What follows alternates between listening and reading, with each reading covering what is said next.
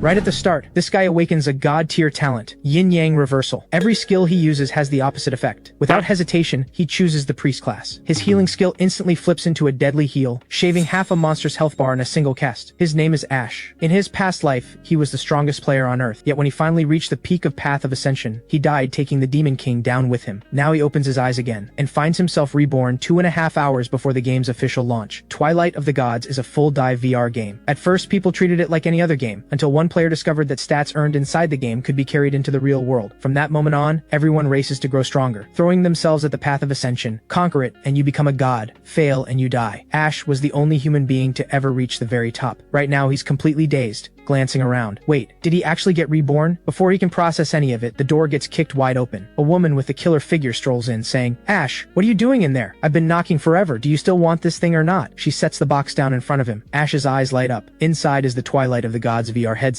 Seeing his excitement, she pouts. There's a gorgeous woman standing right in front of you, and all you care about is a game? Then she spots the screen on his computer. "Oh, so you're into this one. No wonder you've been ignoring me." Ashe grins sheepishly. "Come on, Ray, honestly, I'm into mature beauties with black stockings." At that, Ray leans in close, eyes soft and teasing. "So, am I exactly the type you like?" Ashe gulps, then mutters, "Ray, you're dangerous." She laughs and spins his head away. "Oh, stop it. Go play your game." Ashe picks up the headset and tells her, Twilight of the Gods is more than just a game. Then he snaps the headset onto his head. The launch countdown hits 0. Ashe's biometric scan clears. Character creation begins. Moments later, he appears in the starting hall of Twilight of the Gods, the place where every new player receives a random talent. In his past life, he had awakened a rare talent. This time around, he has no idea what he'll get. But suddenly, 2 streams of energy surge inside him. One black, one white, as a strange dialogue box pops up in front of him. Special energy detected, analyzing. Then the result appears. He's received the one-of-a-kind talent, Yin-Yang Reversal. Rarity, unknown. Effect, all skills produce the opposite result. Ashe stares at the notification, speechless. In all his time playing, he had never heard of a black and white talent existing in this game. Opposite effects? So his attack skills turn into healing spells? How the hell is he supposed to play like this? But then, an idea flashes through his mind. He breaks into a grin and, without a second thought, picks the priest class. A flash of light washes over him, and he's dressed in full priest robes. This life, he names himself Mortal One. Even a mortal can slay a god. With everything set, Ashe is teleported to the starter village. He ignores the flood of new players rushing around him. Right now, he just wants to find a spot to test out this talent. Every player starts with 10 points in all 4 base stats, and each class comes with its own starting skill. The priest starting skill is heal. While it isn't meant for damage, its healing power is just as strong as same level attack skills. Then Ashe notices a line of small text beneath the skill description. Yin-Yang Reversal reverses the skill's effect and increases its power by 50%. After level 10, the bonus increases to 100%. On top of that, the priest class regenerates 1% mana every second. If he only uses heal, he can practically ignore mana consumption altogether. Realizing this, Ashe instantly gets excited. He wastes no time activating Yin-Yang Reversal. His heal instantly transforms into a damage spell, directly reducing the target's health, and its damage is boosted by an additional 50%. Seeing the numbers, even Ashe can't help swallowing hard. This talent is far more overpowered than the one he had in his past life. This time, he has an even better chance of reaching the summit of the Path of Ascension. But before that, there's a hidden quest he needs to complete. Ashe heads alone to the Azure Plains. He knows that 2 hours after the server opens, a special NPC will appear inside a ruined shrine there, but only for 1 hour. Players can exchange crimson ram horns with the NPC for powerful buffs. As the only player who knows this secret, he's dead set on walking away with the server's best buff. He lands a heal on a nearby ram. 60 health, gone in an instant. The ram spins around and charges straight at him. Ashe sidesteps with ease, barely moving. He raises his staff and keeps casting. 4 heals in a row, and the ram drops dead. He picks up the crimson ram horn from the ground. So without a critical hit, 4 heals are all it takes to finish off a ram. And just like that, it's open season on rams. 2 hours later, he has stacked up 705 crimson ram horns. In his past life, he pushed himself to the limit and barely scraped together 200. Time to turn in the quest. A short while later, Ashe arrives at the ruined shrine. A crowd of players are everywhere, shouting for party members. When girls send him party invites, he turns them all down without a second thought. Nothing matters more right now than claiming the server's top buff. But no matter how many times he declines, more girls keep approaching. Fed up, he tells them he's only into guys. That lands like a bomb and completely short-circuits one nearby female warrior. Ashe walks up to an old man standing before him. The old man murmurs, "Adventurer from another world, you should have been guided by the gods upon your arrival, but the shrine is in ruins, and the divine light has faded. Only the crimson ram horn can reach the heavens. The more you bring, the stronger the blessing you receive." Ashe pulls out a full sack of crimson ram horns and says, "That's exactly why I'm here." The old man opens it and freezes. "You have this many?" He takes them all and nods slowly. "It seems the gods have their eyes on you." The old man presses his palms together, chanting words too ancient to understand. A ring of crimson light explodes from his hands, spreading outward until it engulfs the statue behind him. Ashe watches with quiet excitement. What tier buff will he get this time around? The next second, a faint angelic figure materializes in midair. "Congratulations, you have received the hidden buff, Blessing of Aphrodite." Ashe bursts out laughing. There it is, the server's #1 buff. He eagerly eagerly pulls up the buff details. Blessing of Aphrodite grants bonus effects when partied with players of the opposite gender. Each time intimacy with one female player reaches maximum, a new bonus is unlocked. Party requirement: reach maximum intimacy with 3 female players to remove all party restrictions. He stares at the screen, completely thrown. He just finished telling every girl to get lost, and now the game hands him a buff that requires teaming up with them. He bows politely to the old man and asks if there's any way to get a different buff on top. The old man's answer is a staff to the top of his head. Ash looks around and sees every girl has already joined a party. His stomach sinks. If only he hadn't turned them all away. Now he has no idea if anyone's still available. Just then he spots the female warrior who had tried to party with him earlier. She's stuck in a party she doesn't want to be in, desperately trying to figure out how to leave. She had only joined by accident. A clumsy tap at the wrong moment. Right then, a party invite from Ash pops up on her screen. Her eyes light up. She waves at him eagerly. That's the cute guy from earlier. Perfect timing. She turns to the 3 players in her party, apologizes, and lies that a friend just showed up, then leaves. Meanwhile, Ash is sighing to himself. The notification had said she was already in a party. He was about to head to the crowded village entrance to look for someone, when the female warrior calls out to him. Player Quinn requests to join your party. Ash is confused. Wasn't she in a party just now? She explains it was just an accidental click. Ash accepts, barely hiding how relieved he is. He leads Quinn out into the field to grind, completely unaware of the dark looks the 3 players Quinn just ditched are sending their way. A moment later, the 2 of them arrive in Azure Plains. Quinn asks, "Hey handsome, aren't we farming Crimson Ram Horns?" Ash tells her there's no time left for that. Also, just use my name. Quinn beams and calls out, "Mortal 1! Then she glances around. Wait, there don't seem to be any monsters here. The words barely leave her mouth before the sunny sky turns dark. A level 5 jackal beast materializes right in front of them. Seeing the level 5 jackal beast, Quinn immediately raises her guard. A level 3 knight and a healer. Can we really beat this thing? Ash raises his staff and tells Quinn to stay put and enjoy the scenery. He'll handle it. Then he steps forward to engage. Every time the jackal beast lunges, Ash slips out of the way with effortless footwork, occasionally landing a deadly heal to chip away at its health. Quinn's jaw drops. No way. That priest is an absolute monster. A level 5 mage's fireball only does 30 damage. How is a priest breaking 100? Is he cheating? The thought doesn't last long. Twilight of the Gods was built by a global team of developers. Nobody can cheat in this game. Meanwhile, Ash keeps flowing through the battlefield, weaving in and out of the jackal beast's attacks without breaking a sweat. Quinn watches, completely starstruck. She makes herself a quiet promise she is going to straighten this man out. But a sudden shout from Ash snaps her back to reality. The jackal beast has somehow slipped behind Quinn, ready to strike from behind. She spins around and raises her shield just in time, absorbing most of the hit. But the beast still catches her arm. Ash immediately steps in front of her and tells her to back off and stay focused. Quinn turns to move back, and another jackal beast comes charging out of nowhere. Ash instantly moves between the 2 beasts, drawing both their aggro onto himself. Quinn is stunned. Is that even possible for a human being? That movement is insane. 20 minutes later, Ash takes down both jackal beasts and levels up to 6. A staff drops from the loot. He picks it up and checks the stats. Bronze tier. Just bronze. He knows that without the blessing of Aphrodite boosting loot quality by 1 tier, this would have been a plain white tier drop. He pulls up the system panel to check the intimacy stat, and sees it sitting at 57, which is exactly the number of monsters he just killed. 1 kill, 1 point. With 10,000 points to reach, this is going to take a while. A howl cuts through his thoughts. The 2 of them turn, and there stands a level 5 bronze tier boss, a mutant jackal beast, which charges every time it loses 10% of its health. Quinn tenses up immediately. Ash simply grins. In his eyes, very few players can even handle a level 5 monster right now. As for a level 5 boss, it is basically impossible for anyone to even encounter one. If he kills it now, he'll likely land the very first kill. He turns to Quinn. Follow my lead exactly. When I call shield block, you do it immediately. Quinn nods and steps in front of Ash, shield raised, ready to take the hit. Behind her, Ash keeps firing deadly heals in rapid succession, each one carving 180 points from the boss's health bar. As he keeps casting, Ash silently counts in his head, 10,000 health points. Every 6 casts shave off another 10% of the boss's health bar. On the 6th hit, the boss's eyes suddenly glow crimson. Ash shouts for Quinn to use shield block. She activates it instantly, and with a thunderous clang, the boss slams straight into her shield. In the same moment, Ash leaps over Quinn into the air and fires off a heal. The boss's health bar keeps dropping. Their rhythm is flawless, and 5 minutes later, the boss finally goes down. Ash exhales slowly. The system notifications roll in. Congratulations on the first kill. Level up to 7. All 4 base stats increased by 1. 4 free attribute points gained. The boss also drops a silver tier drifting cloud robe, a silver tier keen dagger, and a sealed 2-star skill book, which he can't learn yet due to his level. Ash cannot help grinning. That loot quality buff is insane, and the drifting cloud robe is something he can use immediately. He dumps all the free attribute points into intelligence. Now a single heal hits hard enough to one-shot anything below level 5. Rewards collected, Ash and Quinn head back toward the starter village. 10 minutes later, they run into the 3 players from Quinn's old party out in the field. The 3 immediately recognize recognize Quinn and fix both of them with a nasty stare. One of them reaches for a bow, ready to make a point. Ash reads the situation instantly. He sidesteps the incoming arrow without even flinching. Then he stares ahead, voice cold. Not coming out? The three step out from the tree line. What the hell? How did he even dodge that? Quinn shouts at them, demanding to know why they're attacking Mortal One. The one with the bow sneers. You think our party is a revolving door? Come and go whenever you feel like it? We'll give you a ride back to the starter village. Their mage hurls a fireball at them. Quinn jumps in front of Ash and takes the hit. Ash doesn't move. A quiet, dangerous smile spreads across his face. It's been ages since someone handed free loot right to him. Without a word, he fires a deadly heal. The archer is dead before they hit the ground. They can't believe their eyes. Priests aren't supposed to hit this hard. This has gotta be hacks. Ash picks at his ear with a bored look. Sure,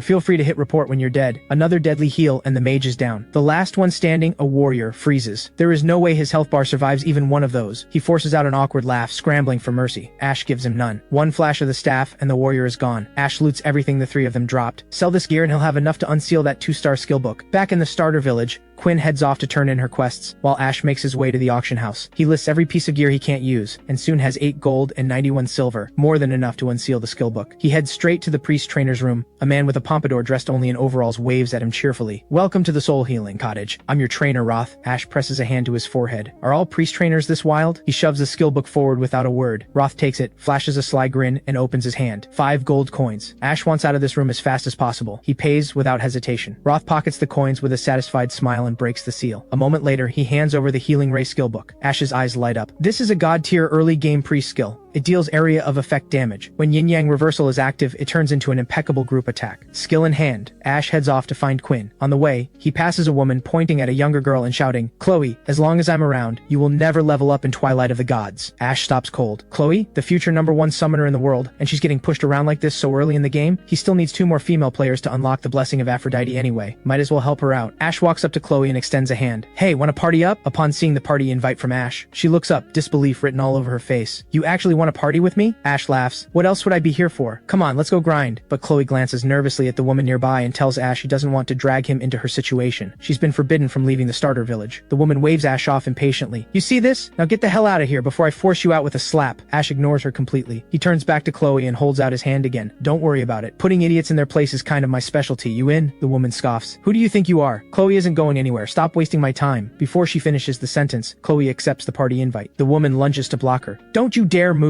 That does it for Ash. He was trying to keep things simple, but this woman is pushing too far. He fires a deadly heal, close enough to skim right past the woman's face, and it lands squarely on a rabbit passing by, dropping it instantly. The woman stares. How do you have that much damage? Ash has zero interest in answering. He takes Chloe's hand and walks away. He needs to get to the village entrance to link up with Quinn. Quinn is waiting at the entrance, eyeing the new addition to the party with a puzzled look. There was only her a moment ago. Where did this level 2 girl come from? She tells herself not to overthink it. They're all just here to grind. Once all three are together, Quinn links her arm through Ash's and asks where they're headed. Black Mist Canyon, and soon enough they're there. Ash tells the two of them to stay back and keep themselves safe. No interruptions. Then he walks alone into the undead zone. The moment he steps into the field, a level 7 chain zombie lunges straight at him. Ash raises his staff and releases his 2-star skill, Healing Ray, instantly wiping out the zombie and the two beside it. He smiles. Area damage makes all the difference. The grind speed is on another level now. Chloe's eyes go wide. She never expected Ash to be this strong. Black Mist Canyon is a level 6 to level 10 monster zone. At the current player levels, most people cannot clear this area even in a full party, yet Ash handles it without breaking a sweat. She leans over to Quinn. Are you and Mortal One together? Quinn hides her face. Not yet. We literally just met. Chloe frowns. Then why did he bring us along? We're barely doing anything. Quinn realizes she has a point. Then Chloe covers her face and whispers, could it be that he has dirty thoughts about us? Quinn's eyes go wide. That's it. That has to be it. But then she second guesses herself. Ash literally said he was into guys. Unless he recruited 2 girls specifically to cover that up? With that thought, Quinn finds the information simply overwhelming. What a wild twist. Just then, a server-wide announcement pops up in front of Quinn. Someone has reached level 10, triggering the official level leaderboard. Quinn shouts across the field, Mortal One, you're on the level leaderboard. Ash looks up. Leaderboard? He quickly clears the remaining undead and pulls it up. Someone reached level 10 before him, triggering the leaderboard ahead of schedule. Ash is sitting at 10th place with level 8. He stares at the names on the leaderboard and muses to himself. Just like in his past life, Titan reached level 10 and unlocked the leaderboard at almost exactly this time. Then again, that dude has superpowers clearing the way for him. I don't stand a chance right now. Meanwhile, Quinn and Chloe are beating themselves up, convinced they're the reason he's falling behind. Ash waves it off with a grin and tells them it's not their fault. Not being first now doesn't mean anything. All he needs is one more boss and, before he can finish, Chloe points and cries out, Ash follows her gaze. There it is, a low-tier fusion-type pet, a dream sprite. Ash's face lights up. A fusion-type pet that grants buffs. This is even rarer to come across than a boss. The two girls are buzzing with excitement. Mortal 1 is going to tame a pet? This is going to be incredible. Just then, Ash senses someone approaching from behind. He turns, and it's the woman from earlier, back with her whole party. She points straight at Chloe. I told you, unless you stay in the safe zone forever, every time you step out, I will kill you. Chloe is trembling. She doesn't want to drag Ash and Quinn into this. She quickly asks Ash to remove her from the party. She's already caused enough trouble. Ash just laughs. These little troublemakers aren't a problem. They're free loot delivery at best. The woman seethes. One of her warriors whispers that Ash is on the leaderboard. Another one shrugs. So what? He's just a priest. Ash looks at them, impatient. Are we doing this or not? If you're fighting, let's go. If not, get out of the way. The arrogance pushes her over the edge. She glares at him. Fine, let me teach you a lesson. She signals her team to move in. Their warrior charges ahead as a shield while she unleashes a fireball from behind. Ash calmly calls for Quinn to use shield block. The massive fireball tears through the air, dragging coils of fire in its wake, and slams into Quinn's shield. Ash's eyes go sharp. Finally, he releases Healing Ray, and the entire party is wiped out in a single hit. Quinn loses it, jumping up and screaming about how unreal Ash is. Chloe just stands there stunned. What the actual hell just happened? With the nuisance cleared, Ash turns his focus to capturing the pet. He tells them, if any players show up while he's busy, leave the party and attack him to snap him out. As for capturing a pet, there are two ways. Use a special capture item or rely on pure skill and strength. He casts a heal that washes over the dream sprite, and it responds with a look of pure delight. He reminds his teammates one more time if danger comes, hit him to pull him out. Then he enters the illusory realm. To capture the dream sprite, he must find its true form within the illusory realm before his health runs out. He knows the decoys all trace the same invisible loops. Only the real one moves with pure chaos, no pattern, no path. He watches each sprite carefully and quickly locks onto the real one. He fires a heal at it without hesitation. The system chimes. Congratulations, Dream Sprite has been tamed. Ash snaps back into the game. The moment he opens his eyes, both girls are staring at him. Mortal 1, you're finally back. You just blanked out on us. He gives a sheepish smile. Taming a pet pulls you into the illusory realm. I was in the challenge. Quinn lights up and reaches out to pet the sprite. So you actually got it? Ash nods. Yeah, the Dream Sprite's skill is Blink. Instant teleportation to any point within 5 meters. Cooldown, 5 minutes. He demonstrates the skill for both of them. The two girls are completely mesmerized. He's too cool for this world. Is he literally descended from the heavens? After activating the skill, Ash notices something unexpected. The Blessing of Aphrodite's buff cuts Blink's cooldown clean in half, all the way down to 2.5 minutes. He almost laughs. This run just keeps paying out. That's when he notices both girls are staring at him with glassy-eyed grins. He mutters under his breath, why do these two seem completely out of it? Whatever, back to grinding. Quinn murmurs quietly behind him, he's so attractive. Why does he have to be into guys? Chloe, standing right there, nearly chokes. 10 minutes later, Ash eyes a bow that just dropped from the loot. Finally, something good. He can't use it himself, but it should fetch 40 to 50 gold at auction. Then, without warning, a wave of killing intent hits him from behind. He turns, and there it stands. A level 9 silver tier boss, the Decayed Soul Reaper. Chloe immediately warns Ash. The Decayed Soul Reaper has two abilities. The first is Corrosive Slime. It coats everything within 4 meters, dealing damage and slowing movement by 30%. The second is Flying Scythe Soul Reap. It yanks the target in, hits for 200% damage, and stuns for 3 seconds. Ash raises an eyebrow. How does Chloe know all this? She explains, keeping her voice steady, that she studied this boss in the official monster database and had already run through several strategies in her head, but all of them require a warrior. Quinn raises her shield. Can I help with shield block? Chloe sighs. It's going to be tough. Even players a full level higher would likely die trying. Ash says nothing, but he's quietly impressed. Every word Chloe just said was spot on. Exactly what he remembered from his past life. Still, he likes his odds. Both girls stare when he says that. Quinn holds up her shield. Do you need me? I can use shield block. Stay back, both of you. Find somewhere safe. I've got this alone. He leaps into the air and draws the boss's aggro. Chloe goes pale. Are you actually serious right now? Ash fires a healing ray. It deals a significant chunk of damage, though the boss's health bar barely seems to shift. The hit enrages it, and it spits a burst of dark energy from its mouth. Ash dives backward to avoid it. Chloe watches with her heart pounding. His movement is incredible, but Flying Scythe Soul Reap is a different story. How is he supposed to dodge that? Once the boss has lost 10% of its health, it unleashes Flying Scythe Soul Reap. Both Chloe and Quinn scream a warning. Ash stares the incoming scythe down without flinching. In an instant, he fuses with the Dream Sprite, and at the exact moment the blade is about to connect, he activates Blink. He reappears directly behind the boss, his staff blazing with brilliant blue light. The boss spins around in horror, but it's already too late. 20 minutes later, the boss finally drops, taken down by the one thing it never saw coming, a priest.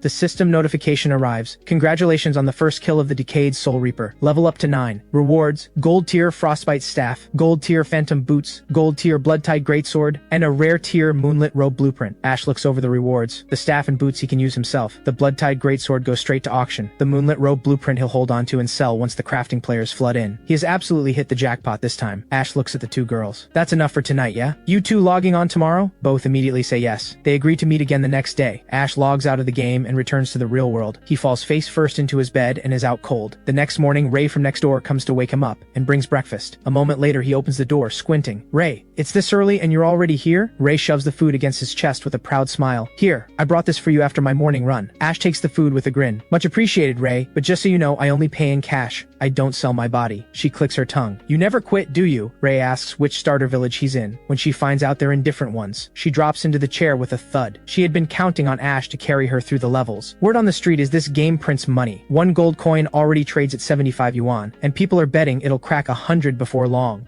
Then Ash remembers that Ray majors in fashion design and decides to give her the fashion blueprint. He advises Ray to go with tailoring. Once she hits level 10, she can craft and sell all kinds of fashion outfits. This is hands down the most lucrative profession in Twilight of the Gods. Ray's eyes light up instantly. There's just one problem. She's only level 3. Ash waves it off. He'll write her a leveling guide when he gets the time. For him, it's a walk in the park. Once Ray leaves, Ash puts the headset back on. Today's goal, hit level 10. The moment he logs in, there's already a message from Chloe, asking him to ping her when he logs in. Ash laughs. "She's on before me. Not bad. She's got potential." But first things first, he heads to the auction house to list yesterday's loot. Once everything's set, he heads to the village entrance to meet up with Quinn and Chloe. Quinn is yawning non-stop. Ash grins and asks if she was up to something shady last night. She blames the forums. She was scrolling until 3 in the morning. Chloe jumps in, buzzing with excitement. "Same. There were so many new monster updates last night, and every high-level player who hit level 10 is stuck at the Abyssal Realm. Nobody can get to the main city. How did I not know this? It was the top post on the forums last night. I thought forums were just for gossip. Wait, what even is the Abyssal Realm? Can't you just go to the main city after hitting level 10? Chloe explains. To unlock the main city, someone has to be the first to clear the Abyssal Realm. Ash listens quietly. In his previous life, the first clear didn't happen until midnight tonight. This time he's moving that up. He rallies the two of them to head out and grind. Today, he needs them to pull monsters for him. Moments later, Quinn and Chloe are sprinting across the field in tattered gear, a massive horde of undead thundering right behind them. Chloe shouts over her shoulder, "Mortal 1, I pulled exactly the right number. I calculated it based on your stats. You should be able to wipe them all." "Chloe, could you at least think about me for 1 second? Ash exhales, genuinely impressed. As expected of the future #1 summoner, she really is something else. Then, he goes full throttle. Deadly heal after deadly heal, and the undead horde drops like dominoes. His level hits 10, and his skill potency doubles instantly. Ash stares at the numbers, nearly overwhelmed. Holy, this talent is absolutely broken. I love it. Now he focuses on getting Quinn and Chloe to level 10. Then it's time for the Abyssal Realm. When they arrive at the Abyssal Realm entrance, a crowd of spectators has already gathered. Everyone's buzzing about which team will finally clear it. Every major guild has failed, and even the mighty Dynasty Guild took a full wipe trying. Quinn and Chloe exchange a quiet, satisfied smile. Lucky them. They've got Ash. They have zero doubt he'll be the first to clear it. The thought only strengthens their resolve. Stick close to this man and do whatever it takes to turn him straight. The moment they step inside, a chill sweeps over them. Before them stands a weathered stone gate, with 4 stone platforms arranged symmetrically around it. Quinn looks around, puzzled. Why aren't there any monsters? Ash steps onto one of the platforms and tells the two of them to each take one. They do as they're told. Then Chloe raises the obvious question. There are 4 platforms and only 3 of us. What about the last one? You're a summoner, aren't you? Just summon something and park it on there. Chloe activates her summon, and a big yellow dog leaps out of the summoning circle. The moment it steps onto the platform, hollowed fiends begin crawling out from the central gate, representing all 7 classes in Twilight of the Gods, every one of them at level 10. Ash steps down calmly and warns the two of them. These fiends carry the base skills of each class and have stats close to a level 10 player. Quinn's stomach drops. What? Their stats match a real player? Aren't they incredibly strong? Chloe just laughs. No, it means Mortal 1 can one-shot them. Ash raises his staff. Blue light gathers above him, swirling and building, and then, the first wave of skeletal fiends is wiped out by a single deadly heal. Unlike Quinn, Chloe had already researched these monsters on the forums. At this stage of the game, Ash is genuinely the only player who could pull this off so effortlessly. Meanwhile, Ash is absolutely thrilled. This is the first time he's going all out since hitting level 10. Now, unless the enemy has an invincibility frame, he can bypass all armor and deal pure, true damage. Right then, Ash's eyes light up. A server-wide system notification has just popped up. The leaders of every major guild are flooding him with messages, all begging to buy the Blood-Tide Greatsword. Ash watches the notifications stack up, eyes gleaming. He hadn't expected the Blood-Tide Greatsword to be this hotly contested, but he quickly puts it together. Every top player is after this weapon. They must all be trying to use it for the Abyssal Realm first clear. He lets out a quiet laugh. He casually fires a deadly heal and wipes out the second wave of skeletal fiends. If that's the case, there's no way he'll close the auction early. He deliberately slows down his farming pace. He waits for the Blood-Tide Greatsword auction to end before clearing the dungeon. By then, the weapon will already be sold, and he'll still get the first clear reward. He's making an absolute killing this time. That's worth over 100,000 yuan? This game makes that much money? Chloe shakes her head. Only someone like Mortal 1 can make that kind of money. Everyone else can't even solo here, and when you split group earnings, you barely break even after after losses, watching Ash mow through enemies effortlessly. Both girls become even more determined to level up. Then the dungeon stops spawning regular enemies and begins summoning bronze tier elite abyssal guardians instead. Chloe immediately shouts a warning. These elites are brutal. 2/3 of all guilds got wiped right here. Ash fires a deadly heal, and the guardian doesn't die. It just slows down slightly. Ash's expression turns serious. Still, he can kite them. That'll work. The problem is that once these monsters drop to 10% health, they go invisible, and they only reappear when they strike. Ash keeps dodging while working through the problem. Then, every guardian vanishes at once. Ash's eyes flash. Now, Quinn and Chloe are holding their breath. The mob's damage output far exceeds Ash's total health. Ash fuses with the dream sprite in an instant and activates Blink. With a thunderous boom, his figure materializes directly above the guardians, and the moment he unleashes a full-force deadly heal, their bodies erupt in waves of green light. A silver-tiered jade bone shield drops to the ground. Quinn and Chloe are completely starstruck again, gushing that the timing alone is something no ordinary player could ever learn. Before any of them can celebrate, the dungeon shakes violently. A massive hand tears through the ground. When the dust finally clears, a skeleton boss stands before them clutching a glowing purple crystal orb. Ash reads the boss's skill description, and a cold sweat breaks out across his face. Mana burn. Fires a beam at the most distant target, draining 10% of their mana every 10 seconds. Soul chaos. When health drops to 10%, forces all enemies to deal 100% true damage. The boss speaks in a hollow, echoing voice. You insignificant insects dare to desecrate the tomb of the Empire's greatest mage, I shall judge you and sentence you to death. Ash presses a hand to his forehead. Both skills are specifically designed to counter healing class players, so this boss is basically built to destroy him. Great. Still, that crystal orb in its hands, that's an elite item, and it only drops on a first kill. Ash turns to the two girls. This boss is easy. I'll draw its aggro, and when I do, both of you hit it. They both freeze. Easy? This is the boss that wiped every guild in the game, but they pull themselves together quickly, locking in and waiting for Ash's call. Once everything is set, Ash walks straight toward the boss. Quinn and Chloe can take the brunt of mana burn, and he'll handle soul chaos with his phantom boots skill. The deadly heal connects, and the boss erupts in fury. How dare you lowly worms set foot in this sacred place? I will grind your souls to dust and leave nothing behind. The sheer pressure of the boss's presence makes both girls flinch. The immersion in this game is terrifyingly real. Ash closes his eyes and mutters that a bag of bones has absolutely no right to be this dramatic. The boss finishes charging. A mass of deep violet energy coalesces in front of it and launches toward Ash at blinding speed. He tilts his body just slightly, and it misses entirely. He raises his staff and fires a deadly heal straight at the boss. Then he shouts for Quinn and Chloe to attack now, and pull back the moment they do. Quinn and Chloe unleash their best moves, charging straight at the boss, for a combined total of 20 damage. But it's exactly what Ash needed. He tells them to get behind him immediately. That way the boss will register them as the most distant targets and direct mana burn at them, leaving him free to focus on soul chaos. Sure enough, the boss raises its hand. Violet flames pour from the crystal orb, and they slam into Chloe at the back. Ash seizes the opening and pushes hard. The boss hits 10% health, triggering soul chaos. It raises the crystal orb high, dark violet energy surging around it, then brings it crashing down toward Ash. Ash just grins. His figure flickers and turns translucent. The next second, the number -1500 floats above him, and he drops backward onto the ground. Quinn's heart stops. Mortal 1 got one shot? Wait, those numbers are gray. That's not Mortal 1. Before she can finish, Ash snaps his fingers a short distance away. That was the Phantom Boots' built-in skill. When struck, automatically generate a phantom that absorbs one single target hit. Right then, the auction house sends a notification. The Blood-Tide Greatsword has climbed to 30,000 gold. Ash grins. At this rate, he can only imagine what the final number will look like by the time he's done here. At this very moment, Rex, leader of the Celestial Guild, is staring at the auction house, convinced that once he has the Blood-Tide Greatsword, the Abyssal Realm First Clear is his. He keeps pushing the bid higher and higher, and finally wins it for 60 million yuan. Rex is already on his feet, ready to rush to the Abyssal Realm. Then, a world announcement hits. Congratulations to Quinn, Mortal 1, and Chloe for clearing the Abyssal Realm and achieving the first clear milestone. Rex goes completely still. Then he slams his fist through the table. Find them, right now. I don't care what guild they're from. They are going to pay for this. Back in the dungeon, the skeleton boss is in pieces. Ash reads the system notification and bursts out laughing. Not only does he jump to level 11, he also earns the Pioneer title, which boosts his item drop rate by 50%. Stack that on top of the Blessing of Aphrodite's loot quality boost, it's basically perfect. He checks the loot drops. Abyssal Mana Orb, active skill has a 20% chance to trigger double effect. Vitality Necklace, restores 2% health per second, halved during combat. Frenzy Ring, critical hit rate plus 5%, critical damage plus 5%, and a sealed skill book, 3-star. Mortal 1 surveys the drops with deep satisfaction. 2 out of 3 pieces he can use himself. And while the Abyssal Realm does have a high chance to drop skill books, they're almost always 1-star. He had no idea his luck would stretch this far. A 3-star drop is unheard of. Still, Quinn and Chloe deserve some credit. He sets aside a bronze tier piece of gear for each of them. Quinn and Chloe practically launch off the ground with excitement. Mortal 1 is the best. Mortal 1 is great. Mortal 1 is absolutely insane. We barely did anything and we still get gear. The three of them head out of the dungeon and set off for the main city. The moment they emerge, the crowd outside erupts, but everyone assumes Quinn is the real carry. They swarm her for screenshots, since she's the only warrior in the group. Ash and Chloe don't bother correcting correcting anyone. They just tell Quinn, "We'll wait for you at the starter village," and walk away. Quinn is left standing there completely lost. What is even happening right now? A short while later, all three reunite at the starter village's teleport portal. The moment Quinn is back, Ash activates the portal and the three of them are transported to Julu City. He tells the girls to explore and see if they can find any hidden characters, while he heads to Julu City's finance office to purchase a shop from the NPC. The moment the NPC hears that Ash wants to rent a shop, his eyes light up instantly. "Are you looking to rent a shop in the mansion or on the streets outside?" Ash doesn't hesitate. "In the mansion." The NPC immediately pulls out a shop layout. The auction house has a daily listing cap. Having a shop means he can sell surplus gear and items here directly, and once Ray becomes a tailor, her work can be sold here too. He points to a cluster of shops in the middle. "I need 6 units. Any discount if I go annual?" The NPC grins at the volume and makes an offer. 6 shops on annual lease, 10,000 yuan per year total. Deal? Ash doesn't even pause. Done. Next he heads to the priest trainer's room to unseal the 3-star skill book. But when he pushes the door open, his blood runs hot. A woman with a stunning figure is standing there, smiling right at him. Ash shakily holds out the skill book and manages to say he's here to unseal a skill. The trainer takes it and her eyes go wide. "This is a 3-star book?" After he pays 50 gold coins, she touches a single finger to the book and the system notification appears. Holy Nova Array deploys a hexagram array 20 meters in diameter. Allied units inside recover health per second equal to 100% of spell power. Ash reads it and his eyes light up. If he applies Yin-Yang Reversal to this, he does it immediately. Healing 100% health per second flips into draining 200% health per second. That means the moment the array activates, a 20-meter zone of death opens up, and inside that zone, he is untouchable. With that settled, he heads out to find the girls. A message comes in from Quinn. She stumbled onto a random infinite challenge quest and wants to know if they should take it. Ash reads it and shakes his head in disbelief. This girl's luck is ridiculous. That quest has some of the highest drop rates and experience yields in the game. He tells Quinn to accept it immediately. Meanwhile, a Celestial Guild grunt rushes up to Rex, reporting that they've tracked down the trio who stole the first clear, but one of them is the server's top female knight, and another is a priest on the level leaderboard. Making a rash move against them might backfire. Rex is past reasoning with, "They took my first clear, they will pay for it." He orders every guild member to assemble. He is going to make it clear to all three of them that the Celestial Guild's interests are not to be touched. After all, Twilight of the Gods is more than just a game. Soon, a massive force is marching toward Julu City. Back in the real world, Cole, leader of the Conqueror Guild, receives the same news. He sees exactly what Rex is doing, using this as a chance to make the Celestial Guild's name known across the server. Smart play. But there's no reason Rex should be the only one who benefits. Cole doesn't say a word. He puts on his headset, not to get a piece of the action, but to recruit Ash. By now, Ash and his party have already arrived at the quest location, Nightmare Forest. The moment they step inside, the system announces, "You have entered the Demon Rift. Infinite Challenge has begun. Survive for 10 minutes to complete the challenge." The challenge kicks off, and a wave of horned demon soldiers pours out of the rift. Ash tells Quinn to tank and pull, draw the monsters away and keep them at a distance. Quinn charges straight in and takes the hits head on, soaking everything the monsters throw at her. Behind her, Ash charges up the Holy Nova Array, centered on his position. A hexagram array blazes outward across the ground. The next second, every monster in range drops dead. His inventory fills up fast with dropped gear. The surplus he can't use goes straight into upgrading the Abyssal Mana Orb. After feeding it enough gear, the orb upgrades from silver tier to gold tier, and the double cast effect doubles in power. Ash reads the new stats, eyes going wide. 40% double cast. I'm literally becoming unstoppable. Just then, Quinn comes sprinting back with another horde in tow, screaming, "Mortal One, if you don't do something right now, I am absolutely toast." Ash's expression sharpens. "Get over here, now." The Holy Nova Array erupts again, and wipes out the entire horde in one sweep. Quinn glances back at where the monsters just were and exhales. That was way too close. Ash levels up to 12. The system announces that the Infinite Challenge is complete, and the party is free to leave the Demon Rift. But Ash tells them to hold on. There's one last monster that hasn't shown up yet. Sure enough, moments later, a silver tier elite winged demon bursts out of the rift. He knew it would come. It's the only monster in this dungeon that drops gold tier gear. The moment it appears, Ash activates the Holy Nova Array. Under Yin-Yang Reversal, the winged demon's health visibly melts away. 30 seconds later, it hits 0. 2 items drop: Demon Blood Armor, 20% chance to trigger a health recovery effect when struck, and an excellent tier Dawn Fringe dress blueprint, Tailor class only. Ash pockets everything, thoroughly satisfied, and leads the girls out. But when they return to Julu City, 2 players are standing at the gate, clearly waiting for them. As Ash passes them, one of them murmurs quietly, "Watch out for the Celestial Guild." Ash's eyes narrow. So the one who bought the Blood-Tide Greatsword is in the Celestial Guild. Almost certainly Rex himself, and he's coming for payback. He sends Quinn and Chloe off to gather intel separately, while he heads to his shops to list the surplus gear from his inventory. Both girls message him at the same time. Rex has shown up with 300 Celestial Guild members,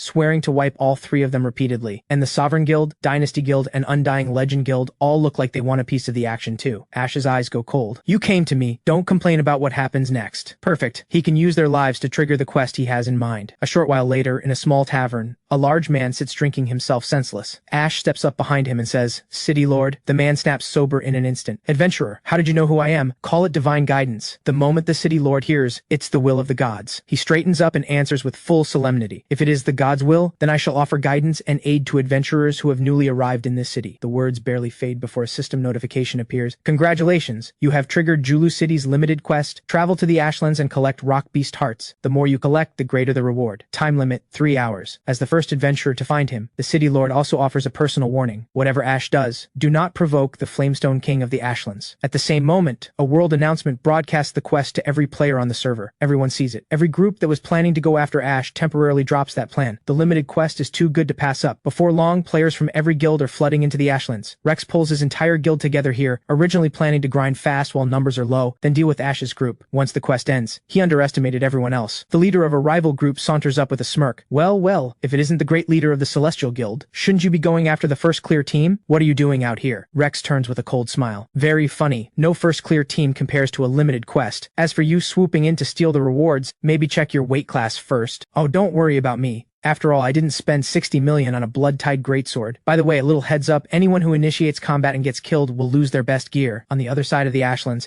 Ash slips away from the crowd and leads his party straight into the depths. The limited quest was never the real goal. He needed the crowd out of the way, so he could hunt the level 15 silver tier boss alone, the Flamestone King. You miserable humans dare to wake me from my slumber? I will burn every last one of you to ash. Every bit of this was his setup. He intends to sacrifice everyone as fuel, letting the boss gain enough kills to advance to gold tier. Before the plan begins, he gives Quinn and Chloe their instructions. The moment I pull the Flamestone King away, run to the stone pit where it was standing. There's a flame crystal inside. Wait for my signal, then destroy it. He fires a deadly heal at the Flamestone King. The boss roars, opens its massive jaws, and lunges straight at Ash. Quinn and Chloe move immediately, sprinting to the spot where the boss had just been standing. And there it is. A glowing red flame crystal, the Flamestone King's core. Destroy it, and the Flamestone King enters a weakened state for 30 minutes. Ash kites the Flamestone King straight into the middle of the crowd. The green-haired grunt spots the intruder and spins around. This whole area is claimed by the Celestial Guild. Get out of... Before he finishes, the Flamestone King arrives. The grunt freezes, then scrambles to alert Rex that a boss has just walked into their zone. Ash steps back and watches from the sidelines. Come on, Celestial Guild. Whether this boss makes it to gold tier is entirely up to you. He signals Quinn and Chloe to destroy the flame crystal. The Flamestone King immediately falls into its weakened state. The Celestial Guild grunts erupt in celebration. Across the field, Rex receives the report. He immediately orders everyone to stop grinding and follow him. He needs this first kill. The other guild leaders watch the entire Celestial Guild suddenly pull out, instantly suspicious, and every one of them leads their own members after them. The Celestial Guild is fighting the boss while desperately looking back over their shoulders. How much longer before the leader gets here? We're barely holding on. Then the green-haired grunt spots a familiar figure in the distance. Rex charging this way at the head of a large group, except the group behind him looks a lot bigger than expected. Rex hits the battlefield and immediately teams up with the other big guilds to clear out the casuals. But Cole from the Conqueror Guild steps up to challenge him. The way I see it, this is an open-world boss. Everyone gets a shot. Let's all go in together. The crowd roars in support. Hell yeah, he's right. Rex grits his teeth. That troublemaker from the Conqueror Guild. He'll deal with him eventually. His lieutenant leans in. What do we do now? What else? We go for it. Everyone charge. In an instant, attacks of every kind pour into the boss from all directions. Quinn and Chloe arrive at the scene. Watching the chaos unfold, they ask Ash if the plan was to let the boss do his dirty work against the Celestial Guild. Ash drops down from a tree. They're partially right, but that's not the endgame. The boss has a skill called Life Furnace. Every kill makes it stronger, and Ash intends to ride that skill all the way to a boss evolution. Chloe puts it all together instantly. That's why you had us destroy the flame crystal, to put the boss in its weakened state and lure in as many players as possible. Ash smiles and snaps his fingers. Exactly. And by my count, that weakened state should be ending right about now. The words leave his mouth, and the boss's entire body blazes crimson. Rex's eyes go wide with panic. He screams at everyone to get back. Too late. Spikes erupt from the ground in every direction, and half the players on the field are instantly sent to the respawn point. Seeing this, Rex instinctively falls back, planning to wait until the boss's skills are on cooldown before engaging again. But then something stops him cold. The boss's health bar suddenly spikes back up to 38%. What the hell? It has a healing ability. The Seven Slayers Guild Master moves to Rex's side and suggests a full cross-guild alliance to bring the boss down first. Rex agrees, on the condition that he leads the operation. The other guild leaders shrug. Fine, you call the shots, but the killing blow is every man for himself. Rex immediately takes command, rallying everyone. All knights up front with shield block. Warriors push the full assault. For a moment, the combined force actually pushes the boss back. He then orders the healers to keep the knights and warriors topped up, while mages and archers buy the healers the time they need. Quinn watches from the side and starts worrying Rex might steal the first kill. Ash isn't concerned at all. They can't kill it. The boss has a skill called Life Furnace, and beyond the obvious health recovery, its real function is to absorb life energy and strengthen itself, until it finally reaches the next tier. Both girls are stunned to the core. Only now do they fully understand. Everything Ash has done has been leading toward forcing this boss to evolve to gold tier. They find themselves feeling a little sorry for everyone out there. None of them have any idea what they're actually up against. Meanwhile, with every guild pushing together, the boss's health drops to just 2%. Every player is poised to land the killing blow. When the boss unleashes a roar, its health bar slams back to full, and it evolves into gold tier. It opens its massive jaws, and an ocean of fire pours out, sending most of the players back to the respawn point within seconds. Ash decides the moment is right. The three of them begin moving toward the battlefield. Chloe is worried that since the major guilds aren't completely wiped yet, moving in now will just paint a giant target on their backs. Ash chuckles. What's there to fear? Anyone who dares to target me again, and I'll school them once more. They brought all this on themselves. At the heart of the battlefield, Rex can see things going wrong fast. He's about to call a retreat when the boss breathes a torrent of fire directly at him. In the split second before he closes his eyes, he sees three figures pushing toward him through the chaos. He can't understand it. Every guild combined couldn't survive this. So why are these three people walking toward a gold tier boss right now? Chloe asks Ash if they should pull the boss over. No rush, wait for the boss to reset first. But first, let's clear the area. He looks toward the treetops in the distance and says, cold and even, take one more step closer, and I'll send you to the respawn point myself. The gaming reporters hiding in the trees break into a cold sweat. They're in stealth mode. No ordinary player should be able to detect them. One of them turns to the other. Do we keep following him? Something tells me there's a big story here. Let's stay and watch for now. That priest looks like trouble. I'd rather not take a free ticket back to town. Moments later, the boss resets and returns to the depths of the Ashlands. Ash waves the two girls back, telling them to stay clear of the crossfire. Quinn's eyes go wide. This is the boss that just wiped every top guild on the server, and Mortal One is going to solo it? Ash raises his staff and unleashes the Holy Nova Array. Damage figures keep appearing over the boss. It lets out a thunderous roar. You foolish insect! The magma will swallow you whole. It swings its claws at Ash. He hops lightly to the side, and the strike misses completely. The Holy Nova Array deals sustained damage, stacked on top of his heal and healing ray, with a chance to trigger double cast at any moment. He's fully confident he can bring this boss down within 20 minutes. Your time is up. Quinn is completely floored. The boss that sent every top player running, and in front of Ash, it can barely fight back. He weaves through every attack like it's nothing. Only Chloe figures out what he's doing. Ash is reading the ground spike attack before it fires. Every single time, tiny fractures appear in the ground just before the spikes erupt. The main reason all the major guilds got wiped was simply having too many people. The boss's Life Furnace skill doesn't just heal itself non-stop, it absorbs life energy to evolve. Take away its ability to heal off players,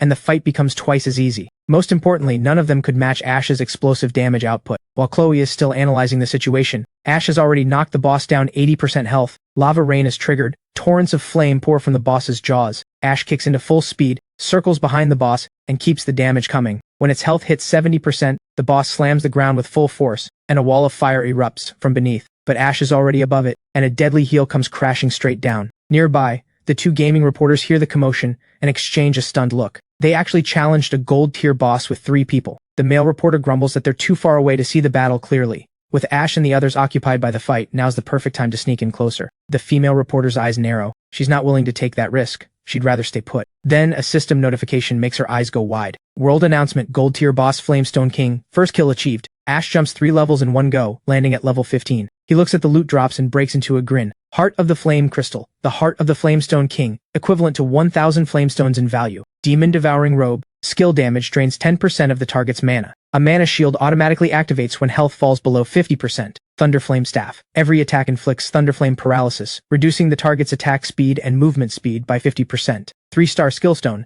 Can be used to upgrade any 3-star skill. The moment he sees it, Ash just stands there for a long moment, speechless. Holy, I hit the absolute jackpot. With the Demon Devouring Robe equipped, he's now tankier than a full tank build. Combined with the Thunderflame Staff's paralysis effect, his Holy Nova Array can keep enemies permanently paralyzed. At this stage of the game, he is simply untouchable. And that 3-star skill stone is exactly what he needs to push the Holy Nova Array to level 4. He upgrades it without hesitation. The moment the new stats appear, Ash can't help but smile. The array's radius expands by 5 meters, and its potency jumps by 50%. With that done, he heads back to the city. Time to see if anyone still wants a problem with him. As for the 2 reporters lurking behind him, they're no threat, so he couldn't care less. The moment the three of them leave, both reporters rush to the battlefield and upload everything they just witnessed. Back in the main city, Ash tells Quinn and Chloe to go look for quests, while he takes the heart of the flame crystal to Lord Bram. Lord Bram sees Ash approaching and asks casually how many flamestones he collected. Then Ash pulls out the heart of the flame crystal, and Lord Bram goes completely blank. He stares at the Flamestone King's heart in silence. This adventurer from another world is far beyond anything he had imagined. Ash smiles pleasantly. Lord Bram, I'm not asking for much. Just one mysterious class change book for each of us. Marketplace. There aren't even 3 mysterious class change books in all of Julu City. Then 2? Surely 2 is manageable? We put in serious effort here. Before Ash can finish, Lord Bram slaps his own forehead. Stop. 1 mysterious class change book, 1 growth potion per person, and the light of Julu City. That's the offer. Ash's eyes light up instantly. He thanks Lord Bram without missing a beat. He walks out of the City Lord's estate feeling thoroughly satisfied. The mysterious class change book unlocks hidden classes. The growth potion doubles all experience gained. The light of Julu City adds 10 points to every stat, and grants 1 free immunity from Julu City's judgment per day, perfect for dealing with players who have bad intentions. He messages Quinn and Chloe, telling them to find out what the Celestial Guild is up to. There is no way Rex took that kind of loss and just let it go. Sure enough, Rex watched the first kill video and nearly had a breakdown on the spot, swearing he'll make them pay in the main city. Ash's expression goes cold. Then I'll go meet them myself. On the other side, Rex gets the report. Ash has left the main city plaza alone. He immediately orders 50 of his men to gang up and take him out. He'll cover all losses personally. What Rex doesn't know is that this is exactly the trap Ash set. He leads the Celestial Guild into a narrow alley and stands before them without a trace of fear. I heard you were looking for me. The green-haired grunt takes one look at Ash and it clicks. He's the priest who kited the boss straight into them at the Ashlands. The whole thing was deliberate. The realization makes his jaw clench. Without a word, he hurls a fireball. The moment he moves, the rest of the guild rushes in. Ash just grins. In such a hurry to die? Perfect, you can be my test dummies. He raises his staff. The Holy Nova array ignites in an instant, and every last one of them charging at him gets sent straight to the respawn point. The green-haired grunt's final expression is pure horror. What in the world is that? Ash lets out a quiet sigh. Players just are not as tanky as monsters. Looks like he will have to find some wild monsters to put his new gear and skills to the test. Then he spots one who slipped through, a trembling grunt stammering. This is the main city. Kill me here and the guards will come after you. Is that right? I can't speak for myself, but you're definitely dying. His staff lights up, and the grunt is sent to the respawn point. The Julu City guards arrive on the scene. System notification, light of Julu City activated. Waive this judgment? Ash doesn't think twice. Waived. The guard snaps to attention. Lord Mortal One, our deepest apologies for the interruption. Though you bear the light of Julu City, do not let such trouble happen again. With that, the guard turns and leaves. With the guard gone, Ash turns his attention to the class change quest. He pulls out the mysterious class change book and activates it. You have activated the mysterious class change quest, Crimson Flame Calamity. Proceed to the Crimson Flame Ruins and find the rebel soldier Finn to continue. Ash stares at the quest description. He hadn't expected this particular one. In his past life, a rebellion broke out in the Crimson Flame Ruins, and Lifire City was completely destroyed as a result. The chaos spread fast to other cities, and it took a server-wide quest called Defend the Main City to finally end it. This quest must be the system's contingency plan, but Lifire City still fell in his past life, which means someone took the quest and failed to finish it. He's still turning this over in his mind when a server-wide announcement cuts through. Player Luna has broken the demon-suppressing seal on Mount Crimson Flame. Server-wide quest activated. Repel the demonic invasion. Ash is stunned. This never happened in his past life. 10 minutes earlier, the female assassin Luna had discovered a cracked demon-suppressing crystal on the altar in the Crimson Flame Ruins. The moment she touched it, the crystal let out a sharp cracking sound. A system warning appeared. Caution. If the demon-suppressing crystal is destroyed, the server-wide quest Repel the Demonic Invasion will be triggered. Upon activation, large numbers of demonic creatures and a small number of gold-tier bosses will appear. Complete the quest to earn 50 free attribute points. Fail, and all stats drop by 50%. Luna turns it over in her head. The risk is too unpredictable. At the current level of most players, even silver-tier monsters require full party coordination, let alone gold-tier bosses. She decides to hold off for now, and check the forums for any leads. The moment she opens the forums, she sees the trending story. A 3-person team just cleared a gold-tier boss. She clicks in, and her eyes go wide. Seeing that someone actually has the firepower to take down a gold-tier boss, she feels the tension ease. She draws her kukri and slashes the crystal. It shatters with a thunderous crack, and the system immediately launches the server-wide quest. The demon-suppressing crystal on Mount Crimson Flame has been destroyed. The seal will fully collapse in 24 hours. Reward: the more demonic creatures eliminated, the greater the reward. Failure will reduce all participating players' stats by 20%.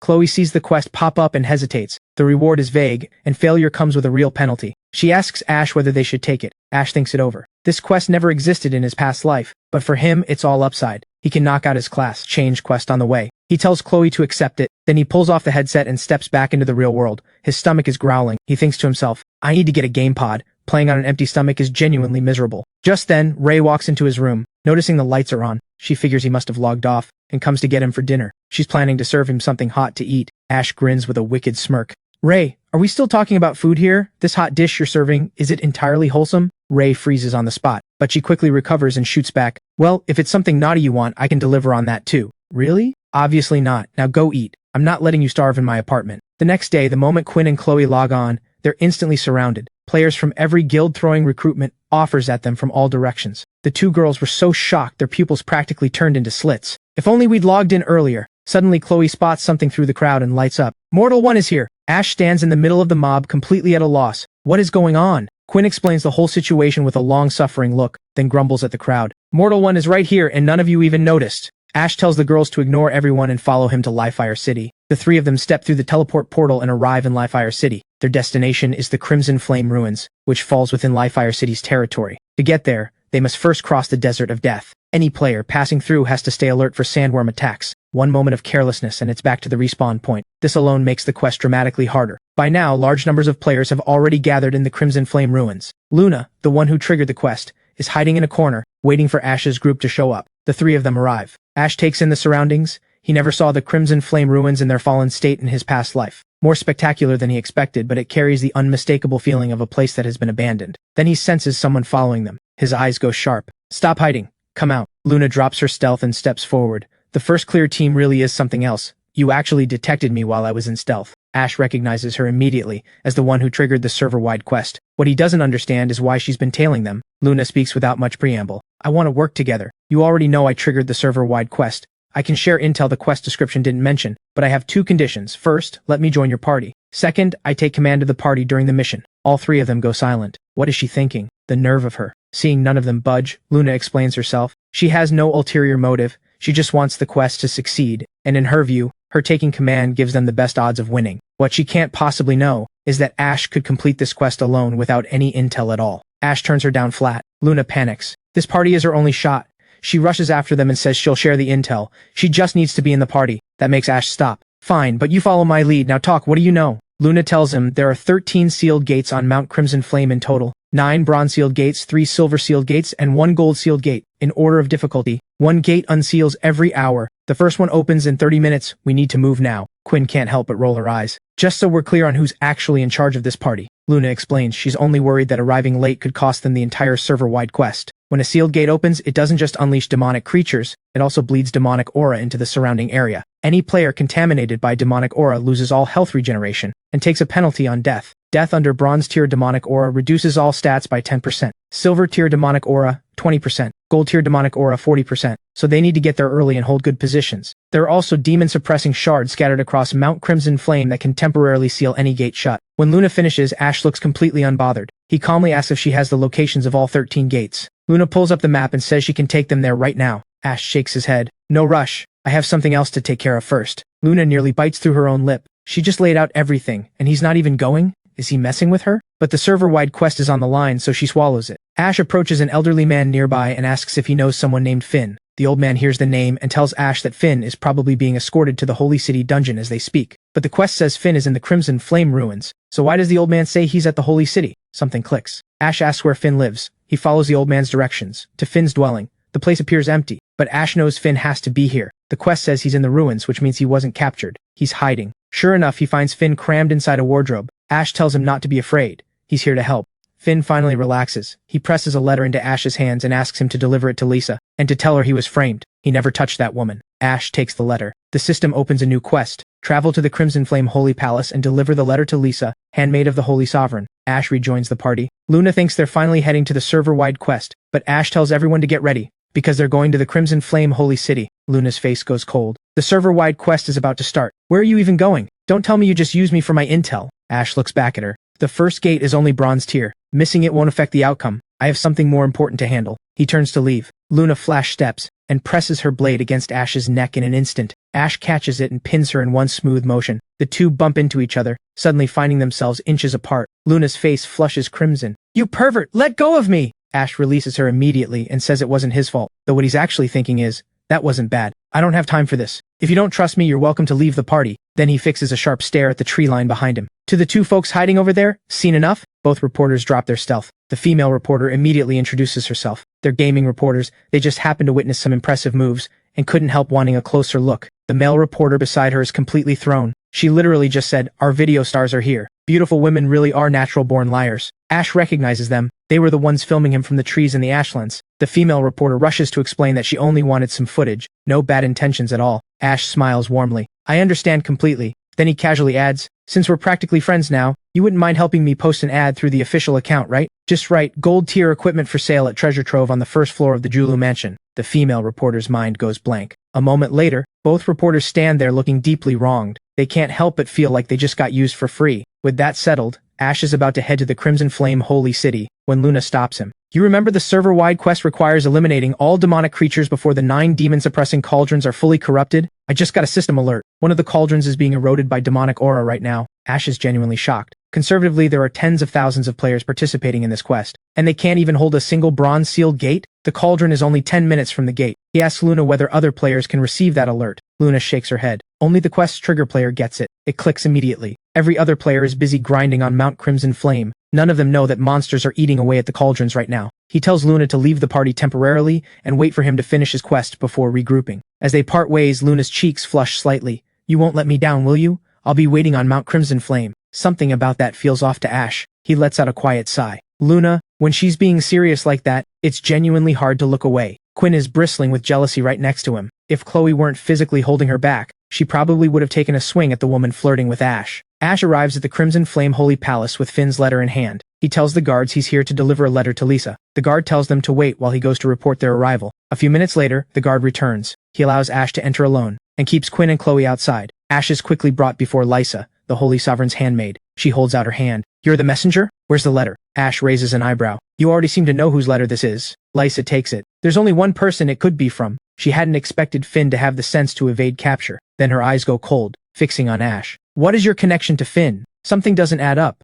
Lisa shows no warmth for Finn, and the fact that Ash delivered his letter is already making her consider killing him. Ash quickly explains he's just an adventurer who agreed to carry a letter, and Lisa finally relaxes. But then she hands him another task. Go back and kill Finn. At the same time, a system alert appears. This task conflicts with the class change quest. If Finn dies, the class change quest will fail. Ash's mind goes completely blank. What is happening here? But given the cold killing intent he felt from Lisa just now, Ash smiles and accepts the task anyway. Then he moves as fast as he can back to the Crimson Flame ruins. He can't shake the feeling that this is somehow connected to the server-wide quest. But as he passes through the palace courtyard, something catches his eye. A withered sunflower sitting in the garden. With years of gaming experience, he can see that the flower doesn't fit the surroundings. It is likely a special item tied to a character. He digs it up without a second thought. When he gets back to the ruins and relays Lisa's request to Finn, Finn looks like the world has dropped out from under him. He and Lisa had secretly pledged themselves to each other, so why would she send someone to have him killed? This only deepens Ash's suspicion. The Lisa Finn describes and the Lisa he just met don't feel like the same person.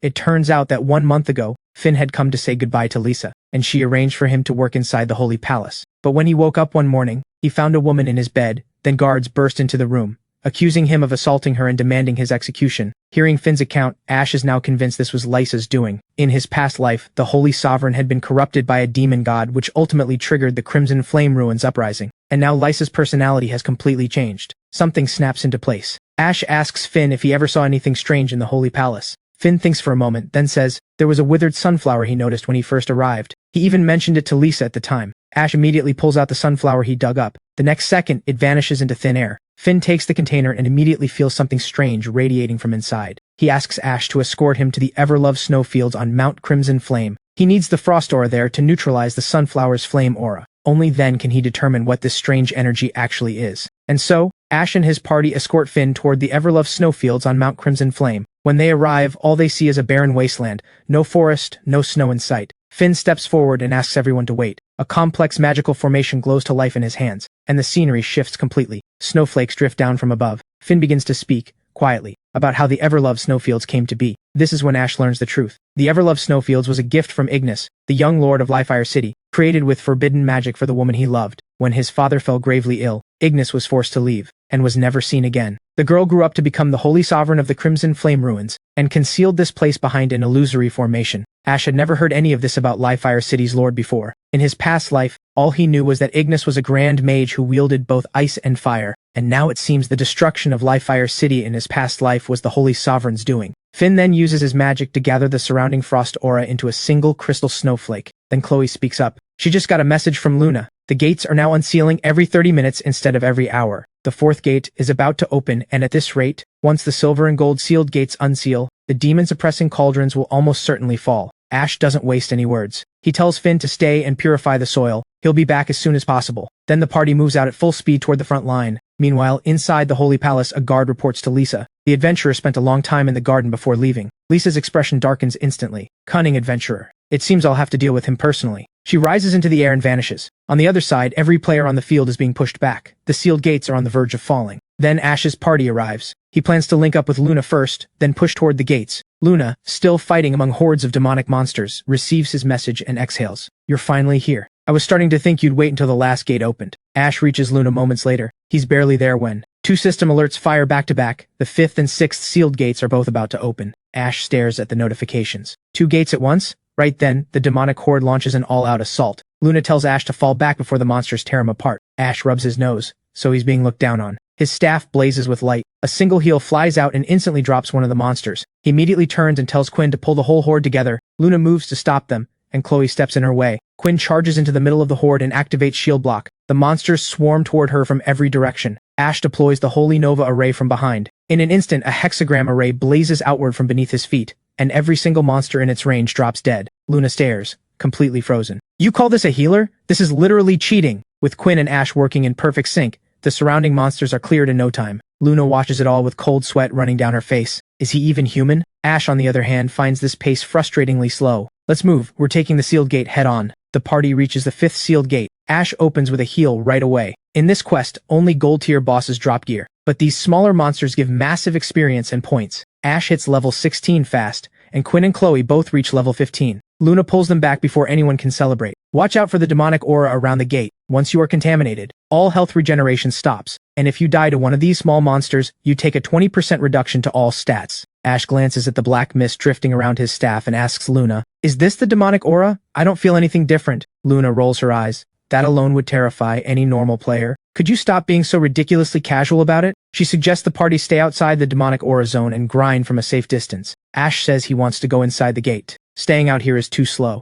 Luna stares at him. Are you serious right now? If you get killed inside that gate, you'll take an absolutely crippling penalty. Ash says these monsters aren't going to kill him. Without giving Luna a chance to argue, he walks straight through the gate. Back at the Everloved snowfields, Finn has finally purged the flame aura from the soil. Now he just needs to carefully identify the source of that strange energy. What he doesn't notice is the illusory formation behind him suddenly lighting up, and a pair of pale feet stepping down into the snow. Only now does Finn sense a presence at his back. He assumes it's Ash returning, but when he turns, the person standing there is Lisa, cold and utterly changed. Her expression is dark, and with a single motion she locks Finn in place mid-air, sealing his mouth shut with iron chains. Without a word, Lisa picks up the purified soil from the ground, and teleports out of the hidden realm. At the same moment, inside the sealed gate, Ash and his party stare at the colossal shadow blotting out the sky ahead. Is that the boss of the 5th gate, the moon-howling demon wolf? Right then, 2 notifications hit Ash at once. Soil seized by Lisa, and gold-sealed gate opening imminently. Ash goes blank. Both quests moving at the same time. Luna receives the gold gate alert at the same moment. She asks Ash what they should do. Ash's eyes sharpen. We're leaving, now. They need to reach the gold-sealed gate as fast as possible. He's certain the 2 quests triggering simultaneously is not a coincidence. If he has to prioritize, the server-wide quest comes first. The party pushes toward the gold-sealed gate without slowing down. Outside the gold-sealed gate, the leaders of every top guild have gathered, all of them waiting for the gate to open. The Celestial Guild, hungry to redeem themselves, has called in every single member. This time, they're not just here to clear the gate, they're here to make Ash's group pay. Allied players warn Rex, the silver tier monsters already hit everyone hard, going after the gate, and Ash at the same time is asking for trouble. Ash's party arrives at the gold-sealed gate. Luna murmurs a warning. Even with your strength, gold-tier demonic creatures are nothing to underestimate. Ash smiles calmly, and says he won't act recklessly. Before he can finish saying it, the chains on the gate explode outward. At the same moment, a figure darts straight through the gate at blinding speed. Ash looks closer. It's Lisa. Ash stares. What is going on? He can feel it. Lisa is tied to both the server-wide quest and his class change quest. He charges straight through the gate after her. Quinn and Chloe follow immediately. Luna stands there stunned. This entire party is insane. She sets her jaw and runs in after them. Everyone else watching thinks the first clear team has lost their minds. But Rex is thinking, a team that's strong doesn't act recklessly. There must be a reason they had to go in. And just like that, an idea takes shape in Rex's mind. He'll use the demon-suppressing shards his guild collected earlier to temporarily seal the gold gate shut, cutting off Ash's only way out. Other guild players are just as eager to teach the first clear team a lesson, and they all start using their own demon-suppressing shards. Cole lets out a helpless sigh upon seeing this. He wants to get closer to Ash's team, but not at the cost of making enemies with everyone else, so he chooses to stay neutral. As far as he can see, Ash's group has no possible way out alive. One demon-suppressing shard seals the gold gate for 5 minutes, and in no time at all, the combined seals stack up to 45 minutes.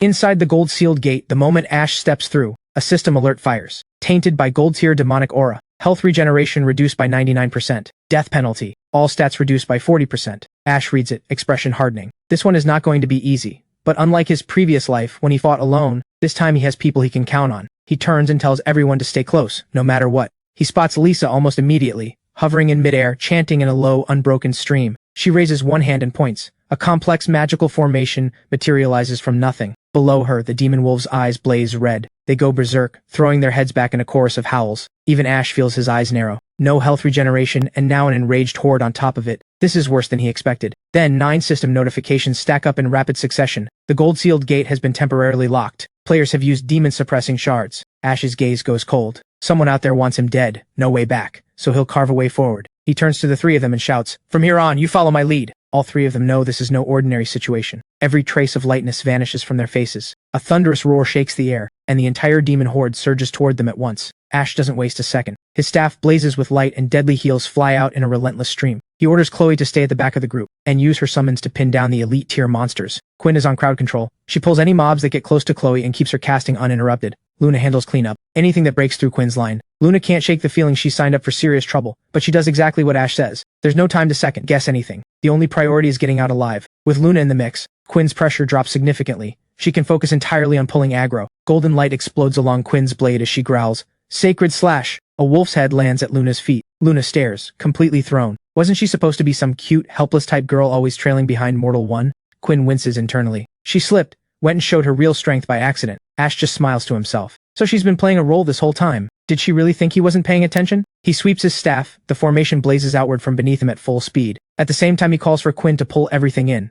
She activates Knight's charge immediately. "Mortal One, they're all coming your way." Ash raises his staff and channels the Abyssal Mana Orb simultaneously, unleashing the Holy Nova Array. Boosted by the orb, every demon wolf in range is wiped out instantly. Seeing the results, Ash can't help but call out, "Nice work, Quinn! Obviously, you have no idea who you're talking to." Quinn catches herself and forces a sheepish smile. "Oops." Got too excited and completely blew her soft girl act. After that exchange, Ash has a clear read. He can one-shot regular demon wolves. Time to focus on the elites. Suddenly Chloe's summon gets swarmed by elite demon wolves. She shouts at Ash in a panic, "My summon is about to go down!" Ash says, "Hold on." 30 seconds left on the Holy Nova Array cooldown. Just then, a demon wolf lunges at Ash from behind without warning. Luna gets there just in time and cuts it down. "What's the matter? Can't even handle this little twig?" Ash chuckles. "Why don't we find some quiet time later and you can test me yourself?" Luna scoffs. "You've got quite a smart mouth. But seriously, what's the plan from here?" This time Ash doesn't answer with words. Instead, he pulls Luna in by the waist. Luna goes completely blank. Right now, in the middle of all this, he's seriously pulling a move? Blue light flares in Ash's eyes. "You asked what the plan was, let me show you, this is the plan!" He fuses with the dream sprite and activates the skill. Blink! The next second they reappear right beside Chloe. Ash grins. "How's that for a plan?" Right now, Luna's face is completely flushed, and she can't even bring herself to look Ash in the eye. She originally thought he was just a squishy priest, but his actual strength is far more terrifying than her own. But Ash is too dense for romance. He tells Luna to use a potion and get her stats back up. He'll handle the rest. Mid-sentence, a demon wolf launches at him from the side, jaws wide open. Ash leaps into the air to dodge and fires a deadly heal in the same motion. A shriek, and the wolf's health bar empties instantly. Quinn watches from the side, completely starstruck. Mortal One rules, Mortal One rocks, Mortal One is absolutely amazing. The moment he lands, a fresh pack of demon wolves closes in. Ash snaps at Quinn to stop watching and get her shield up. Quinn locks in immediately, raises her shield, and rushes to his side, absorbing every wolf bearing down on Ash. He seizes the opening and deploys the Holy Nova Array, working in perfect sync. The formation blazes outward from the 2 of them, and every demon wolf in the area is gone in the blink of an eye. Ash takes a quick glance at the quest points. The rewards are solid, worth every bit of effort. He turns and tells the 3 of them, Just play it safe, keep the momentum, and we've got this. Outside the gold-sealed gate, the guild leaders are having a laugh at Ash's expense. By my count, the first clear team should be wiped out by now. In their minds, no one survives the gold-tier demonic aura long enough for the gate to reopen. What they don't know is that the very thing they fear most means nothing to Ash. By now, he has already cleared every last monster inside the gate. Ash pulls the party together. One thing left, the final boss. The gold-tier demon wing drake. Beyond its two main damage skills, it carries a trace of true dragon bloodline, regenerating 1000 health per second. Ash also notices that Lisa has completely vanished. But the quest item is still here. This boss cannot be skipped. He tells everyone to keep their distance. The boss's skills are hard to avoid up close. Then he charges the drake alone. The drake sees him coming and raises a massive claw to crush him. Ash blinks instantly to the drake's back and unleashes deadly heals and healing rays without pause. The drake rears back with a furious roar and swings around, unleashing Drake's breath directly at him. From a safe distance, all three girls cry out at once, "Watch out!" Ash keeps moving, weaving through the drake's breath with constant footwork. He still gets hit, but his mana takes the damage instead of his health bar. Without that, he'd be in serious trouble.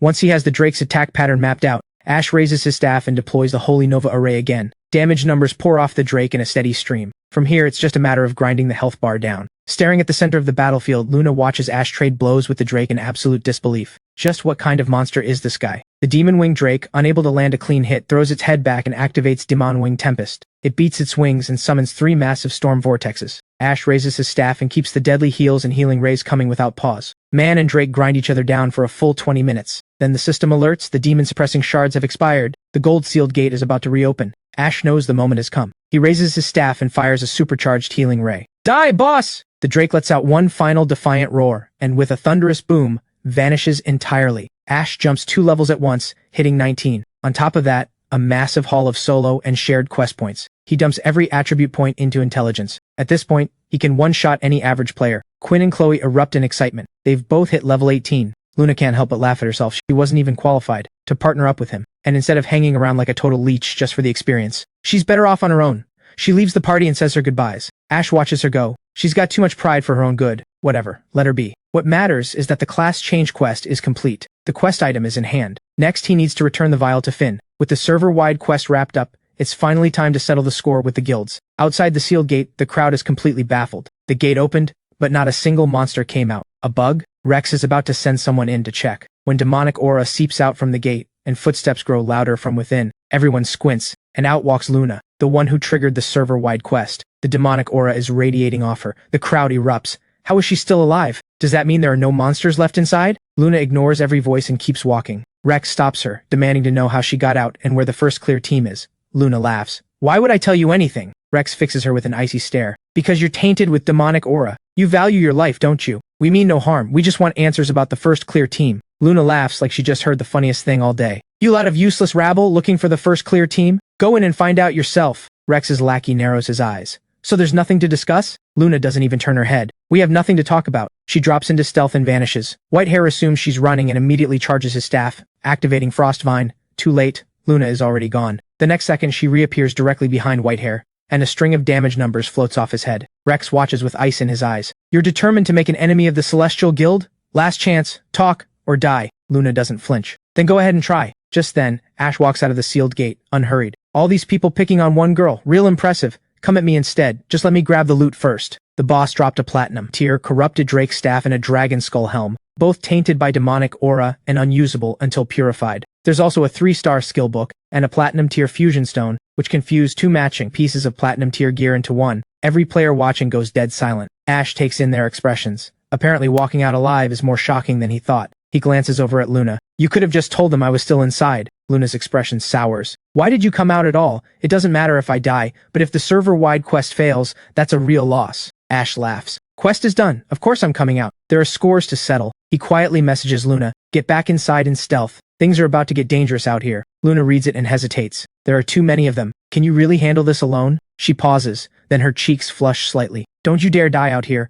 I'd hate to have to avenge you." She glances down at Whitehair. "Count yourself lucky. I'll let it go this time." Then she turns to Ash. "I'll be inside waiting for good news." Rex steps up to Ash. "Didn't expect you to actually walk out alive. Where are your teammates?" Ash twirls his staff lightly and shrugs. "They're inside. Feel free to go check." Rex smiles, dripping with arrogance. "Call out that knight and that summoner, and I'll let you walk. You're just a priest after all." Ash matches his energy and raises it. "Those two are my teammates. Why would I send them out to die? Unless you get on your knees and call me dad. Rex's face goes red. He jabs a finger at Ash. A nobody priest dares to mock me? You're dead. Ash sees Rex take the bait and grins. Ready to go? Come on then, all of you at once. The Celestial Guild wasn't the only one that used demon-suppressing shards to trap me in there, was it? At that, the Undying Legend Guild Master steps forward with a dismissive look. 2 guilds are more than enough to kill you. Both of them signal their members to move in. The full strength of both guilds converge on Ash at once. A hail of skills pours in from every direction like they're free. A deafening explosion, and a chain of damage numbers rises through the smoke, but the kill notification never comes. When the dust clears, Ash is still standing. The combined assault of guilds barely took 50% of his health. His eyes go cold. My turn. He raises his staff and unleashes the Holy Nova Array. In an instant, the formation swallows every Celestial Guild player in range. Rex's eyes go wide. He never imagined Ash had a skill this powerful.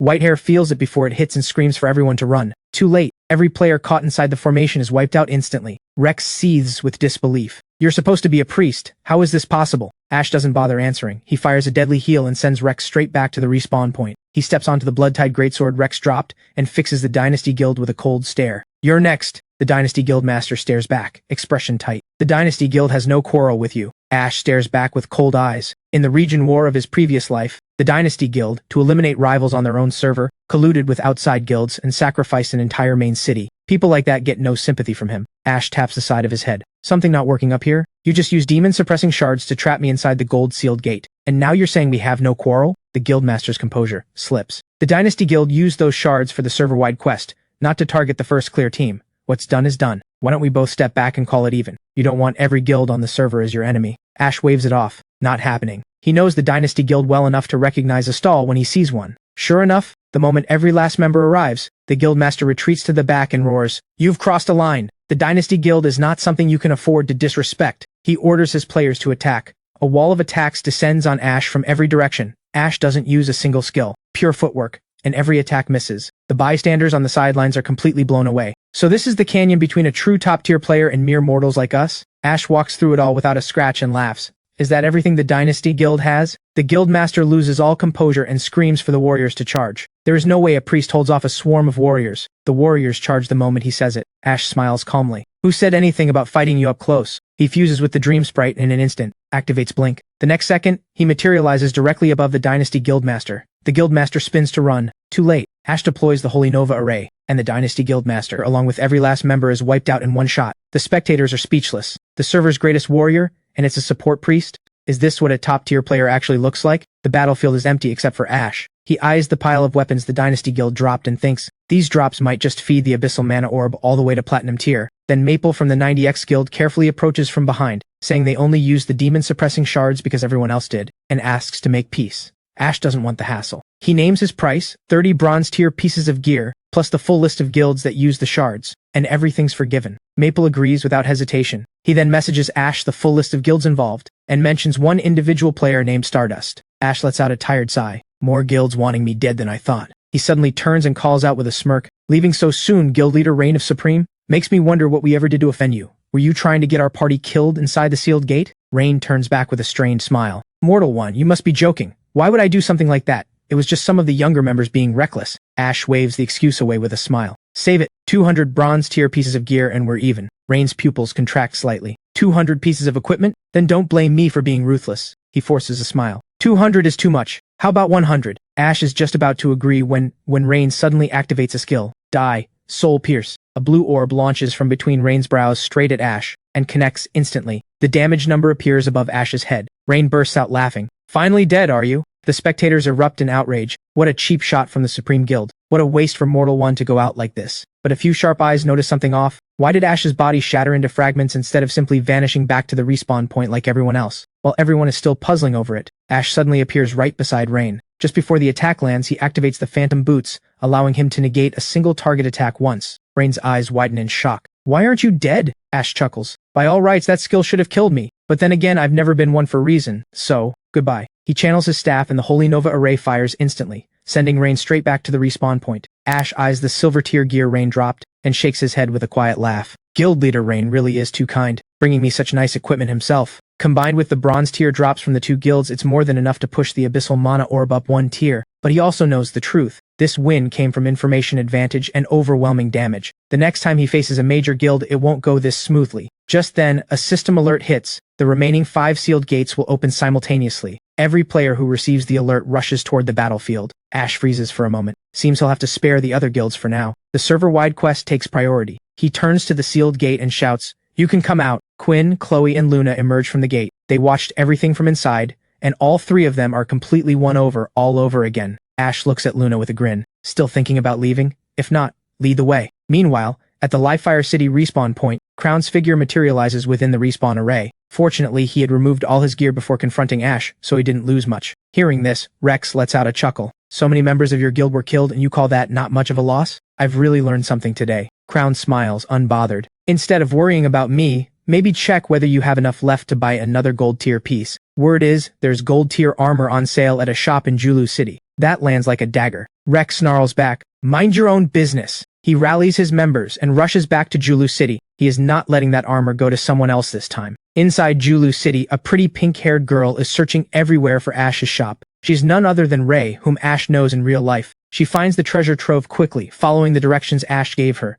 When she sees that Ash already listed her name as the shop manager, Ray thinks to herself, "That brat really knows what he's doing. He's already taken care of everything for me. Time to let him know she's here." She sends him a friend request. Outside the 7th sealed gate, a bronze tier boss, the Horned Fiend Lizard, charges straight at Ash. He raises his staff and fires a healing ray, instantly shaving 10% off the boss's health bar. The boss rears back with a wild roar, activates Rampage, and charges at Ash at full speed. Ash activates Blink and sidesteps the charge, then fires a deadly heal. The 3 girls happily watch Ash solo the boss, thoroughly enjoying their free ride. A few minutes later, the boss drops a silver tier Moonspring robe and a silver tier Cold Iron greatsword. Ash pockets the gear and waves the girls forward. "Move out, next location." Right then, a notification pops up. "Player requests to add you as a friend." Ash's eyes light up. "Is that Ray?" He sends a quick message to confirm, and Ray's reply comes right away. "Finally accepted my request, you little brat. I'm at the Julu City shop. There are 2 big spenders here, with more money than sense, both specifically asking to buy your 2 gold tier items." The 2 big spenders turn out to be Rex, leader of the Celestial Guild, and Crown, leader of the Dynasty Guild. Ray asks how much she should sell the equipment for. Hearing this, Ash is secretly pleased. Looks like there are plenty of rich players around these days. He tells Ray to let them bid against each other, as long as the price doesn't fall below 10,000 gold.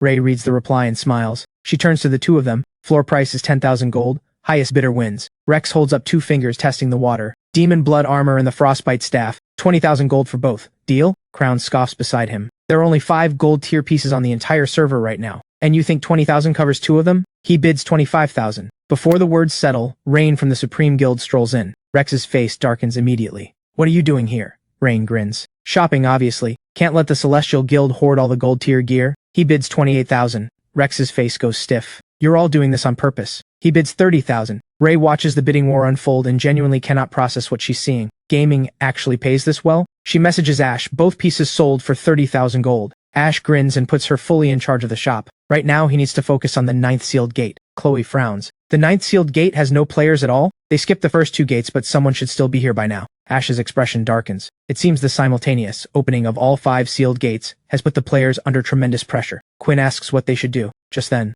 another system alert fires. Sealed gates 10, 11, and 12 are about to open, and the 9 demon-suppressing cauldrons are now under active demonic aura assault. Luna's stomach drops. The cauldrons are already failing. She asks Ash urgently, "If the cauldrons fall, the server-wide quest fails. What do we do?" Ash's expression goes serious. He sends each of the 3 girls to support a different cauldron battlefield. He'll take the 3 silver tier bosses alone. Of the 3, Chloe is the one he worries about most, but as the future #1 summoner, her instincts for command shouldn't let him down. He turns to her. "Chloe, can I trust you with one of those battlefields?" Chloe knows this is no time to hesitate. Her voice is firm. "I will not let you down." At the demon-suppressing cauldrons, players from across the server have gathered, holding the line against the demonic assault. But no matter how hard they fight, the monsters keep coming in greater numbers. The line is on the verge of breaking. Some players are even considering logging out. Anyone tainted by gold-tier demonic aura faces a crippling permanent stat penalty if they die. A green-haired player jams his staff into a demon wolf's jaws and shouts behind him, "Someone help! I'm completely out of mana." A longsword drives through the wolf before he finishes the sentence. He turns to thank whoever just saved him, and sees Chloe's group appearing behind his rescuer. Other players spot the 3 of them and a wave of desperate cheers rises.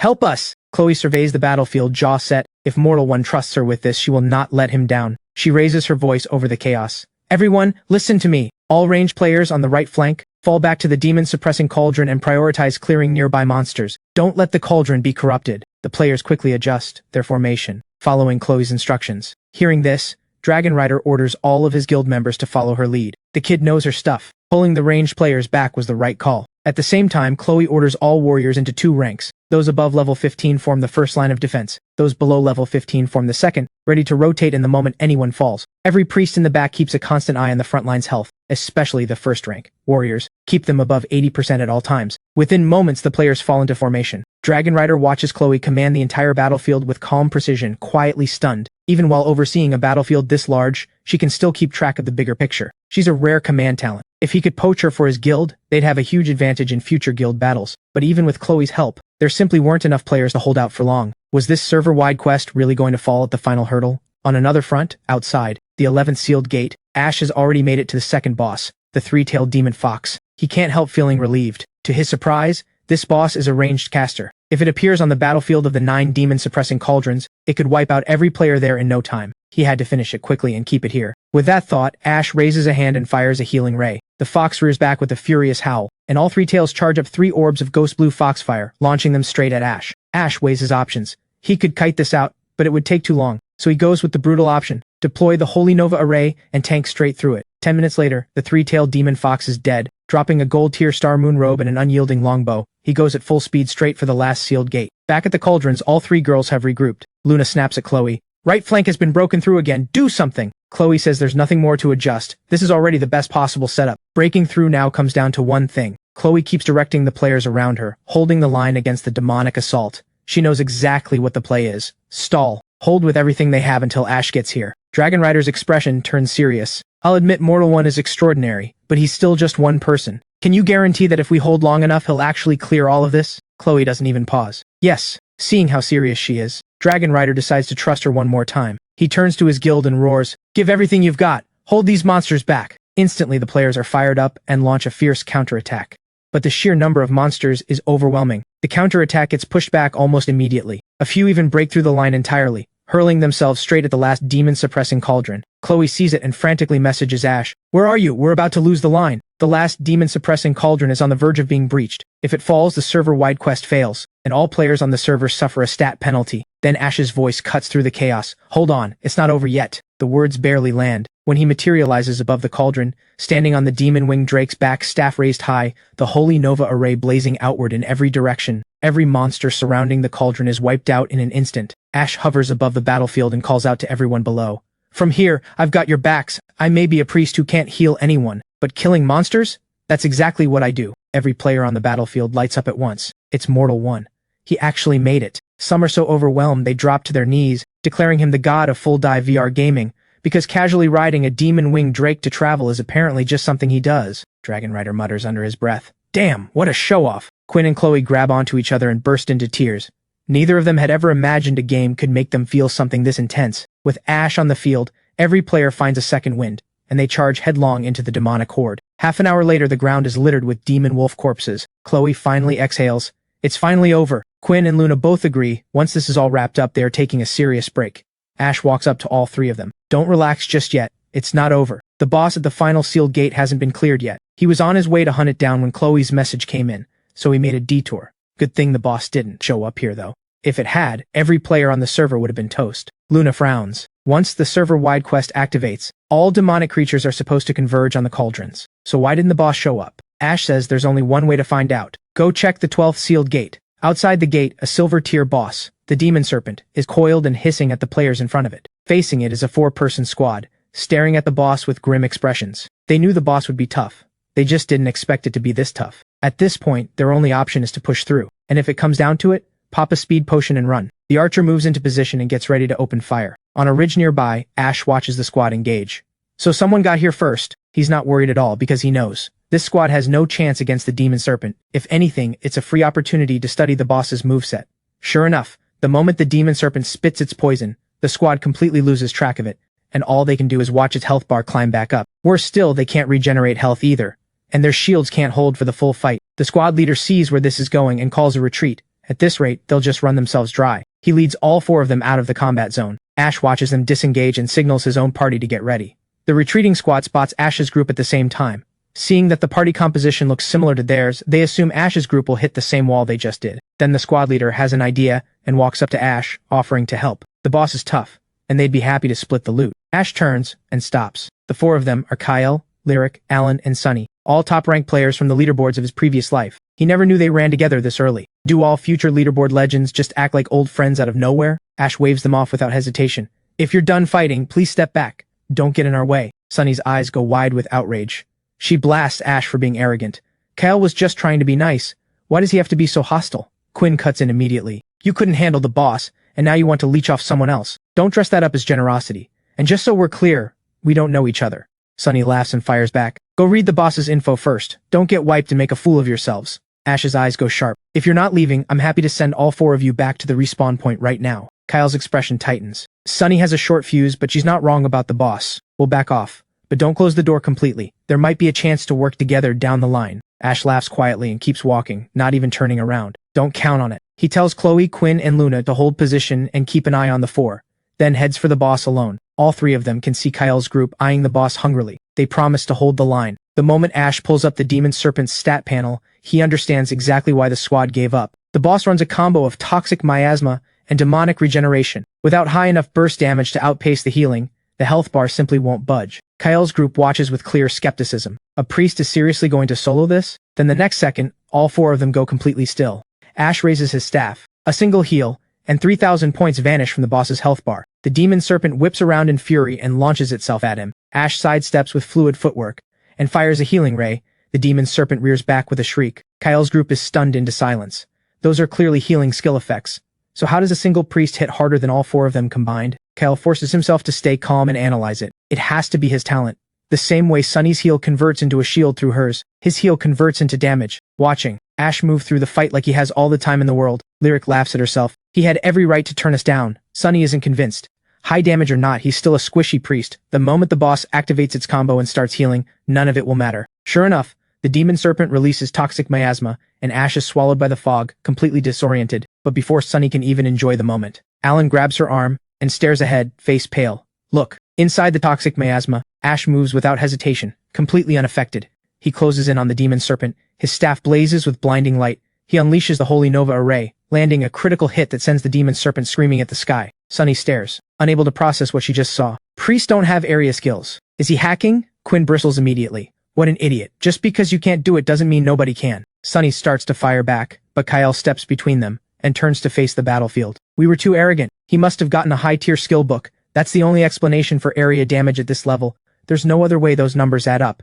He genuinely can solo this boss. Sunny finally understands. She quickly turns away, her face flushing. While they're still processing it, Ash lands the first kill on the Demon Serpent, dropping a gold-tier light staff and Nightfall dagger, along with several silver-tier pieces. Ash looks at the haul and grins to himself. Absolutely cleaned up. 5 gold-tier drops alone, not even counting the quest points. Then the server-wide announcement drops, quest complete. The limited time points exchange shop opens in 10 minutes. Ash walks over to the 3 girls. Split the party's shared points 3 ways between you. You all worked hard this time. All 3 of them light up instantly. Then we won't hold back. Then Kyle approaches quietly. Ash's eyes go flat. What? Couldn't take the boss, so now you're going for the loot. Kyle breaks into a cold sweat and immediately clarifies. He just wants to know what class the silver tier drops are for, and whether Ash would sell them. Ash bursts out laughing. So they're here to hand him money. He asks Kyle what they're thinking. Kyle puts on his most agreeable face and offers 10% above market value. Ash can't be bothered listing each piece individually. He just throws up all the silver tier drops at once. Kyle stares. What the? Are you running a wholesale operation? Ash grins. Weapons at 650, accessories at 600. You buying? Kyle grits his teeth. I'll take it, all of it. He tells himself it's fine, paying for goodwill and good gear at the same time. Totally worth it. Quinn watches the whole exchange completely thrown. Did his attitude just do a 180? The transaction closes and Ash is grinning ear to ear. Top-ranked players really do come loaded. He loves it. Quinn asks what's next. Ash tells him to head back to the main city. He has to make a stop at the ever-loved snowfields. Quinn and Chloe immediately announce they're logging off to sleep. Luna tells Ash she has things to take care of and needs to leave the party, but there's something she wants to ask him first. Ash looks at her, genuinely confused. The quest is done. What else is there? Luna leans in close, cheeks flushed. I want to know, do you have a girlfriend? Ash freezes. Then Ray's face flashes through his mind. He shakes it off quickly. Where did that even come from? Luna's face goes a deeper red. She asks again, does he or doesn't he? Ash answers with a slightly puzzled look. Not at the moment. He asks her why she wants to know. The corner of Luna's mouth lifts just slightly. Just asking, I'm heading out. Next time we meet, I won't be holding you back. She says her goodbyes and leaves. Ash heads to the ever-loved snowfields alone. He reaches Finn quickly. Finn sighs. Lisa took the soil. Ash reaches behind him and holds out the soil. Already got it back. Finn's face lifts. With the soil back in hand, it won't take long to unlock what's hidden inside. Frost energy gathers between his hands, slowly crystallizing into a single snowflake. Ash smiles. This is a good time to check out the points exchange shop. He opens the shop panel and stops cold. The gods are actually being generous for once. Beyond the weapons, gear, and skill books of every tier and star rating, there are stats pills, one for each of the 4 attributes. And the first one costs only 10 points. Ash buys everything without a second thought. He knows these stats pills will be worth a fortune later. Even real-world billionaires won't be able to get their hands on one at any price. He then picks up a gold-tier piece of gear, 3 teleport stones, various skill stones, and a selection of sealed skill books. Every remaining point goes straight into gold coins. Right as he finishes, Finn announces he's purged the flame aura from the soil. Ash asks what comes next. Finn points to the ground. A complex magical formation takes shape beneath them. He's going to use it to draw out whatever is hiding inside the soil. Moments later, a mass of black fog seeps out from the soil. Finn senses what's inside and goes pale. This is the demon god's aura. The words hit Ash like a jolt. His memory of his previous life snaps into focus. The catastrophe that struck the Crimson Flame ruins back then was connected to the demon god. Finn's expression turns grave. He's going to use the formation to replay what happened, so they can see exactly what took place. A figure takes shape inside the black fog. It's Lisa. She looks completely drained, crouched on the ground, whispering over and over. Why did it have to be me? Tears run silently down her face and fall directly onto the sunflower below. Then a twisted figure rises up behind her, snarling. You pathetic human! How dare you try to break free of my control? It all clicks for Ash. Lisa wasn't just possessed by the demon god's disciple. Her very soul was being controlled. Finn drops to his knees. Soul manipulation, body possession. These are the demon god's methods. The holy palace has been infiltrated. He turns to Ash with urgency. Please, take the soil and go to Lifire City. Find City Lord Ignis and tell him everything. Ash knows there's no time to waste. He's ready to move. But just then, a sinister voice cuts through from behind them, and the space around them seals shut in an instant. Nobody's leaving today. Anyone who dares pry into the demon god's secrets will die. Finn sees who it is and goes white. Ash steps in front of Finn. She's being controlled by the demon god's disciple. The Lisa you knew isn't in there right now. The disciple fixes Ash with a cold, venomous stare. Didn't you promise me you'd kill Finn? Why haven't you done it? Ash's expression hardens. The space is sealed. If he wants to complete the quest, he'll have to face her. He raises his staff. I made that promise to Lisa, not to you. The disciple smiles, mocking. I am her now, and she is me. The words send Finn into a rage. He shouts at the disciple. Stop defiling Lisa's body. Lisa is kind and gentle, and you are nothing but a parasite without a body of your own. Black fog erupts around the disciple as she glares at Finn. You've ruined my plans again and again. Today you must die. But just as she moves to strike, Lisa's own soul tears free from within and throws itself in the way. The disciple doesn't slow down. This man is exactly the reason. Lisa has broken free of my control so many times. As long as Finn lives, Lisa will keep fighting back. He has to die. Her hands form a seal. A dark magical formation begins spreading outward from her body. Right then, a quest alert fires. If Finn dies, the mysterious class change quest fails. Take action immediately. Ash's eyes go wide. That seal cannot be completed. But the disciple is forming it right in front of him without a hint of worry, which means it probably can't be interrupted directly. That leaves only one option. Ash calls out to Lisa's soul. Stop her! The disciple laughs. Adventurer, you're a priest, not a word wielder. What do you think you can possibly? But before she can finish, Lisa's soul hurls itself directly at the disciple, and the disciple realizes. Ash was talking to Lisa the whole time. The spatial seal shatters under the interference of Lisa's soul. Lisa cries out to Ash and Finn. Go, run, both of you! Ash doesn't say a word.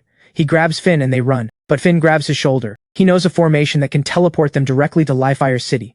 They reach a shattered magical formation. Finn tells him, this was a teleportation formation connecting the Crimson Flame ruins and Lifire City, built 100 years ago. Without another word, he starts repairing it. Ash watches in surprise. You can repair teleportation formations? Finn explains. He used to do maintenance work on the formations in Lifire City. By the time he finishes explaining, the formation is already repaired. He places a crystal inside it and tells Ash to get in. Ash hesitates. What about you? Finn smiles.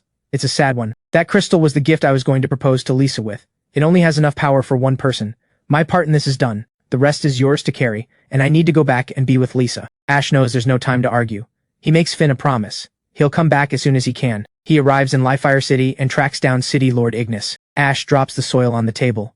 The Crimson Flame ruins have been infiltrated by the demon god. It's critical. Ignis is taken aback. What did you just say? The moment he senses the demon god's aura radiating from the soil, he knows Ash isn't lying. He draws out a scroll. We need to get to the Crimson Flame ruins immediately. Ash stares. He hadn't expected Ignis to have a divine artifact. The World Teleportation Scroll. It can send its holder anywhere they've been before at any time. Ignis asks where the demon god is. Ash answers immediately. Everlove Snowfields. Ignis pauses at the name. He never thought he'd be going back there. He touches a finger to the scroll, and the next second, both of them are standing in the Everlove snowfields. Ignis notices immediately. The place has been concealed behind an illusory formation. A quiet sadness settles over Ash. This place was a farewell gift from Ignis to the Holy Sovereign, and now he's back, because of the demon god. But Finn and Lisa are nowhere to be found. Ignis turns to Ash, frowning slightly. I can't sense the demon god's aura here. Are you sure this is the place? Ash crouches and wipes a bloodstain from the ground, turning it over in his mind. When he left, Finn said he was going back to be with Lisa. If events in his previous life followed this same path, but no one triggered the mysterious class change quest, then the Crimson Flame ruins would have erupted in rebellion, and the source of that rebellion was the Holy Palace. He tells Ignis everything, right now. Ignis's expression darkens. He hadn't seen this coming. The demon god reaching into the Crimson Flame Holy Palace. No time to waste. He grabs Ash by the shoulder and teleports them to the Holy Palace. The moment they arrive at the Holy Palace, Ignis senses it, the demon god's aura, unmistakably present. At the same time, Lisa is making her way back to the palace. She suddenly senses a familiar presence behind her and turns around, her expression turning vicious. Coming here, chasing your own death? Fine, I'll oblige you. She spreads her fingers. A dense mass of black fog launches forward. The target is Finn, hiding behind a tree. He sees it coming and freezes. The fog is almost on him, when a burst of blue energy tears through it and disperses it completely. Ignis roars across the hall. You filthy demon, how dare you set foot in the sacred palace? With one hand, he begins forming a spiraling energy sphere. Finn immediately shouts, please don't kill Lisa, she's being possessed, she's not the enemy. Ignis hears him, and redirects the spiraling energy sphere, firing a beam of exorcism that strikes Lisa and purges every trace of demonic aura from within her. Finn rushes forward and catches Lisa. Ignis tells Finn, he deliberately left her a thread of life. Whether she wakes is up to the gods now. Then the expelled demonic aura does something unexpected. It twists into a human face, hollow and menacing. All of you who stand against the demon god's plan, you will die. A figure slowly takes form within the black fog. Ignis stares, visibly shaken. You gave your body to the demon god for something that looks like that? Was it really worth it? The figure lets out a hideous laugh, mocking Ignis for his lack of taste. The demon god bestowed this form upon me. It is the most beautiful thing in existence. Ash presses a hand to his forehead. This thing has been completely manipulated by the demon god. Someone get it a therapist. But nothing could have prepared him for what actually solidifies out of the fog, because the moment it takes full shape, Ash nearly gags. He grabs Ignis by the arm. I'm going to need you to take this one. I genuinely cannot fight that. But Ignis shakes his head, and then looks up. Because another figure is descending from above. Astra, the holy sovereign of the Crimson Flame ruins. She looks down at Ignis with cold certainty. Your fight is with me. Ash stares at Ignis walking away and wants to cry. Is this seriously happening right now? The creature in front of him might not be powerful, but looking at it is genuinely painful. The demon god's disciple lets out a roar and launches itself at Ash. Ash looks at the thing charging toward him, disgust written all over his face. Stop screaming. You're just a disciple. I've killed the demon god himself. His staff blazes as he speaks, and a deadly heal fires. Damage numbers appear above the creature's head. The creature howls in outrage and screams that Ash fights dirty. It closes to 10 meters and hurls a mass of black energy straight at him. Ash can't dodge in time, it connects. But the damage isn't true damage, which means his mana bar absorbs it. He breathes, that's all he needed to know. He levels his staff, a healing ray fires with full force, and slams into the creature. All three of its heads shriek at once. You've made me angry, human, I will tear you apart. All three heads align and unleash Soul Tremor. An invisible shockwave surges straight at Ash. Ash smiles slightly. Soul Tremor has a 2-second delay before impact, more than enough time to step out of range. And from outside the creature's attack range, the Holy Nova Array can still reach it perfectly. The moment Ash steps clear of the damage zone, he raises his staff and deploys the Holy Nova Array. Damage numbers pour off the creature in a continuous stream. Watching it thrash helplessly inside the formation, Ash furrows his brow. The demon god's taste in bodies is genuinely offensive. He needs to finish this fast. Prolonged exposure is going to do something to his mental state. The creature seethes with rage. How dare he call the demon god's gift ugly? Die, you wretched human. It fires Soul Tremor again. Ash stays exactly where he is, just outside the attack range, watching the creature flail in the formation with calm amusement. Bosses these days can't handle honest feedback. Maybe by the demon god standards you actually are good looking. 10 minutes later, the creature is down to 1% health. Ash raises his staff for the finishing blow, when the sky above them cracks open, and a massive surge of magical energy slams down directly onto the creature. Ash's jaw drops. What the? He wheels around and shouts at the sky. Ignis, what are you doing up there? Ignis appears through the crack, scratching the back of his head apologetically. He didn't expect the space to rupture, and the elemental energy just spilled through. Ash is furious. He was one hit away from the first kill, and an NPC just stole it from him. Ignis lands with a guilty look and promises Ash, absolutely without question, that he will make it up to him. Ash's anger evaporates immediately. The world teleportation scroll, that'd work just fine. Just then, a voice comes from behind them. Astra, the Holy Sovereign, is looking at Ash. This young man, he reminds me of you back then. Ignis's expression goes flat. As in, equally brilliant?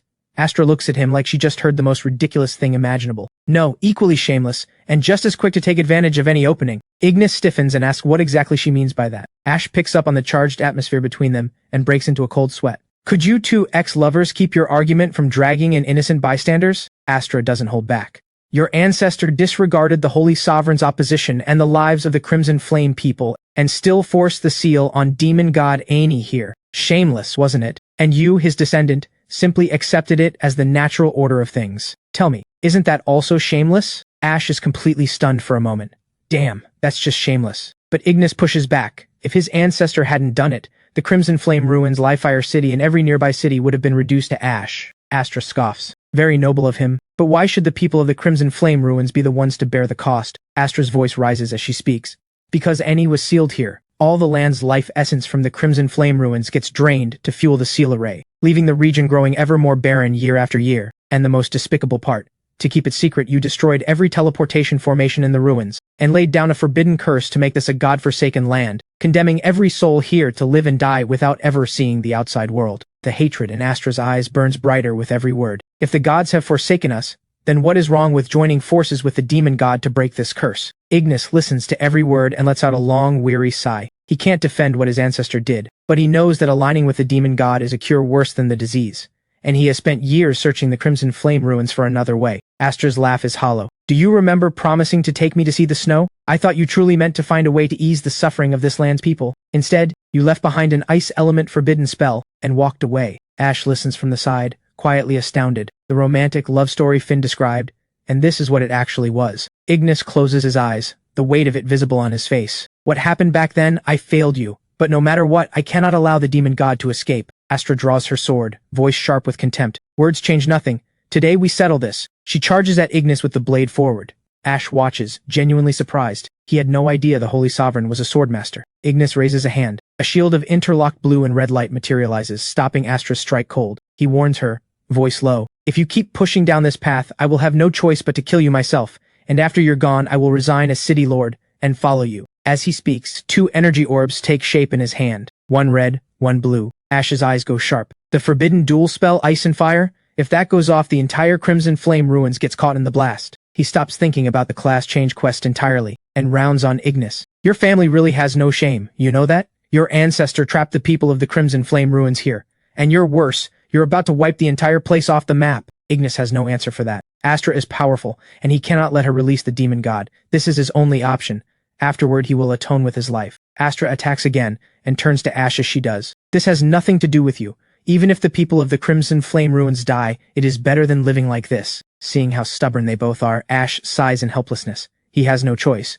He throws himself between them and shouts, "Stop, both of you! I have a way to fix this. I can bring this land back into the light." Astra freezes and turns to him. "What way?" Ignis turns too, cautious. "Don't say something like that unless you mean it." Ash gives them a look. "The reason this place became god-forsaken is Ani, right? So, kill Ani. Problem solved." Astra's expression goes cold. Ani is the demon god. He cannot be killed. Sealing is the only way to keep him contained. Ignis shakes his head. "Killing the demon god is beyond anything we can do. But I can. Give me 2 years, and I will kill Ani for you." The words barely leave his mouth, and a special system quest fires. Enter a divine covenant with the gods. Slay demon god Ani. If you fail, your soul will remain in the Crimson Flame ruins for eternity. Reward, World Teleportation Scroll. Once the divine covenant is formed, it is protected by divine authority and cannot be undone. Choose carefully. Ignis's eyes go wide. Something has occurred to him. He turns to Ash. "The stories say adventurers come from the homeland of the gods themselves. I believe you hold limitless potential. So, will you swear on your soul and enter the divine covenant?" Ash plants a hand on his chest and speaks clearly. "I, mortal one, adventurer from another world, swear upon my soul, if I fail to slay the demon god within 2 years, my soul shall never leave the Crimson Flame ruins." The words land. Ash exhales slowly. He looks at Astra. "Can we stand down now?" Astra looks at him for a long moment, then sighs and agrees to hold off. For now. But if the covenant goes unfulfilled in 2 years, she will make the same choice she was about to make today. Ignis adds quietly, "These 2 years, I'll keep searching for another solution. I hope it never comes to the point of us facing each other in battle." Astra's expression stays cool. "Prove it first. But before any of that, she has one condition. Restore the teleportation formations in the Crimson Flame ruins. The people here may still be bound by the forbidden curse and unable to leave, but as long as the mana crystals remain in place, they can still communicate with the outside world, and life will gradually get better. Ignis doesn't have an answer right away. He needs to go back to the main city and discuss it with the council first.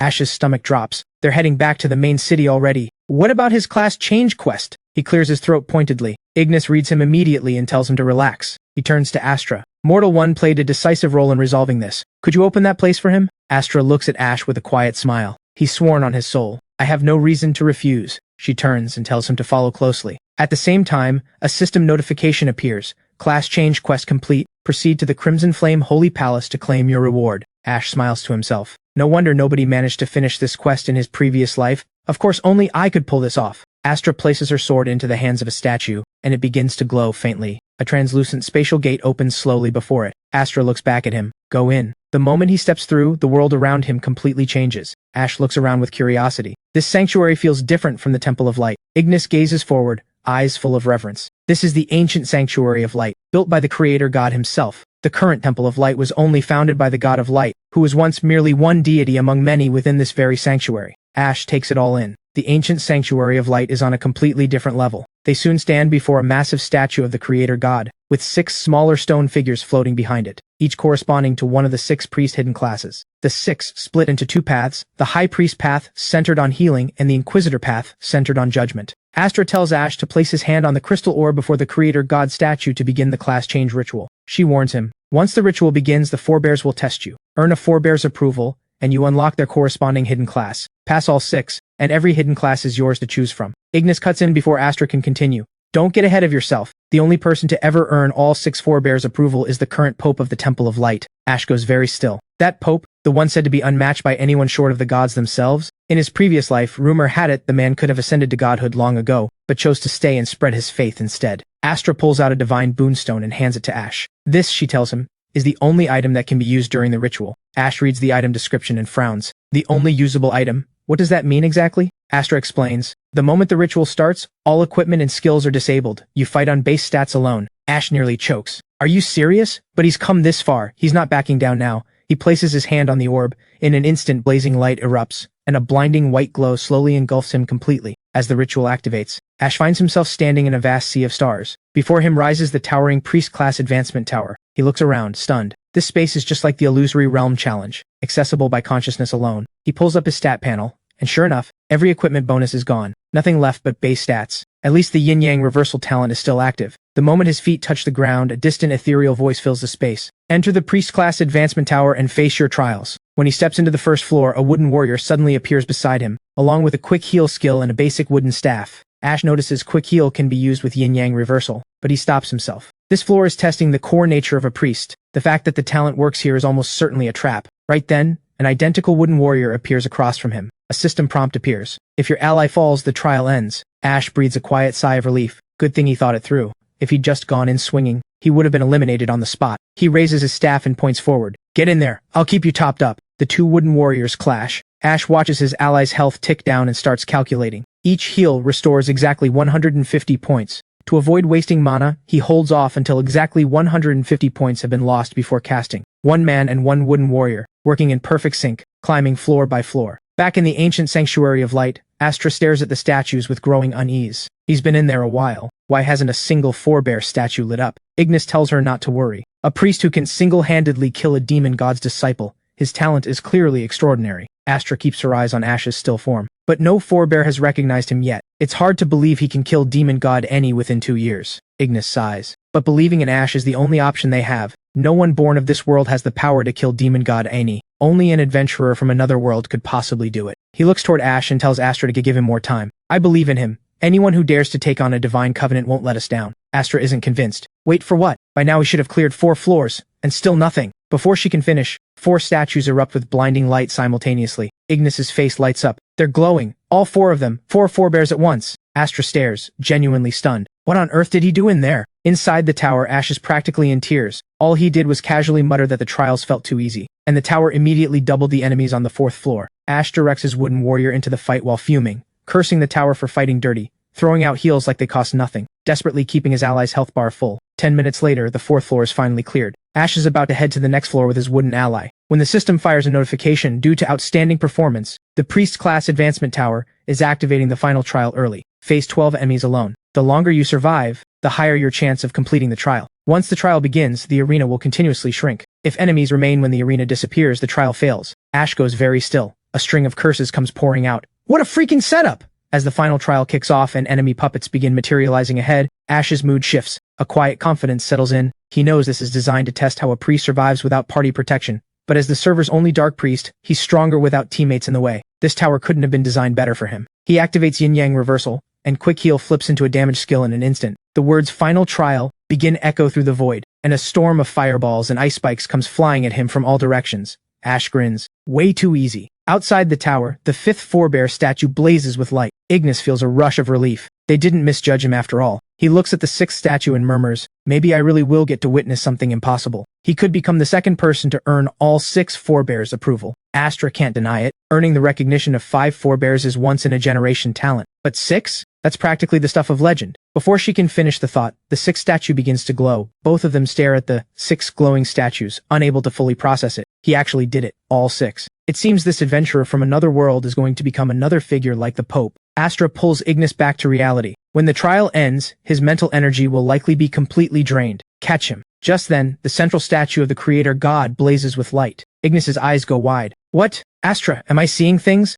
Astra beside him is trembling. She can't help it. The two of them respectfully drop to one knee. Greetings, Lord Creator! At that exact moment, Ash completes the tower trial and comes back to consciousness. He turns and goes completely blank. Why are these two kneeling in front of him? Ignis tells him to look at the statue. You have his recognition. The guiding light has activated. You may now choose from any of the forebears, including the creator god himself. Ash stares at the statue. Wait, is the creator god a hidden class? Astra has never seen the creator god's statue light up before. But if it's glowing now, perhaps this is simply the destiny that belongs to Ash. A sphere of golden light envelops him completely, then slowly contracts and sinks into his core. System notification. Class change ritual complete. You are now the Holy Envoy. Sacred body of light acquired. Sacred eyes of light acquired. As the light of the completed ritual fades, Ignis and Astra kneel once more in reverence. Greetings, Holy Envoy! Ash freezes. Is the Holy Envoy title really that dramatic? Wait, is this going to happen everywhere he goes? How is he supposed to collect quest rewards at this rate? He needs a solution. He walks over to Ignis and claps him on the shoulder. Come on now, Ignis. Don't go getting all formal on me. You're not trying to skip out on what you owe me, are you? He gives Ignis a pointed grin. You haven't forgotten about stealing my last hit on the disciple, have you? Ignis blinks. Then a small smile breaks through. I'll make it up to you when we're back in the city. Ash gives his shoulder another slap. I'll be looking forward to it. Astra watches from the side, a quiet smile spreading across her face. She looks at Ash, and something in her expression softens. You can just call me Astra from now on. The future of the Crimson Flame ruins rests on your shoulders. And honestly, if you don't finish the demon god off in 2 years and end up stuck here forever, that doesn't sound so bad either. Ash recoils dramatically. Don't jinx it, please, Holy Sovereign. Astra pulls out a mask and holds it out. This, she says, is her gift to him as the Holy Sovereign. When worn, it conceals all of his information from other players. Ash says all the right modest things, but his hand is already reaching for it. Then Astra holds out her other hand. The mask is yours, but I'll need the Divine Boonstone back. She turns to Ignis. This one is a handful. Looks like this is going to cost you. Ignis laughs. I don't mind, but with all 7 statues lit up, I'm afraid the world is about to get very turbulent. Astra's expression turns serious. The Holy Envoy has appeared. The Temple of Light will have received word by now. Ash tells himself,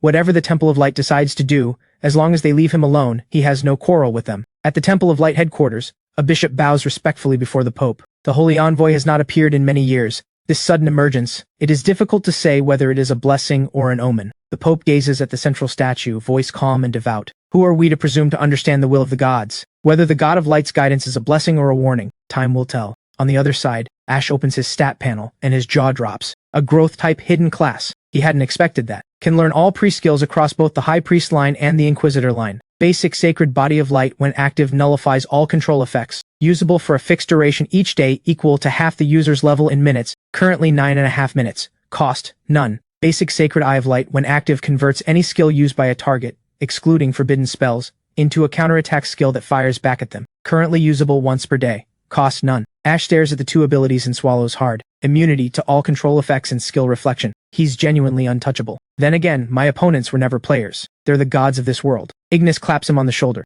If you keep grinning like that, I'm heading back to Lifire City without you. Ash snaps back to reality and quickly asks Ignis for a ride. A moment later, both of them materialize at the gates of Lifire City. Ash frowns. Why the city gates and not straight to the estate? Ignis smiles. I wanted you to experience something. Ash has no idea what that means. Experience what? Just then, the gate guards snap to attention and shout in unison, "Greetings, Holy Envoy!" Ash nearly jumps out of his skin. Nearby players erupt in disbelief. None of them have ever seen guard NPCs address a player directly, let alone bow to a priest. When they look closer, they realize, this is the #1 priest on the server, the one who single-handedly turned the tide of the server-wide quest. Ignis's lips curl upward. Well, Holy Envoy, how does it feel? Ash can't help but facepalm. If every main city pulls this, I'm gonna die of embarrassment every single day. He looks at Ignis. How about we head back to the estate and talk about that compensation? Ignis produces a city medal and hands it over. He tells Ash this should interest him. Holders of the city medal can use all main city teleportation formations for free, and purchase items from any main city shop at a 20% discount.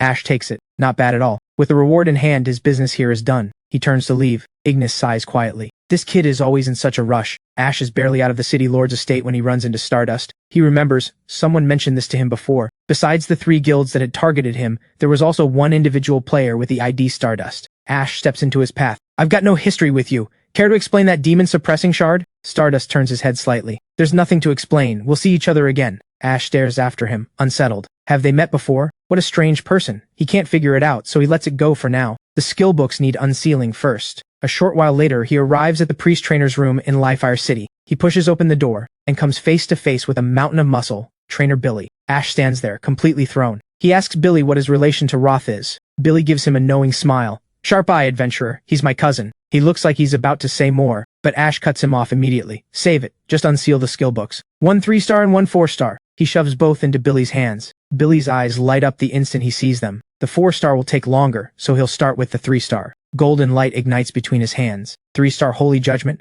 fires a beam of sacred light at an enemy, dealing damage equal to 50% of spell power plus attack. Inquisitor skill. Billy hands the book to Ash with visible awe. An Inquisitor skill. So you've already completed your class change. Ash looks at the book. The Creator God is the mentor behind all 6 hidden classes, which is exactly why he was able to unlock an Inquisitor skill. Billy's expression shifts to something sly. The 4-star unsealing fee isn't cheap. 250 gold total, including the 3-star. Want to pay up front? Ash stares at him. He's the server's #1 priest. Does Billy really think he's going to skip out on a bill? Then Ash remembers the city medal. He holds it up for Billy to see. Your city lord said all shops give a 20% discount. Billy takes the medal, glances at it, and looks back at Ash with a look of disdain. You don't seriously think you can get a discount on unsealing skill books, do you? Ash immediately suspects Ignis set him up. This medal isn't nearly as useful as advertised. He waves it off awkwardly. Fine, just get on with the unsealing. Billy picks up the 4-star book and begins. The golden light is far more intense than it was for the 3-star. A moment later, 4-star Angel's Hymn releases an angelic apparition that instantly restores 5% of all nearby allies' remaining health, then continues to restore health each second equal to 100% of spell power. Priest and High Priest skill. Billy stares at the results, stunned.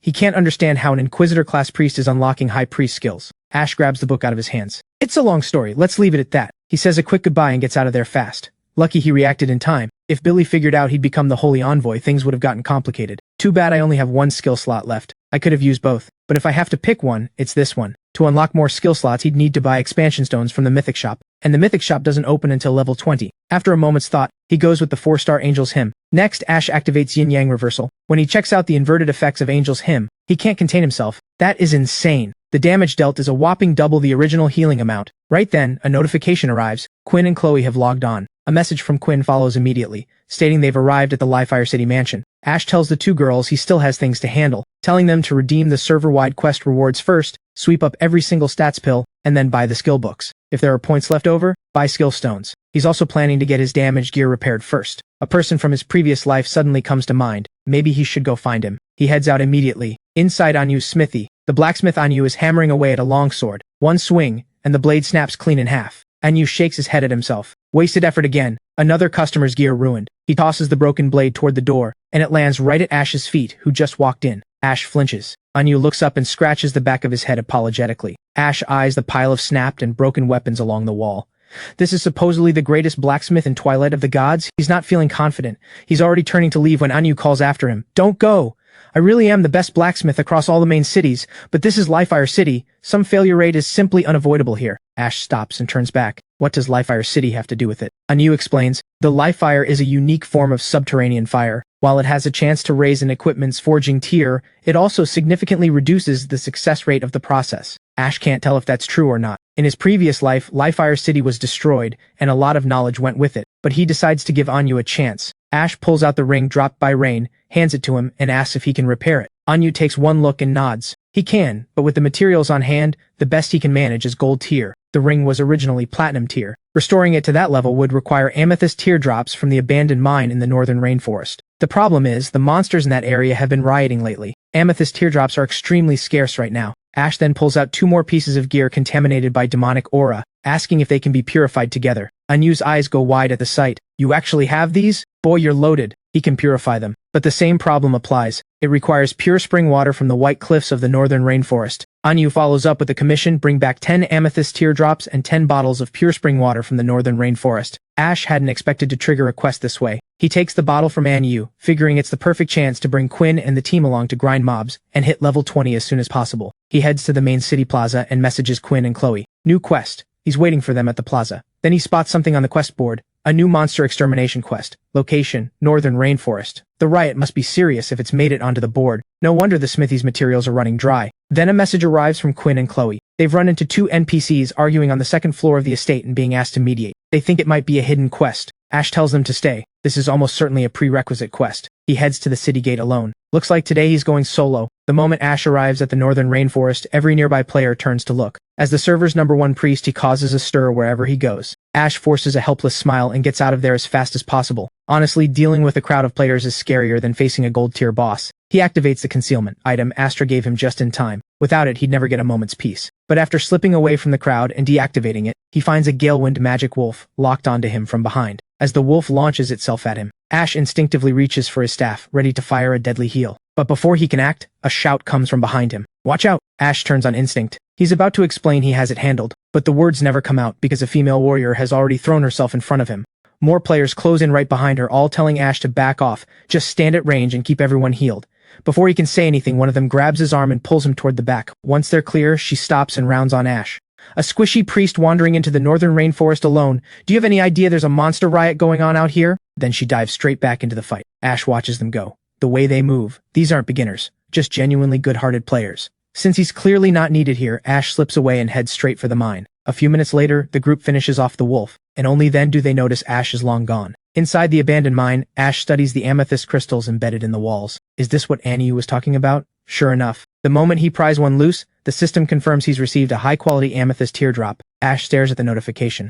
That was way too easy. Shouldn't there be monster guards or a boss tied to this? Sure enough, the next second, a jet-black amethyst dire wolf materializes directly behind him. Ash groans. Does his mouth have some kind of curse on it? Too bad Quinn and Chloe aren't here. No loot quality boost. He raises his staff, fires a deadly heal, and lands a critical hit straight off the bat. He follows up immediately with the Holy Nova Array. The boss throws its head back and howls, summoning every nearby demon wolf to converge on its location. The player fighting elsewhere suddenly looks around in confusion. Why are the wolves all running away? One of the girls smacks the guy. Snap out of it, check behind you. He turns, and a string of curses comes pouring out. What on earth is happening? Behind them, a tide of demon wolves, hundreds upon hundreds, is charging toward them at full speed. Outside the abandoned mine, the wave Ash triggered has driven a crowd of players straight to this spot, hemmed in by hundreds of demon wolves. Yellowhair calls for everyone to hold together. There might still be a way to break through. Baldy scoffs. Easy to say. There are at least 500 monsters here. There's no fighting through this. His expression goes cold. The way I see it, you stay and cover my escape. He raises his staff and fires Frostvine into the crowd. Everyone around him slows to a crawl. Yellowhair stares at him in shock. What do you think you're doing? Baldy is already sprinting away, shouting back over his shoulder. We don't have to outrun the wolves. We just have to outrun you. The slowed players roar after him. You're dead, Baldy. I'm not forgetting this. One of the players behind them suddenly remembers. That bald guy was wanted for hunting new players in the starter village. The blonde girl tells him to shelve the grudge. The wolves are closing in. Deal with what's in front of us first.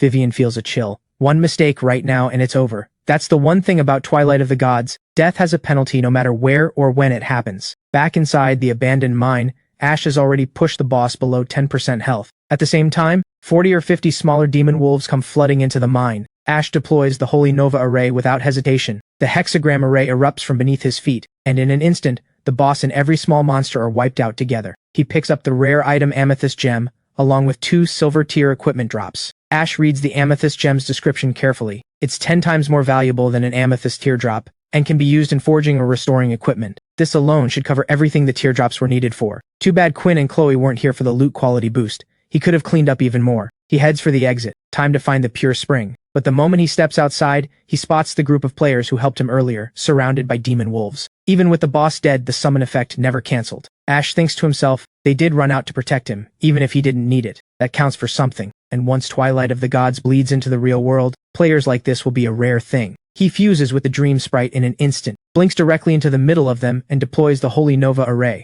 The hexagram array blazes outward beneath his feet, and every demon wolf in range drops dead instantly. Peace mode means no risk of friendly fire. Yellow hair stares, eyes blown wide. What was that skill? Am I seeing things? What just happened? Vivian sees it and something clicks immediately. Damage that high, one-shotting all those monsters at once. The only person in Twilight of the Gods who can do that is that dark priest. The blonde girl spots Ash and quickly calls out to her companion. Vivian, look, it's that priest we saved earlier. He just saved us back. Both of them stare at his retreating figure, eyes full of curiosity and disbelief. With the crisis handled, Ash turns to leave. Then Yellow Hair shouts after him. Wait, please! Ash turns back. Something else? All of them bow deeply in unison. Thank you for saving us. Ash looks at them and thinks, what a wholesome bunch. He waves it off with a slightly awkward smile. It was nothing. Don't worry about it. Then he turns and heads off toward the pure spring. He reaches the destination quickly. He pulls out a bottle and moves to fill it. And something unexpected happens. A white-haired woman with a striking figure materializes from within the spring and looks at him with a slow, seductive smile. Adventurer, have you come here for me? Ash blinks. An NPC in the pure spring? He corrects himself almost immediately. No, this is the boss guarding it. He pulls up her stat panel. Silver tier boss Phantom White Fox. Skill. Shadow Shift. Cannot be locked onto by any target more than 1.5 meters away. Able to transform into human form to deceive adventurers. Ash reads through the boss's skill description, and his eyes narrow. This boss is absolutely busted. He thinks back to his past life. The NPC that had sent 3 million players to their graves full of regrets. Someone had once posted on the World Channel about running into a stunning NPC up north. Could it really be this boss? White Fox fixes her gaze on Ash, voice dangerously soft. Adventurer, outsiders are not permitted near the pure spring. Leave, now. Ash clears his throat. Shame this is just a quest, otherwise. Without another word, he fires a deadly heel straight at her. White Fox doesn't flinch at the hit. Instead, she wraps her arms around herself with a look of pure delight. Adventurer, do you really have to do this? Ash stares, completely done with it. Absolutely twisted. He answers flatly. Yes, I really have to. Then I'm afraid you'll have to die. The moment the words leave her lips, she vanishes, reappearing behind Ash, razor-sharp claws slashing toward him. Ash sidesteps just in time. Her speed would overwhelm most players, but Ash has a level advantage on her. If the damage isn't a threat, he'll just tank it and wrap this up fast. He raises his staff and activates his newly acquired 4-star skill, Angel's Hymn. His staff erupts with a blinding burst of blue light, radiating outward in every direction. A spectral angel descends slowly over Ash's head. White Fox's eyes go wide. She senses it, a lethal threat radiating from him. In an instant, she drops her human form and reveals her true body. Her jaw splits open, and a terrifying surge of energy coils in her throat. She lunges straight at Ash. But Ash doesn't move an inch, because Angel's Hymn deals continuous damage. Sure enough, the damage from Angel's Hymn stacks so fast that White Fox crumbles before she ever reaches him. A system notification lights up. Ash has reached level 20. A server-wide announcement follows. Player Mortal 1 is the first to reach level 20. The Gateway Dungeon is now unlocked. Once cleared, the gates to the Royal City will open. Ash didn't expect to level up this fast. In his past life, hitting level 20 had triggered the gate between Twilight of the Gods and the real world. Clearing the Gateway Dungeon was the key that unlocked it. It looks like the real game is finally beginning. With White Fox down, Ash collects his loot, 10 drops of pure spring, 2 pieces of silver tier gear, and 1 fashion blueprint. Quinn and Chloe weren't there for the kill, so there's no loot quality buff. But the fashion blueprint alone makes it worthwhile, and the 2 gear pieces can always be fed to the Abyssal Mana Orb. A message pings in from Quinn.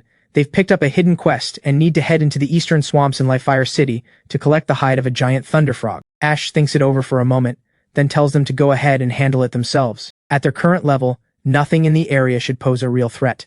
He heads back to the main city to turn in his quest. A short while later, inside Anyu's smithy, Ash lays everything out on the counter, 10 vials of pure spring, 9 amethyst teardrops, and 1 amethyst gem. Anyu picks up the amethyst gem and barely holds back a laugh. 1 gem alone is worth 10 teardrops, and you can't even buy one at market price. He offers to repair a piece of Ash's gear for free in exchange for the gem. Problem is, Ash has nothing left that needs repairing. Anyu leans forward. How about a trade? He pulls out a small pouch and sets it on the counter. Tracking powder, a special consumable, marks any target it touches and reveals their location coordinates for 2 hours. Ash's eyes light up and he agrees on the spot. Item like this is near impossible to find. Trading away a gem he has no use for? Absolute jackpot. Deal sealed. Anyu tells him to wait while he heads to the forge. Ash is about to agree, when an urgent message from Chloe pops up. Turns out while she and Quinn were grinding mobs in the field, some guy had been harassing her. Fed up, Chloe lured him into a pack of monsters and got him killed. Now she and Quinn are surrounded by a squad of goons. Ash tells him to hold steady. He's on his way. In the eastern swamps, Quinn steps in front of Chloe and glares at the group ahead. You want a piece of her? You come through me first. The ringleader smirks. All you have to do is apologize to Reggie like good girls and agree to be his. Do that, and we'll let it go. Otherwise, we'll grind you both into the dirt. Chloe seethes. Reggie was the one harassing her in the first place. He got exactly what he deserved. The goons don't back down. One jabs a finger at Chloe. Reggie, noticing you is a privilege. We're talking about Reggie, son of an entertainment mogul. Doesn't matter if the server's #1 female knight has your back. I'm asking you one last time, are you going to apologize? Before Chloe can even open her mouth, Quinn snaps out her weapon in a flash. Don't be scared, Chloe, I've got you, and honestly, I've been itching to test my new build anyway. That gives Chloe all the courage she needs. She points straight at them and lets loose. You can take your banana pineapple garbage and shove it. The ringleader's brow tightens. Did she really just say that? Boys, get them. But before they can move, a familiar voice cuts in. Striding into view, Ash scoffs. A fight? Don't leave me out. I've been passive for just a few days and now people think they can mess with my team? Dead silence. The goons spin around suddenly on edge. Are you? The server's #1 priest? Ash walks straight through the crowd. You knew who I was and you still went after my teammates. Guess I just don't mean a thing to you. Quinn and Chloe light up the moment they see him. Quinn pats her chest in relief. Looks like I won't be dropping a level today. Ash laughs. With that fire in your eyes. I'm pretty sure you were 2 seconds away from going at it without me. Quinn flushes red. Mortal one, that really hurts my feelings. They literally just threatened to grind us into the dirt. That does it. Ash erupts. These are my teammates, the ones I personally carried this far. And you had the nerve to threaten them? I gave you way too much credit. The ringleader's expression darkens. Teammates can be replaced. Reggie is a different story. You may be the server's #1 priest, but no matter how good you are, you're still a glass cannon. The numbers are on our side. Think it over. Ash doesn't even flinch at Reggie's name. A game is a game. Pulling real-world status as a threat? You can take your banana pineapple garbage and shove it. Nothing's getting through to Ash. The ringleader's jaw tightens. He barks an order. All ranged players focus fire on Ash and take him down in one burst. Ash is done talking. He raises his staff high, and a blaze of light explodes from the tip. I don't have time to play these games with you. Do me a favor and die. In an instant, a massive magic array blazes to life beneath the goons' feet. They don't even have time to scream before they're warped straight back to the respawn point. The moment it's over, Quinn and Chloe rush over and pile on the praise. That was insane, Ash chuckles. Save it. Did you finish the quest? How much experience do you still need for level 20? They tell him they redeemed all their leftover event points for experience pills and just hit level 19. Chloe then pulls out a battered old drum. One last step, we need to repair this drum with a frog hide. Ash takes one look at the drum and his eyes go wide. He tells them to patch it up fast. It looks like it could fall apart any second. Once it's done, he'll take them out grinding. After some careful stitching and patching, they finally get the Thunder Frog drum back in one piece. Without thinking, Chloe grabs the drumstick and gives it a solid whack, just to test it out. But the next second, a remnant spirit bursts from the drum and speaks almost to itself. To think I'd still find a worthy soul to meet. It seems even the gods couldn't bear to let my legacy end. Ash's face breaks into a grin. A Thunder Remnant inheritance. No way. You two just got incredibly lucky. Chloe tilts her head. What even is a Thunder Remnant? Ash explains. According to Twilight of the Gods lore, every elemental power in existence traces back to the ancient spirit clan. The Thunder Remnant turns to Ash, clearly moved. I didn't think anyone still remembered the ancient spirit clan. He opens his palm, and a crackling mass of purple lightning coils above it. Then before I fade away, allow me to leave you both a gift. With that, the Thunder Remnant channels his power into Quinn and Chloe. A crackling orb of lightning appears on each of their foreheads. Sensing the raw power pulsing inside it, Chloe's face lights up. This power, it's incredible. The system chimes in, shattered inheritance of the ancient Thunder Remnant acquired. All attacks now deal an additional 10% lightning damage. As the inheritance fades, the Thunder Remnant gives them both a slow, satisfied nod, trusting them to carry the spark of lightning forward. My wish is fulfilled. It is time for me to rejoin my people. He dissolves into scattered sparks of light and fades into the air. Quinn and Chloe bow deeply to where he stood. Chloe's voice goes quiet. He was just an NPC, but watching him go, it still hurts a little. Twilight of the Gods interaction system is almost too real. Ash stares at the empty air and murmurs, almost to himself. Maybe he was more than just an NPC. Chloe looks at him, puzzled. He notices. Ash brushes it off immediately, just thinking out loud. He turns to them. Quest done. How far are you from level 20? They answer at once. According to the system, once the mark fully merges with us, we'll jump straight to level 20. Ash smiles. Sounds like no more grinding. Let's head back to the main city and find somewhere safe to let that merge happen. A short while later, the three of them appear in Livefire City's city square. Ash scans the notice board and finds a new main quest. The Dream Maze Dungeon. Defeat the Dream Maze Master to reopen the passage between Livefire City and Frostwind City. Chloe frowns. Isn't Twilight of the Gods supposed to be open world? Why is there a main quest? Ash murmurs. Yes and no. In his past life, a group had gone ahead to find the Dreamscape City ruins and gotten trapped by the power of the gods. The developers had been forced to step in with an official statement. Timing it out now. They should be arriving right about now. He turns back to Quinn and Chloe and waves them along. Come on, we need to get you leveled up. Meanwhile, to the north of Frostwind City, a group of Explorers Guild members push forward through the blizzard. They soon come to a stretch of crumbling ruins. Guild leader Zack pauses and surveys the wreckage. This must be the Dreamscape City ruins. The whole place is in shambles. No wonder they call it ruins. What on earth happened here? He reminds everyone to switch on their recording function, then orders the group to advance. The moment they step inside the ruins, they find countless shattered palace structures floating in the sky above them. Suddenly a guild member calls out to Zack. Hey Zack, the others are calling for you. Zack turns around in confusion, and all he can feel is an unbearable weight pressing down on his eyelids. Are they? I'm just so sleepy. His eyes fall shut, and a faint glowing orb materializes around his body. The guild members at the back of the group stare, stunned. What is that? Why do they all have glowing rings around them? Did we just trigger the dungeon? Log out now, we need to check on them. The unaffected members all log out at once. At first nobody takes it seriously. Everyone assumes it's just normal game content. But when they come back to reality, they find something wrong. Every player trapped inside the Dreamscape City ruins hasn't woken up. The ones who made it out are shaking. How can something that happens in a game affect the real world? Back in the game, a system alert blares across Livefire City's main plaza. All players are advised to stay away from the Dreamscape City ruins until further notice. We are currently investigating the situation. The unknown force has been classified as extra-dimensional force. The announcement lands like a bomb. Every player is stunned. Only Ash knows the truth. This is where it all begins. The game invading the real world. Chloe can't shake a creeping sense of unease. Something big is coming. Quinn has never seen anything like this before either. But one thought keeps nagging at her. Ash knows something. From the moment they first met, he'd been obsessed with leveling up. Calm in the face of everything. Like he already knew exactly how things would play out. She shoots him a message asking if he has any idea what's going on. Ash reads it and thinks to himself, Quinn and Chloe are sharper than he gave them credit for. Whether humanity is ready or not, starting today, the Age of the Gods is about to begin. Maybe at first, when people learn that Twilight of the Gods holds extra-dimensional force capable of reshaping the real world, there will be panic. But soon enough they'll understand. This is a reshuffling of human fate itself. The forgotten and overlooked will rise to power through the game, and the mighty and the wealthy will lose everything, plunging into ruin. Because from here on out, anyone can become a god, and anyone can slay one. He sends Quinn and Chloe a quick message. Stay in the city. The main buildings in the plaza are safe. Don't wander. I'll be right back. Then he turns and heads straight for Anyu's smithy. He has to be ready before the game reaches the real world. A moment later, Anyu greets him with a grin and hands over 3 pieces of repaired gear. Ash reads through the stats and smiles. Dragon's Fang Staff. Every skill hit applies Dragon's Breath, dealing 10% spell power as burn damage for 3 seconds. Dragon Forged Helm. Spell resistance conversion increased by 50%.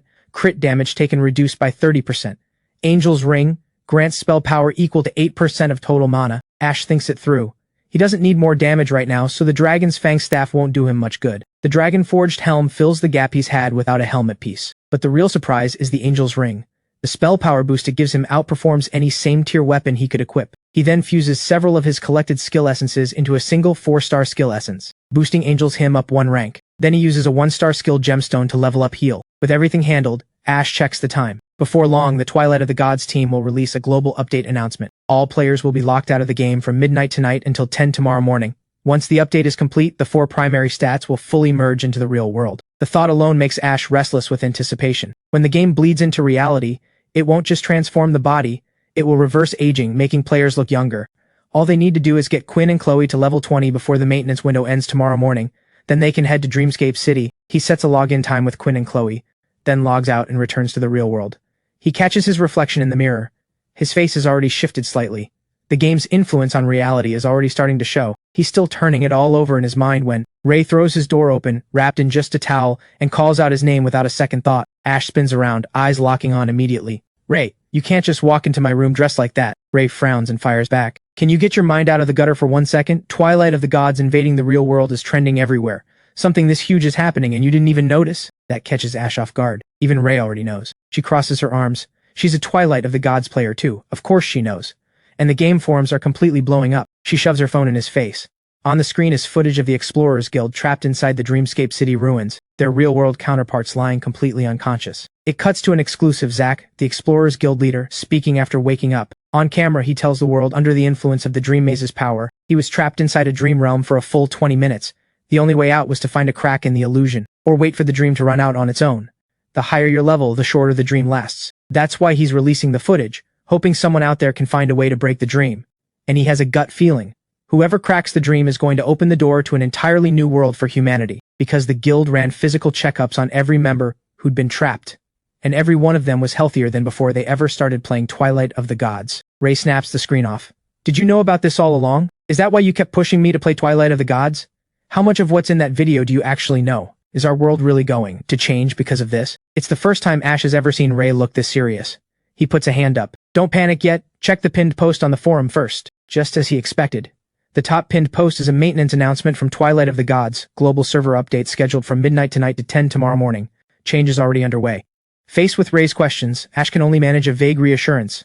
If Twilight of the Gods was truly dangerous, the authorities wouldn't just let it keep running. That's enough to ease Ray's mind, for now. But Ash doesn't quite believe his own words. Maybe the government has already cut a deal with the people behind the game. Or maybe they want to step in and simply can't. The real truth, he might not find it until he's standing at the very top. Ray looks at him. So what do we do now? Ash laughs and tells her to keep doing what she's always done. No matter how chaotic things get, people still need money, and people still need to wear clothes. Ray's eyes light up. You know what? That actually makes a lot of sense. She leans over and plants a quick kiss on his cheek. Ash chuckles and grumbles that she got what she needed, and then had the nerve to sneak a kiss on top of it. Ray waves him off with a grin. Just think of it as a little gift.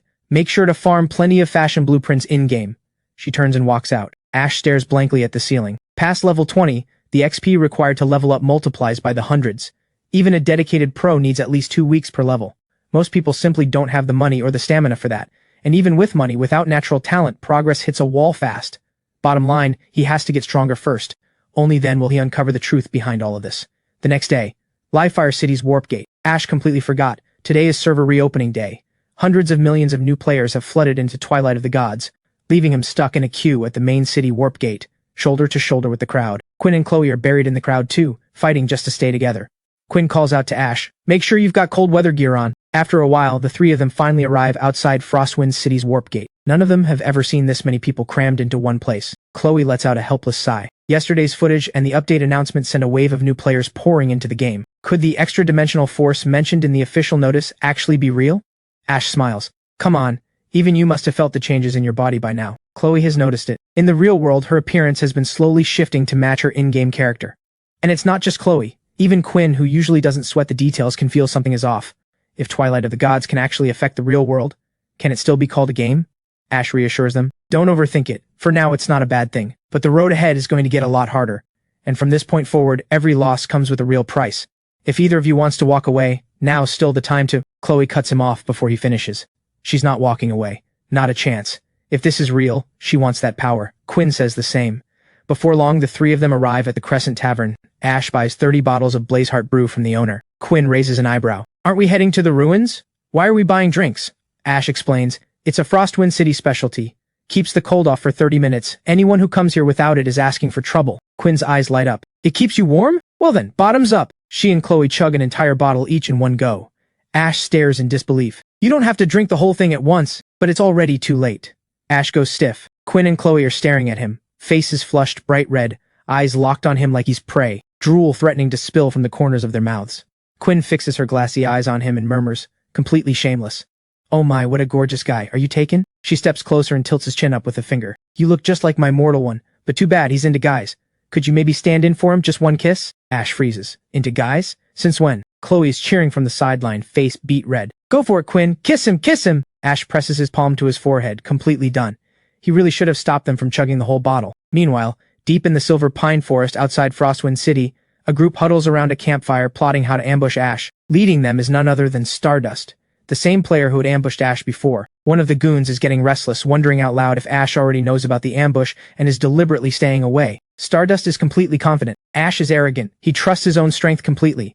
Even if he knows this is a trap, he won't run from a fight. He's probably just been held up. He tells the others to be patient. The moment Ash shows up, we move. You stay hidden and wait for your opening. Go for the one-shot kill. If it fails, clear out immediately. The goon gives a silent nod. Before long, Ash and the others appear at the only path leading to the Dreamscape City ruins. Quinn is burning with embarrassment over what she pulled back at the tavern. I actually said all that out loud. He is never going to like me now. Chloe is equally flushed. Well, I mean, maybe, in a way. At least this clears up one misunderstanding. Now we know for sure the guy likes girls. That sends Quinn spiraling even harder. I'd almost rather he liked guys. Ash glances back and sighs. Stop wailing. You got drunk. It's not the end of the world. Now keep up. Don't fall behind. The goons already in position spot the group approaching. Arrows nocked, bows raised. Completely unaware, Ash is in the middle of giving Quinn and Chloe a quick rundown of the area. Once we clear this pine forest, we'll reach the Dreamscape City ruins. A little further in, there's a small cabin, a rest stop for players heading to the ruins. Most first-time visitors to Frostwind City stock up on Blazeheart brew there. See, Frostwind City is a special main city. Spend more than 30 minutes out here and the cold starts draining your health. Even without the debuff kicking in, the discomfort alone throws off your aim. Before he can finish, a sharp whistle cuts through the air behind him. He spins around. An arrow is streaking straight toward him at full speed. There's no time to dodge. It hits him square in the face. The hidden archer calls to the others. Forget the girls. Focus fire on Mortal 1, now. Arrows, fireballs, and ice bolts come raining down on Ash from every direction. Quinn charges forward and throws up her shield block, soaking every hit. She shouts at Chloe to grab Ash and run. Chloe reaches for Ash and finds nothing. The figure on the ground is just an illusion. The next second, Ash appears beside her, completely unharmed. She remembers now. He has a life-saving skill built for exactly this. Ash tells them both to stay safe. He'll handle these goons personally. The goons realize the ambush has failed and turn to run. Ash raises his staff, eyes ice cold. Going somewhere? Right then, an assassin materializes at Ash's side. You're the one who should be running. A blade flashes across his front. Ash reacts without a moment's hesitation, twisting just enough to let it pass. He knows that move. Death blow slash, only a level 20 assassin has access to it. Ash snaps into a backflip and clears the assassin's reach. The assassin curses under his breath. Lucky break. Then cuts his losses and pulls out fast. But Ash has no intention of letting him escape. He levels his staff at the direction the assassin is fleeing, voice cold and sharp. You had the nerve to come. Now you can leave your life here. A deadly heal fires off instantly, dropping the assassin before he takes 10 steps. Ash swings his staff toward the rest of the ambushers. A beam of deadly heal rips through the group, hitting every last one of them. Stardust watches, then summons a massive magic array. He turns to Ash with a cold, steady gaze. You really are that good, but we will meet again. Without looking back, he steps into the array and vanishes.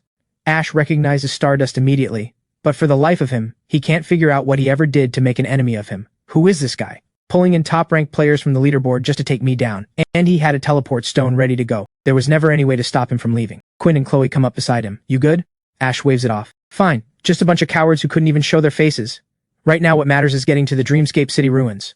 Before long, the three of them arrive at Dreamscape City. The moment they get there, they find a group of male players blocking a group of female players from passing. Ash figures it out instantly. Guild business. He's about to mind his own, and walks straight into the ruins. When Panther, leader of the Panther Guild, picks exactly this moment to speak up. Frost, don't push your luck. Agree to an alliance with us and we let you through. Simple as that. Frost, leader of the Frost Guild, isn't the type to back down. She shuts him down flat. The Frost Guild doesn't do alliances. We just want to run our quests in Frostwind City. That's all. Panther lets out a cold laugh. Fine. Don't blame us when the boys get rough. He signals his guild and they charge the Frost Guild. Frost explodes. You shameless thugs! You think the Frost Guild is that easy to push around? She raises her staff and blasts out a thick cloud of white mist, swallowing the Panther Guild whole. The mist blinds every Panther Guild member. Their skills can't lock onto any target. And Chloe, who had been watching from the sidelines, gets caught in the crossfire. An ice bolt slams her right in the head. Quinn spins around in alarm and calls out to Chloe. Ash is furious. What is wrong with you brainless fools? You dare to activate indiscriminate attack mode and unleash area of effect skills in the middle of a guild war. But Panther doesn't back down. He rounds on Ash instead, telling him to watch where he's walking and get lost before he ruins his chances with the girls. That does it. Ash's brow snaps together. He's furious. Without a word, he raises his staff and unleashes Holy Nova Array. Every single member of the Panther Guild gets hit. Some are sent flying straight into the air. Panther can't even process what's happening. Why is a healing skill draining his health this fast? Within seconds, he keels over and gets warped straight back to the respawn point. The rest of the guild goes dead silent. Their boss just got one shot. Ash turns around and lets out a long breath. Much quieter now. He waves at Quinn and Chloe to get moving. Frost calls out to him before he can leave. Please wait. Thank you for stepping in. You saved us back there. If you hadn't shown up when you did, my skill would have run out and we'd have been the ones respawning. We would have never made it back in time to finish the quest. Ash tilts his head slightly. Don't thank me. I wasn't really doing it for you. The Panther Guild hit my teammate and didn't even blink. I was settling that, nothing more. We've got a quest to get to. Good luck. Frost watches him walk away, and her cheeks go warm. The server's #1 priest, the reputation is well earned. Now that extra-dimensional force is bleeding into reality and Twilight of the Gods is no longer just a game. What she wouldn't give to party up with someone like him. Her guildmate beside her has never seen that look on Frost's face before, and immediately starts teasing. Oh? You like him, don't you? Frost flushes bright red and waves her off. Knock it off, stop talking nonsense and go do the quest. Before long, the three of them step into the Dreamscape City ruins. The area is treacherous and they move carefully, eyes sharp. In his past life, Ash had heard from the first wave of players who explored these ruins. There was a special NPC somewhere inside, and anyone who encountered it either died or came away wounded. Not only would your character lose levels, your mental state in the real world would take a mild hit too. Ash tells Quinn and Chloe to stay close and not stray. This place is not safe. Just then, a small figure appears behind them without warning. A little girl stands there with both hands pressed over her eye. "Mister, this place is dangerous. Can you protect Iona?" Quinn nearly jumps out of her skin. She had no idea there were NPCs in the ruins.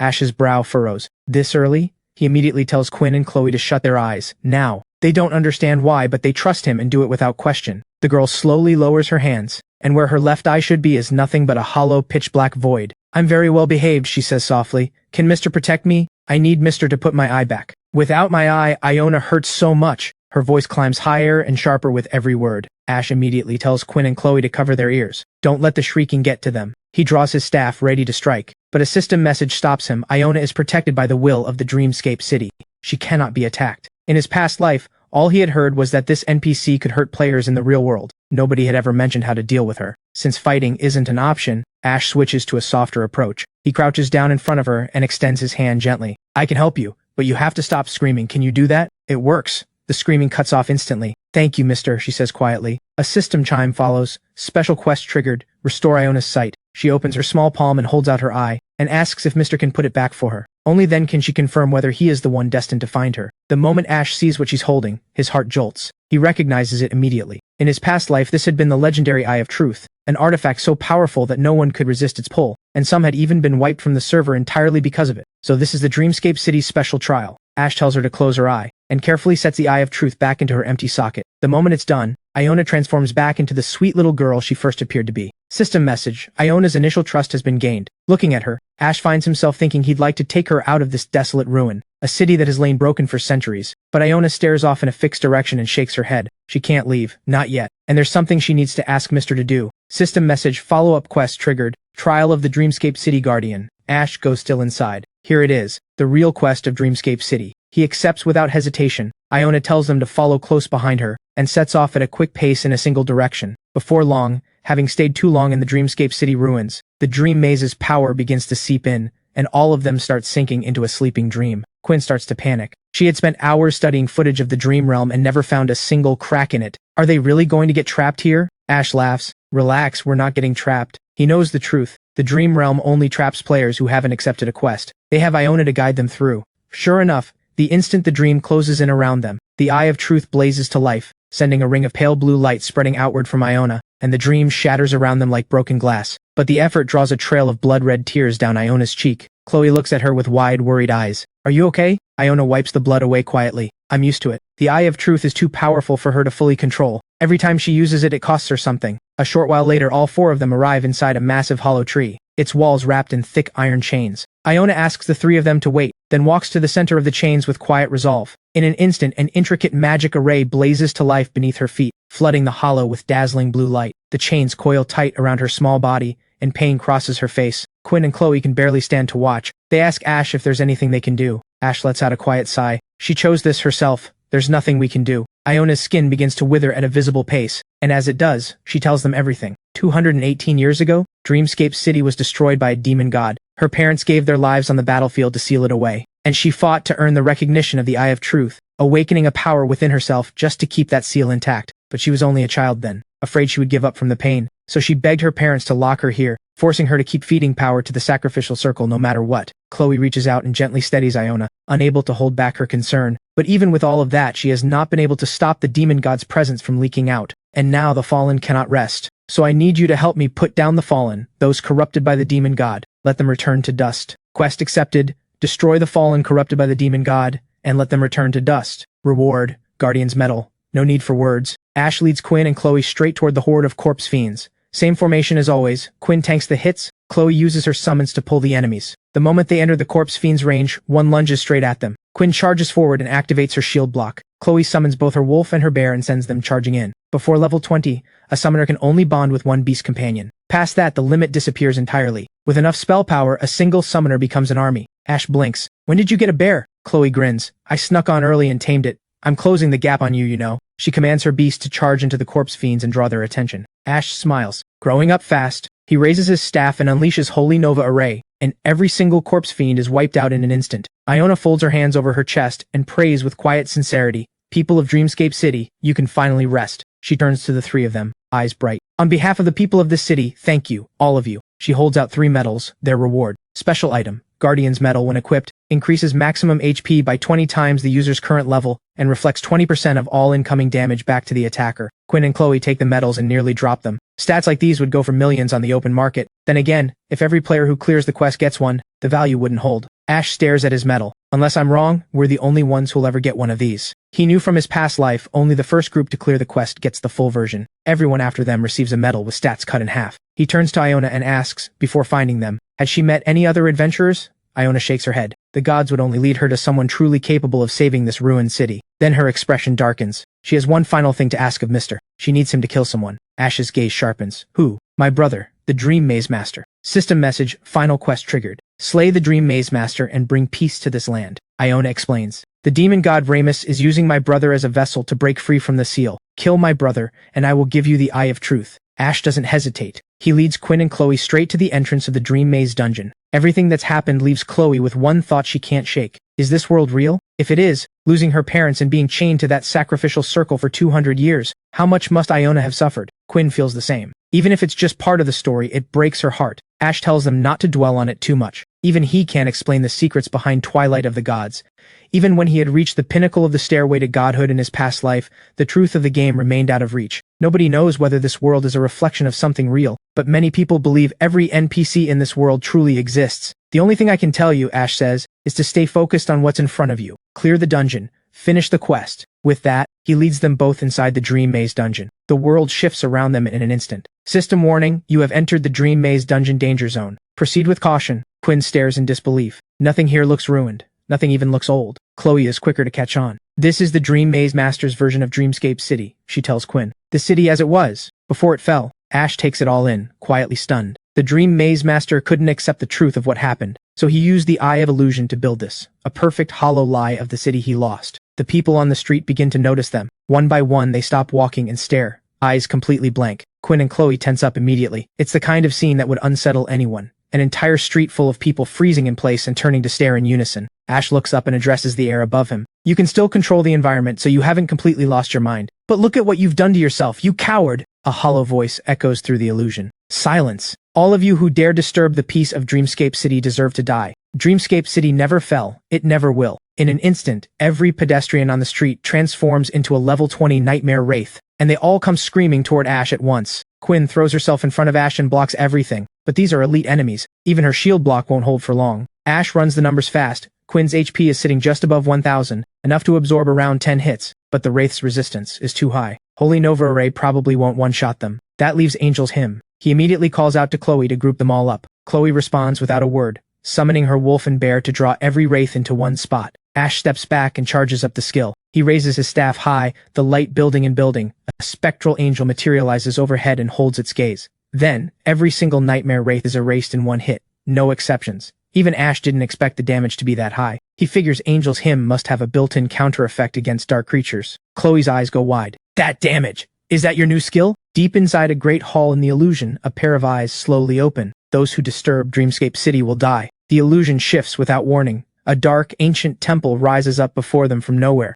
Chloe frowns. Is this really what Dreamscape City used to look like? Why is everything black? Ash's guess? The Dream Maze Master has been corrupted by the demon god for so long that his power has rotted, and the illusion he builds reflects that darkness. Without another word, he leads the two of them deeper into the temple. Let's go. Time to meet the former Lord of Dreamscape City. The Lord of Dreamscape City, Alvis, sits upon his throne and regards Ash with cold contempt. So it is your kind who destroyed my Dreamscape City. Quinn and Chloe both catch their breath. He's stunning. Now they believe he really is Iona's brother. Ash's brow tightens. Doesn't matter how he looks. He's a coward, trapping himself in here and dumping everything onto Iona. Alvis's expression turns to ice. You dare speak my royal sister's name so freely? He rises from the throne and floats into the air, entering battle stance. His stats and skills populate across Ash's screen. Alvis looks down at the three of them as though they are already dead. Those who disturb the peace of Dreamscape City will face divine punishment. Quinn and Chloe read through his skill list. and their confidence immediately takes a hit. This is the toughest boss they face by a wide margin. The ones before weren't even in the same league.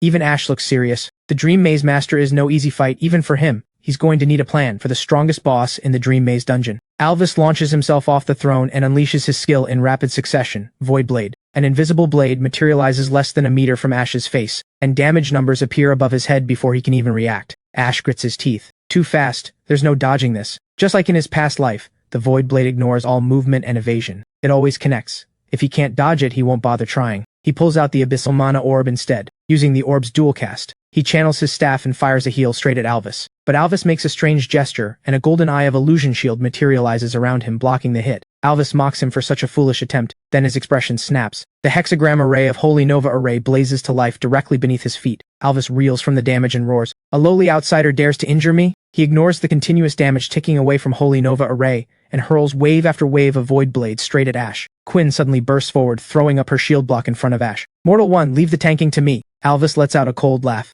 "Not every random nobody has the right to act up in my presence." He sends a far more powerful Void Blade slamming into Quinn, sending her flying. Ash sprints over and catches Quinn before she hits the ground. "Stay back, both of you. Heal up before you try tanking again." He swings his staff in an arc as the Abyssal Mana Orb channels its power into it, and a beam of healing energy strikes Alvis square on. Alvis roars, "Pathetic outsider! You will pay for this!" A mirror appears behind Ash without warning. Ash goes on full alert. In his past life, the Dream Maze Master's deadliest trick had been the Mirror Realm, each mirror lasting 1 minute. The Mirror Realm works like this. Every time Alvis loses 10% HP, a new mirror appears, and each one reflects 100% of his attack damage back at Ash. Push the damage too fast, and the mirrors start stacking before the old ones disappear. Stack enough mirrors at once, and the reflected damage becomes unsurvivable. He's still working through the problem when Alvis strikes. At the last second, Chloe's wolf and bear throw themselves into the path of the attack and absorb the killing blow. She immediately recalls both summons. Alvis snarls through his teeth. "Let's see how many more times you can pull that off." Ash's mind races. The stall and delay group strategy from the forums in his past life is clearly not going to work here. What else is there? Then it hits him. A skill he has never once used. Maybe it's exactly what this moment needs. A golden light ignites in his eyes. He activates the skill, Sacred Eyes of Light. The next second, the Eye of Illusion shield rips free from Alvis's control, and Ash seizes it, turning it against its owner. Alvis screams in fury, "Mortal One, you despicable thief! You dare steal my power! I will rip you to shreds!" Ash grins. "Now that I've got the shield, I'm calling the shots." Moments later, Alvis sinks to his knees, barely holding himself up, and snarls through the pain, "I'll see you dead." Ash raises his staff. "Shame. That's not going to happen." He activates Angel's Hymn. Alvis throws his head back and roars at the sky, a cry of pure, helpless rage. System message: Mortal One has achieved a first kill. Title awarded, Pathfinder. A server-wide announcement follows. The Dream Maze dungeon has been cleared. Effective immediately. All level 20 players may now teleport to the 8 royal cities. But Ash frowns. By all logic, now that the system notification has fired, Alvis should be dead. So why hasn't his body disappeared? This doesn't match any first clear footage he'd seen in his past life. He's still thinking it through when Alvis's eyes flood with white light. The next second, a pitch-black figure solidifies in the air above. It is the avatar of the demon god, Ramus. Level, unknown. Skills, unknown. Ramus fixes his gaze on Ash, seething. "Insignificant insect, you have dismantled years of my work. I will offer your flesh and soul as sacrifice." Ash's eyes go wide. Every stat on the boss screen is a question mark. This is Ramus, the demon god himself. He wheels around to Quinn and Chloe. "We cannot handle this right now. We need to leave immediately." Ramus looms over the three of them. "Escape? It is far too late for that." The eye in his hand erupts with endless black light. An enormous hand closes around Ash in an instant. "Pitiful human, death and sacrifice are all that await you." His grip tightens with crushing force, trying to pop Ash like nothing. But his phantom boots carry a passive that blocks one lethal hit. What Ramus crushes is nothing but an afterimage. Ash is already behind a pillar, mind running at full speed. Twilight of the Gods wouldn't throw an impossible enemy at players at this stage. There has to be a way out of this. Then he spots it, a thin black line always connecting Ramus's avatar to the eye in his hand. That eye is his power source. Sever the connection, and it's over. Ash moves the instant the thought forms, closing the distance to Ramus in a flash, and lunges for the eye. Ramus barely glances at him. The look on his face is pure contempt. The instant Ash's fingers are about to make contact, Ramus vanishes and reappears directly behind him. A body this feeble dares reach for a god's life? Outside the dungeon, Iona suddenly feels it, the demon god's presence. She knows in an instant that Ash and the others are in danger. She charges into the dungeon without hesitation. Meanwhile, Ramus channels the eye to summon wave after wave of black fog. He looks down at all three of them. This is where the insect's resistance ends. Ash's expression goes grim. Dying to a demon god won't just cost him a level. He turns to Quinn and Chloe, voice steady. "The moment I die, the dungeon door will open. Get out, and don't stop running."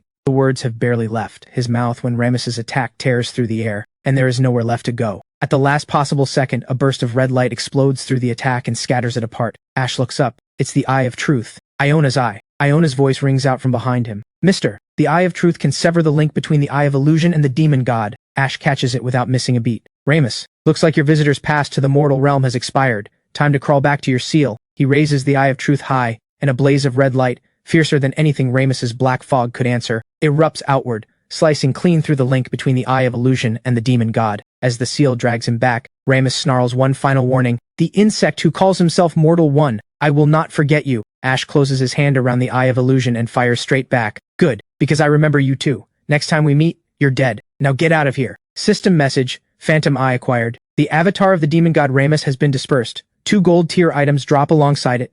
The Sage Hood and the Ascension Blade, both perfectly suited to Quinn and Chloe's builds.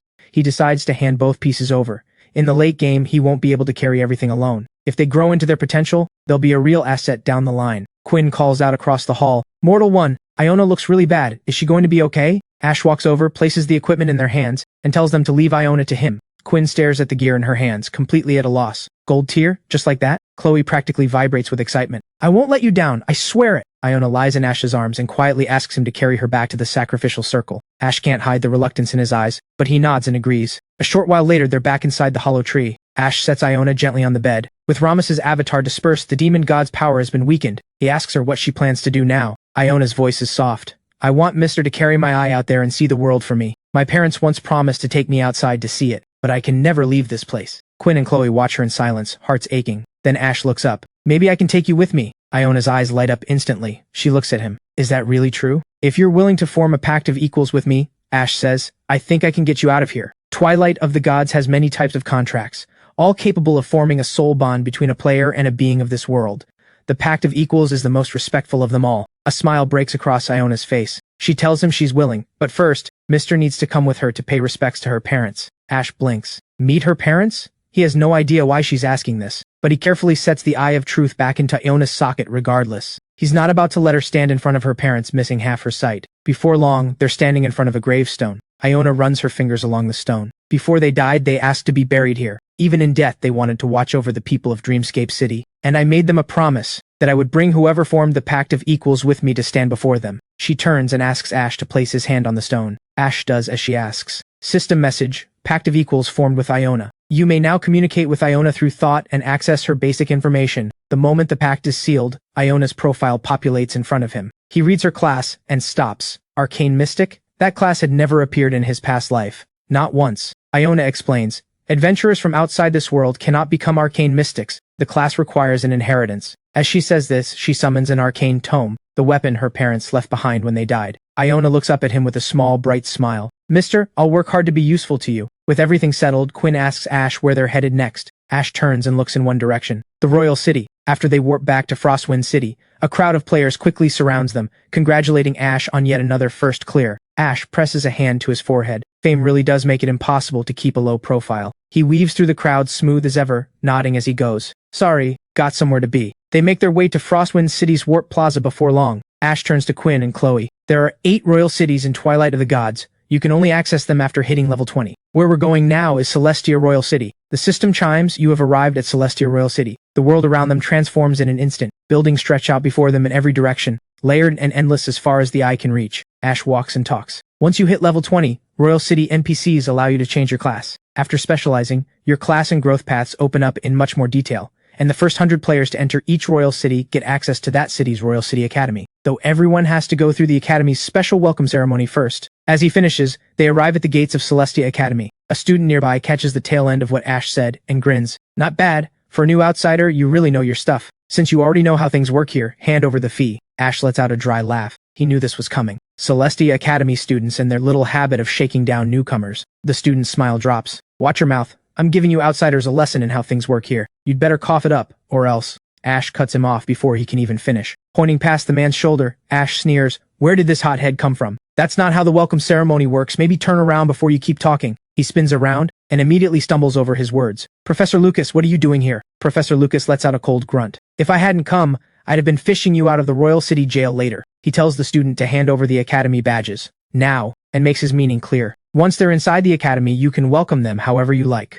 Kai mutters in disgust and tosses 3 badges on the ground. Should have never fought for this orientation mission. Ash gently pats Iona's head. She's my contract partner. Can she enroll with me? Kai snorts. That little thing? What's she got to do with the academy? Professor Lucas frowns slightly. She isn't from the outside world. She'll need a letter of recommendation from someone with real authority to be admitted. That's all Ash needs to hear. He already has an idea. Does the city lord count as real authority? Professor Lucas gives a dismissive laugh. The current city lord? That would certainly qualify. Get his letter of recommendation and the girl can enroll. Kai scoffs. You're an outsider. How would you possibly know the city lord? Quinn has had enough. What kind of school acts like this? Mortal One, do we really have to be here? Ash turns and calms her down. Celestia Academy has a training hall where you can learn skills mid-combat. Turning this down would be a waste. Besides, doesn't it feel good to show someone up on their own turf? That flips a switch in Quinn. You know what? It really does. Even Chloe is now itching to get inside. But Ash tells them there's no rush. He has Quinn and Chloe go explore the royal city while he takes Iona to Lifire City. Meanwhile, in the real world, inside a lavish private villa, a scheme against Ash is already taking shape. A golden-haired man reclines in luxury, eyes half closed, and addresses the long-haired man across from him. Lance.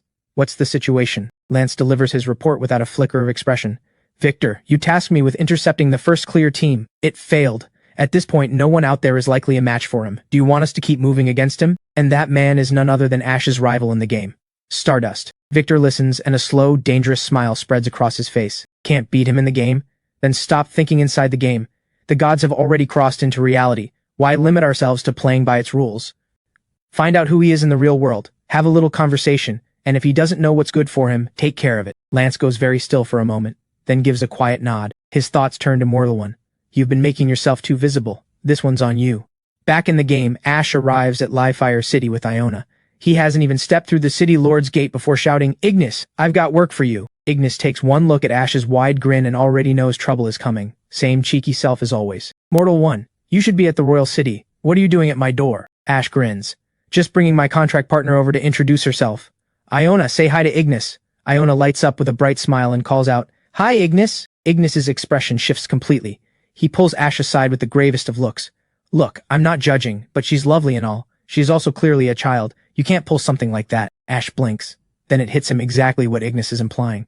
Hey, what are you even saying? Not in front of her? Iona just stands there with a blank look, completely unable to follow what the two of them are going on about. Ash clears his throat with the most awkward smile imaginable. We were just discussing what gift Ignis is going to give you for meeting him. Ignis, Iona is my very first contract partner.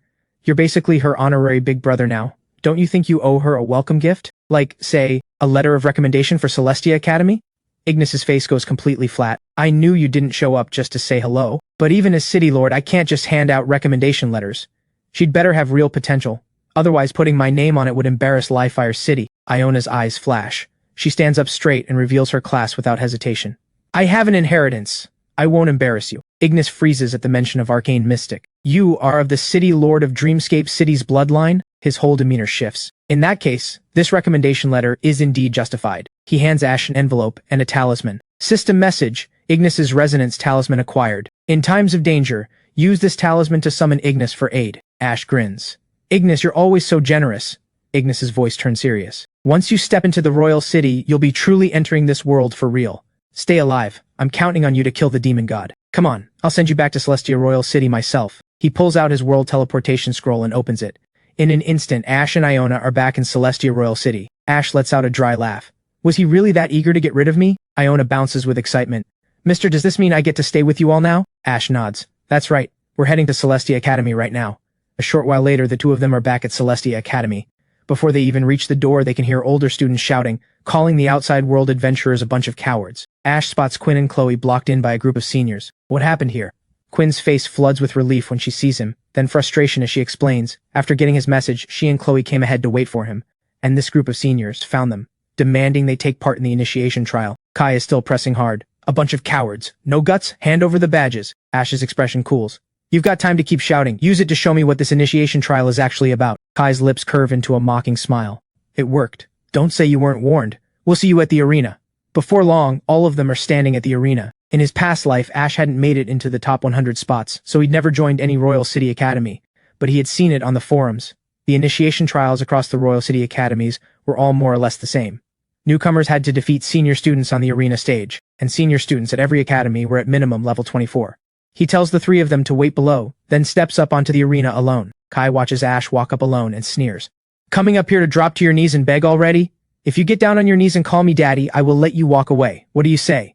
Ash tosses his staff over his shoulder and gives Kai a look of pure indifference. You've got the wrong idea. One of me is more than enough for all of you. Kai stares him down, completely unimpressed. A squishy with that kind of attitude. You must be very sure of yourself. Let's see what you've actually got first. He swings his spear and moves into position. Ash's smile is pure contempt. Cut the chatter. Make your move if you're gonna fight. In his eyes, it doesn't matter how many of them step up. None of them are worth his concern. The words barely land before Kai flashes directly above Ash's head.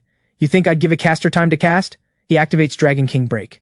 Ash barely shifts his weight, a slight tilt to the side, and the whole attack sails past him. Nice speed on that spear, Ash comments. Just not quite there yet. He raises his staff and fires a deadly heal. Damage numbers flash above Kai's head in an instant. Kai bites down hard. Nice footwork. You'll pay for that. Ash chuckles.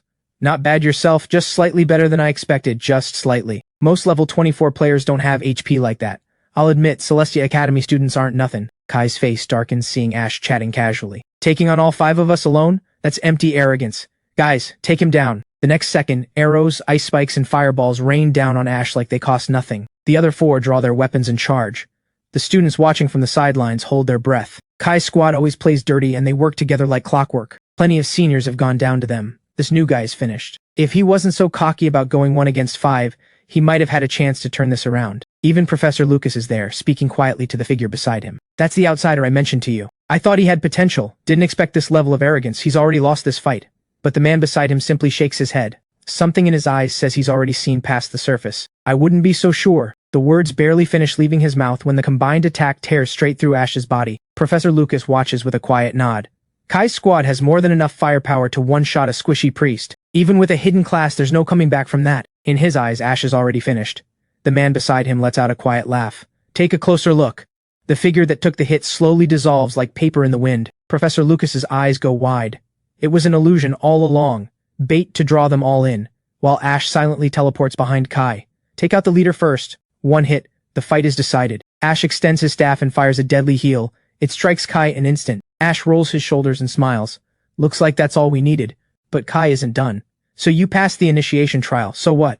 You brought an outsider into the academy without authorization. That breaks the rules, and the enforcement squad won't ignore it. Iona realizes Kai is talking about her. She quietly wraps her hands around Quinn's arm and pulls closer. Right on cue, Gray from Celestia Academy's enforcement squad steps onto the arena. Kai is right, Celestia Academy doesn't allow outsiders. You can stay, but she has to get out. Ash gives them both a flat look. Just admit you can't handle losing, don't take it out on a little girl. And who called her an outsider? She has a recommendation letter from the City Lord of Lifefire City. She's a new student, same as the rest of us. He pulls out the letter Ignis gave him and holds it up. Gray's expression doesn't shift. A recommendation letter. Don't try that on me. You're an outsider. There's no way you have a letter from a city lord. Just then, someone who has been silent this entire time steps forward and puts an end to it. Headmaster Caspian. Gray goes stiff. He never expected the headmaster himself to show up for a simple initiation trial. Gray wastes no time.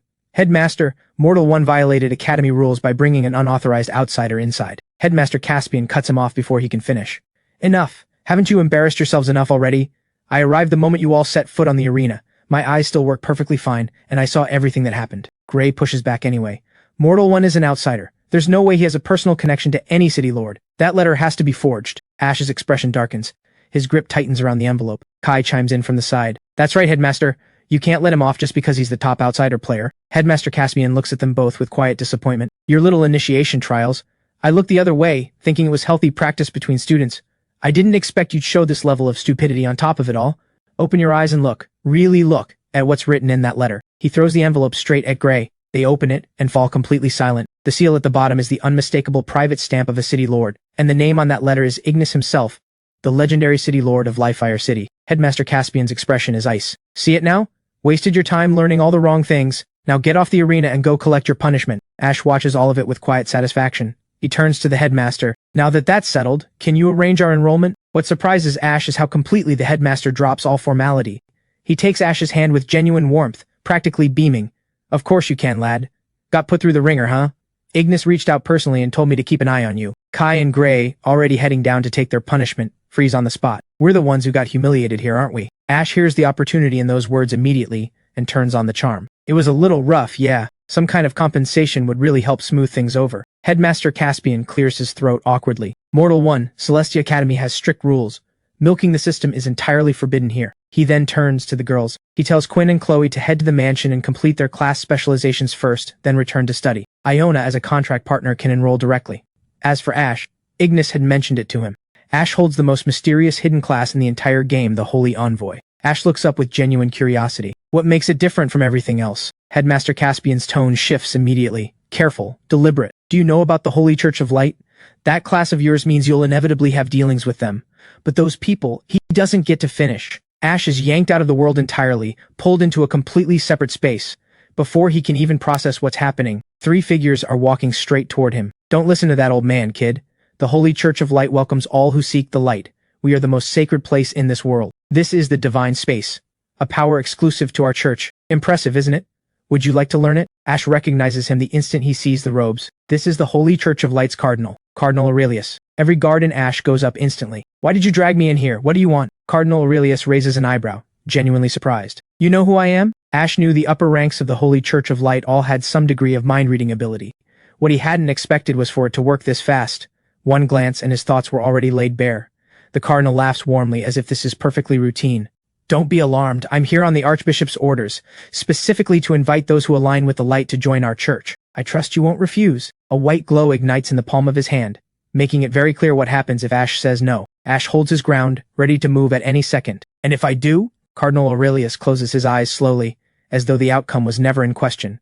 If you refuse, then I'll simply help strengthen your resolve, and help you join us that way. Just then, a dry, weathered hand lands firmly on the Cardinal's shoulder. Headmaster Caspian stands there with a smile that never reaches his eyes. The Cardinal drops by Celestia Academy without a word beforehand, hardly courteous. Cardinal Aurelius turns and regards the headmaster with open contempt. Ah, Headmaster Caspian, it's been a while. You're still alive, I see. The headmaster's eye twitches. You're still breathing, aren't you? So am I. Sensing the headmaster is about 2 seconds from starting something, Cardinal Aurelius quickly raises a hand. I was simply expressing concern for your well-being. No need for all this heat. The Pope sends his regards, by the way. If your health isn't what it used to be, you're always welcome to rest at the church. Headmaster Caspian lets out a dry laugh. Tell him not to bother. These old bones are perfectly happy right here. And as for you, go back to where you came from. Cardinal Aurelius doesn't linger. He summons a teleport array and leads his people out without another word. Before he vanishes completely, he looks back at Ash. Think carefully about my offer. Once the Cardinal is gone, Headmaster Caspian turns to Ash. Do you understand what's at stake? Your class is a direct challenge to the Holy Church of Light's supreme authority. Ash lets out a long breath. I figured as much. Otherwise a Cardinal wouldn't have come for me this quickly. Headmaster Caspian tells him not to worry. As long as Ash remains within the Academy walls, the Pope won't make any rash moves. If you join the Holy Church of Light, they probably won't trouble you, at least not for a while. If you don't, your days won't be peaceful. As for the choice itself, the headmaster tells Ash there's no rush. Take the time to think it through properly. Chloe, who has been watching the whole thing unfold beside them, speaks up. Are you going to join the Holy Church of Light? Ash thinks for a moment. The Temple of Light is somewhere I'll need to be eventually, but I need to plan this out carefully before I make any move. Everyone in that church has at least a little mind-reading ability. Joining them rashly without a solid plan will make it easy to reap no rewards, and I would only end up trapping myself in the process. Quinn tilts her head at him. So what are we actually doing right now? Ash tells them to head to the mansion and get their class specializations done first, then come back to the academy to train. Iona can take this time to settle in and familiarize herself with the academy. As for him, he has somewhere to go alone. He takes off his headset and returns to the real world. The moment he does, a knock comes at his door. Ash frowns. It's late. Who could possibly be coming at this hour? He opens the door to find several people standing there in sharp black formal wear. The one at the front flashes his ID immediately. Director Knox, Dimensional Security Bureau. Ash is taken aback at first. In his past life, the Bureau had never found him this early. Keeping his voice steady, he asks, "What is your purpose here?" Director Knox walks into Ash's apartment and takes a look around. Relax, kid. We're a legitimate agency. We maintain order between Twilight of the Gods and the real world. You've already felt the changes in your body. The growth of the 4 primary stats shows up physically. Players' appearances in the real world gradually shift toward their in-game characters and eventually become a perfect match. Director Knox notices the guard in Ash's eyes and softens slightly. You don't need to be on edge. What's happening to you is completely normal. But that's not why we're here. We're here to tell you something else. You're being watched. That lands. Ash goes very still. What do you mean by that? Director Knox exhales a slow ring of smoke. Every major faction knows that Twilight of the Gods can reshape reality, and you, number 1 on the leaderboard belonging to nobody, have made yourself a thorn in every single one of their sides. Ash smiles at that. Sounds like I've collected quite a few enemies. Director Knox didn't expect this reaction. Ash looks completely unfazed. Ash knows, once the Bureau has found you, fear isn't going to help anything. So tell me, What do you actually want from me? Director Knox lets out a genuine laugh. Exactly what I'd expect from the #1 player. You're right, we came here for 2 reasons. First, we strongly advise you to move. Second, we're inviting you to join the Bureau. Dimensional phenomena are crossing into the real world, and criminals are emerging in great numbers. We are in desperate need of someone like you, the #1 player. He holds out a card. Join the Bureau? Ash takes the card slowly. Can I have some time to think about it?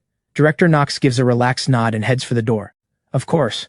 Call me whenever you've made up your mind. Before leaving, he pauses. One more thing, regardless of your decision, I still recommend moving sooner rather than later. Your location has been compromised. This place is no longer safe. Ash calls after him before he gets out the door. That's it? You never told me which factions are actually watching me. Director Knox turns back. Those people are buried deep. Even the Bureau doesn't have reliable intel on them. Otherwise, I wouldn't have needed to come warn you in person. Ash pauses, then with a slightly embarrassed look asks one final question. What if I can't afford to move? Director Knox stops dead. Then in one smooth motion, he turns and keeps walking, making sure to put distance between himself and Ash before the kid gets any ideas. The Bureau always has a free room, open invitation. Ash thinks it over. The Bureau is legitimate, but it's mostly men over there. He'd rather not spend his time staring at a room full of guys. Still, moving is urgent, and there's no way he's leaving Ray behind. A short while later, he knocks on Ray's door. Ray opens the door with a look of complete bewilderment. She never expected that a day would come when a busy man like Ash would show up at her doorstep. Ash gets straight to the point. He's planning to move, and he wants Ray to come with him. Ray stares at him. Why on earth are you suddenly moving? Ash obviously can't tell her the real reason, so instead, he spins a cover story. He wants to hire her as a full-time fashion designer, a base salary of $20,000 a month, plus 10% commission on every piece that sells.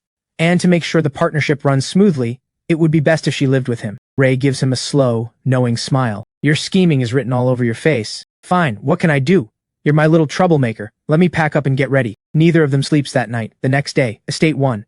Ash collapses onto the couch like all the life has been drained out of him. That move cleaned out every last coin I had. Ray picks up her headset with a cheerful grin. With no savings, I just want to grind. See you in game. Ash tilts his head up and smiles. See you in there. He puts his headset on and dives into Twilight of the Gods. The moment he logs in, a message from Chloe is already waiting. Chloe tells him her mentor has recommended the Dragon Tongue Summoner specialization for her, but she's heard the specialization quest is incredibly difficult, so she's asking Ash what he thinks she should do. Ash reads the message and his eyes sharpen. Dragon Tongue Summoner? That's the strongest summoner class in the entire late game. In his past life, Chloe had been the Dragon Tongue Summoner that made entire enemy factions tremble, a player the community had lovingly called the Dragon Lord. Ash tells her to take the quest without hesitation. He breaks it down for her. There are 2 paths a summoner can take. The first is the Dimensional Summoner, carving out summoning arrays to pull armies of beasts through from other dimensions. Its power comes purely from numbers, winning through overwhelming force and sheer quantity. The second is the Pack Summoner, forming contracts with beasts to share a portion of their stats directly, and the Dragon Tongue Summoner is the undisputed king of that path. Meanwhile, at the Royal City Mansion, Quinn lights up the moment Ash logs on. What happened yesterday? You went offline out of nowhere. Chloe and I were so worried. Ash waves it off with a laugh. Something came up in the real world. It's handled. He moves on and asks how their specialization quests are going. Quinn tells him she had 2 options to choose from. The first was the defensive focus Sacred Shield Knight. The second was the offensive focus Vanguard Knight. But since her innate talent reduces cooldowns on all defensive skills by 30%, she went with the Sacred Shield Knight. She crosses her arms with full confidence. From now on, leave all the tanking to me. Ash is genuinely surprised. He didn't expect Quinn to have already finished her specialization quest. Quinn grins. Mine was pretty straightforward. Could have done it any time. But Chloe's quest? That one's brutal. The words barely land before Chloe comes running over, a summoning contract in hand. Her specialization quest requires her to venture into the Chaos Woods and capture a juvenile flame drake. Ash's eyes flash. She already has the specific summoning contract, so the contract itself isn't the hard part. The problem is figuring out how to get into the Chaos Woods safely. Quinn frowns. Is the Chaos Woods actually that dangerous? Chloe pulls up the latest official map update. The Chaos Woods is one of the zones already penetrated by extra-dimensional force. Monsters inside range from level 10 to level 100, and their spawns are completely random. The quest has no time limit, so she was thinking of waiting until she's stronger before attempting it. Ash tells her not to overthink it. If you get unlucky and run into something like a Chaos Dragon, being level 100 still won't save you. It's all down to luck anyway. Might as well go now as any other time. He gets them moving toward the quest location. Then a thought hits him. Where's Iona? He hasn't seen her since he logged on. Quinn tells him Iona should be at the academy studying. Headmaster Caspian had mentioned he had a way to help boost her level. Ash shakes his head with a quiet smile. That old man is genuinely good. Hopefully by the time we're back, Iona's already a max-level legend. Chloe falls into step behind him. Keep dreaming. It is broad daylight. Ash turns back with an unapologetic shrug. Everyone needs something to hope for. He doesn't get to finish the thought. A squad of Holy Church soldiers steps out and blocks their path. The one at the front, red-haired, radiating self-importance, announces himself without a shred of humility. I am Greaves, captain of the 8th Judgment Squad. By order of the Cardinal, I am here to escort you to the church. Ash's expression drops. They move fast. He turns Greaves down flat. I'm busy right now. Greaves blinks, thrown off. You're busy? So does that mean you're willing to join the Holy Church of Light? Ash stares at him internally. That logic is something else. But he decides to play along and puts on the most sincere expression he can manage. I would absolutely love to join the Holy Church of Light. Unfortunately, I have urgent business to attend to right now, so I can't go with you just yet. Greaves straightens up immediately. If you're truly committed to joining us, then we would be honored to escort you to handle your business first, and proceed to the church afterward. Ash's face lights up and he throws an arm around Greaves with pure enthusiasm. That's perfect. I've been trying to figure out how to get to the Chaos Woods. With your help, I'm sure we can push deep into the zone this time. The honor is ours to serve. Wait. Greaves pauses. Where exactly did you say you were going? The Chaos Woods, Ash says pleasantly. Greaves's entire demeanor does a 180. Actually, I just remembered I have something urgent to attend to. I'll wait here until you return. Ash goes full drama mode and grabs Greaves by the arm. You're going to abandon someone who's about to join the church, just because it's dangerous? The God of Light himself would be ashamed of you. Greaves stands there in absolute agony. Help, and face the Chaos Woods. Don't help, and have no argument to stand on. Ash offers a solution that works for everyone, just lend them 2 of your mounts. That's all. Before Ash even finishes the sentence, Greaves drops the mounts and bolts. Quinn and Chloe watch him go. Slick! Even Ash didn't expect the church's people to fold that easily. With everything in order, he waves Quinn and Chloe forward. Destination: the Chaos Woods. Let's hope our luck holds. But the moment they arrive at the entrance, the system fires a danger alert. Extra-dimensional force detected ahead. Proceed with extreme caution. A sharp sense of mortal danger spikes through Ash's gut. He throws his arm out and stops Quinn and Chloe in their tracks. Eyes forward. From deep in the trees ahead, a low voice drifts toward them on a loop. Exile, forgotten, lost, and it's getting closer. Moments later, a massive shape lumbers into view before all 3 of them. The fallen pallbearer. Ash doesn't breathe. He never expected to run into a level 50 fallen pallbearer here. A diamond-tier extra-dimensional boss. Its power exiles the human senses, stripping away sound, color, and feeling, leaving anyone it hits adrift in an endless, lightless void with no sense of time passing at all. In his past life, a player had encountered this boss too early, and ended up with severe neurological damage dependent on medication for the rest of their life. The memory sends a chill through him. At least it doesn't seem to be heading their way. Then the fallen pallbearer slowly turns its head, straight toward where they're standing. Ash's eyes go wide. Don't tell me it spotted us. What a way to start a mission. He's still calculating how to respond when a roar erupts behind them. A level 30 gold-tier boss, the flame-striped demon tiger, comes prowling toward the fallen pallbearer from the other direction. The coffin on the fallen pallbearer's back begins pouring black fog, the darkness coiling into a massive hand that reaches for the flame-striped demon tiger. Ash finally exhales. As long as we're not the target, we're fine. He wastes no time. He waves Quinn and Chloe along and they slip away while both bosses are locked on each other. Even once they're well clear of the area, Quinn's nerves are still rattled. That thing's presence was absolutely terrifying. Ash reassures Quinn not to overthink it. As long as we continuously level up, our strength will also grow step by step. When that time comes, who knows? It might try to steamroll us, or we might just one-shot it. Chloe's quest coordinates are just up ahead. Let's move. Chloe points ahead immediately. Right over there, not far at all. Before long, the group arrives at the mouth of a cave, and stretched out right above the entrance, fast asleep, is a fully grown flame drake. Level unknown, tier unknown. Quinn stares at it, genuinely stunned. That's your quest target? Chloe shakes her head quickly. No, my target is the juvenile drake inside the cave. Quinn slaps her on the shoulder with a grin.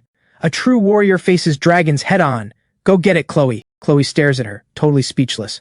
Ash watches the exchange and can't help but laugh. He tells Quinn to stop joking around and go with Chloe into the cave to find the juvenile. Most importantly, do not wake the big one. Chloe's heart sinks the moment she hears Ash won't be going in with them. You're not coming with us? Ash tilts his head up and looks at the flame drake sleeping above the entrance. He doesn't know how Chloe managed it in his past life, but this time around, with him here, failure simply isn't an option. He tells Chloe he'll hold position here. If the flame drake wakes up, he'll draw it away. With that settled, Chloe and Quinn slip into the cave to find the juvenile drake. They find the juvenile flame drake almost immediately, a miniature version of the one outside. Chloe gently strokes its snout and murmurs softly, "Hey little one, wanna come with me? I'll show you the whole world outside. Give me a little sound if you're in." The juvenile seems to understand every word. It nuzzles up against Chloe and lets out a tiny squeak. No hesitation. Chloe pulls out the summoning contract scroll, calls up the array, and the bonding ritual begins. Outside, the adult flame drake is still fast asleep above the entrance. Then without warning, its eyes snap open.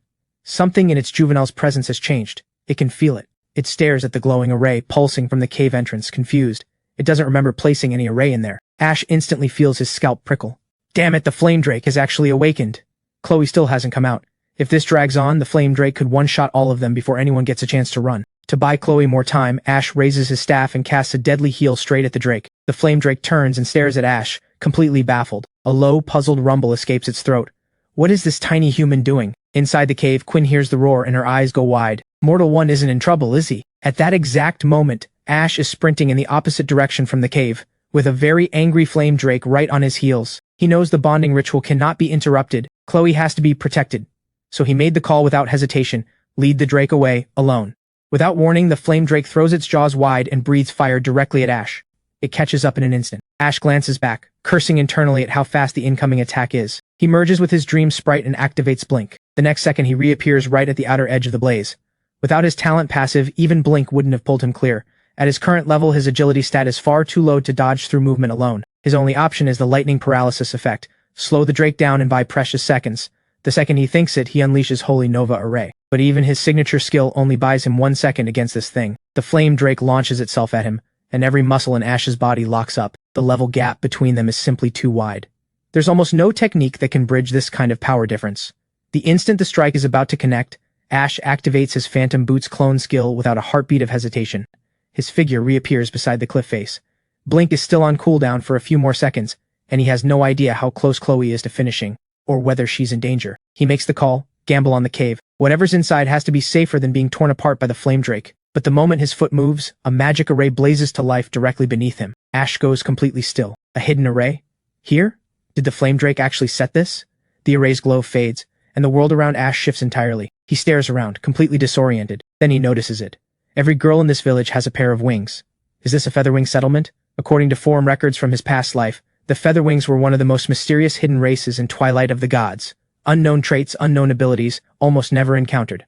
Only a few players were fortunate enough to witness a special piece of equipment, the wings of the Featherwings. It is for this exact reason that people became aware of the existence of such a race. A Featherwing steps forward, Alicia, sharp-eyed and wary. Who are you? Why have you trespassed in Featherwing territory? With a look of pure innocence, Ash explains that he must have accidentally triggered an array to end up here. Alicia goes quiet for a moment. The feathered domain is sealed by a massive barrier. No outsider should be able to enter. Then something clicks. Her eyes go wide. Unless you're the one the prophecy foretold would save our people. Ash has absolutely no idea what's happening. What prophecy? What people? Alicia leads him to the Featherwing Palace to meet their patriarch. Patriarch Cloudwing looks Ash over and asks, "Are you the outsider who passed through the sealing barrier? The one destined to save our people? But why do I sense the Holy Church of Light's aura on you?" Patriarch Cloudwing's expression shifts to immediate suspicion. Ash blinks. Can this man sense his Holy Envoy class too? Cloudwing's face darkens. You are the first to ever pass through our barrier into the feathered domain. By all rights, you should be the savior our sacred prophecy spoke of. But you carry the Holy Church of Light's aura. I cannot place my trust in you. He signals Alicia to escort Ash back out. Ash panics. He steps forward immediately and tries to explain. Carrying the church's aura doesn't make someone a member of the church. Before I ended up here, I had a run-in with Holy Church of Light members. That's how their aura got on me. Cloudwing's interest sharpens. Just a run-in? Ash grins, just slightly sheepish. More than that, actually. I also took their mounts.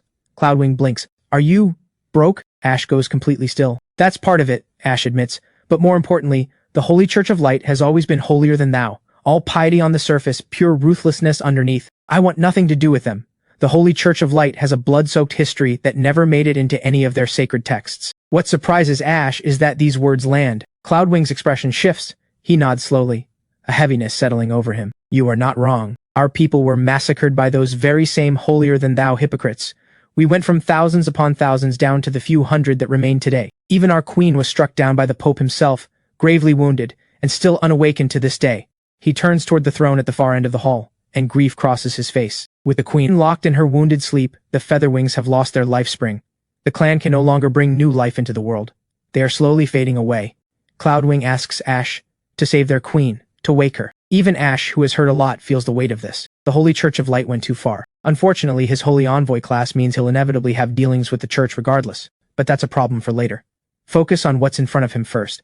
System message, special quest triggered, awaken the queen. Form a life-sharing pact with her to bring the queen back to consciousness.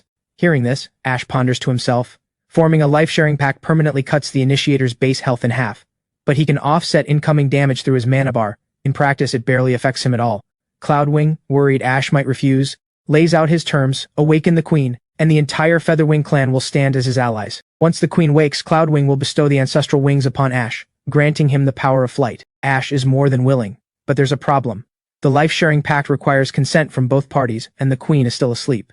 Cloudwing reads his concern before he can even finish asking and cuts him off. The queen's sleep was forced upon her by the drain on her life force, but her soul is still intact. The entire clan had pooled their power to create a frost cocoon behind the throne, built to slow the spread of her wounds. If Ash can reach her soul, the pact can be formed, and the Featherwings will help him make that connection. In his past life, the Featherwings had never appeared in the outside world, but the entrance to their domain wasn't completely hidden either. Plenty of players must have triggered this quest, yet no one had ever completed it. Something about this is harder than it looks.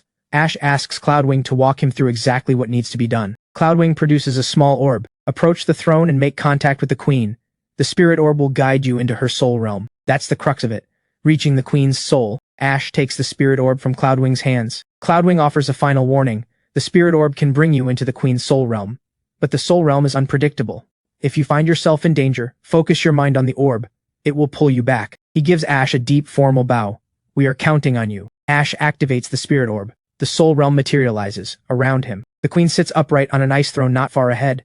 Ash knows that, under the influence of extra-dimensional force, any soul-related actions in Twilight of the Gods carry side effects that hit the player's own soul in reality. Even with the game system in place to reduce the damage and prevent death, the cost of soul damage is still more than most players can endure. And since few players ever stumbled into the feathered domain to begin with, the ones willing to risk their very soul here were even rarer. So in his past life, the Feather Queen had most likely never been awakened, and the Featherwings had remained sealed away in their domain, unknown to the outside world. This quest is genuinely dangerous, but Ash is the one who once walked the path of ascension itself. Compared to what lies ahead of him, this is nothing. And with this many enemies lurking in the shadows, he has to grow stronger. Fast. When Ash is just 3 meters from the queen, the spirit orb suddenly blazes with blinding light. System warning: extreme ice assault detected. Movement speed severely reduced. Your soul has entered a danger zone. Prolonged exposure will cause irreversible damage. Ash narrows his eyes and keeps his gaze locked on the queen. These 3 meters are the final trial. Break through this ice, and she wakes. 3 meters. Not far, but every step feels like it's draining the life straight out of him, and he can feel it clearly. The ice is cutting deeper with every passing second. The system fires another alert, urging him to leave immediately, or face permanent damage. Ash knows the clock is against him at this pace. Might as well throw caution aside and gamble everything. Maybe all it takes is a kiss? He strains his head forward as far as he can manage. But the queen, though bound in her wounded sleep, is still fully conscious. The moment she senses what he's doing, she's about to open her eyes and unleash a tirade, but she barely gets one word out before Ash's lips find hers. In a flash of pure outrage, she strikes him with an open palm and sends him flying into the void. She flies up and confronts him, demanding to know who he is and what that outrageous behavior was supposed to be. Ash clutches his chest.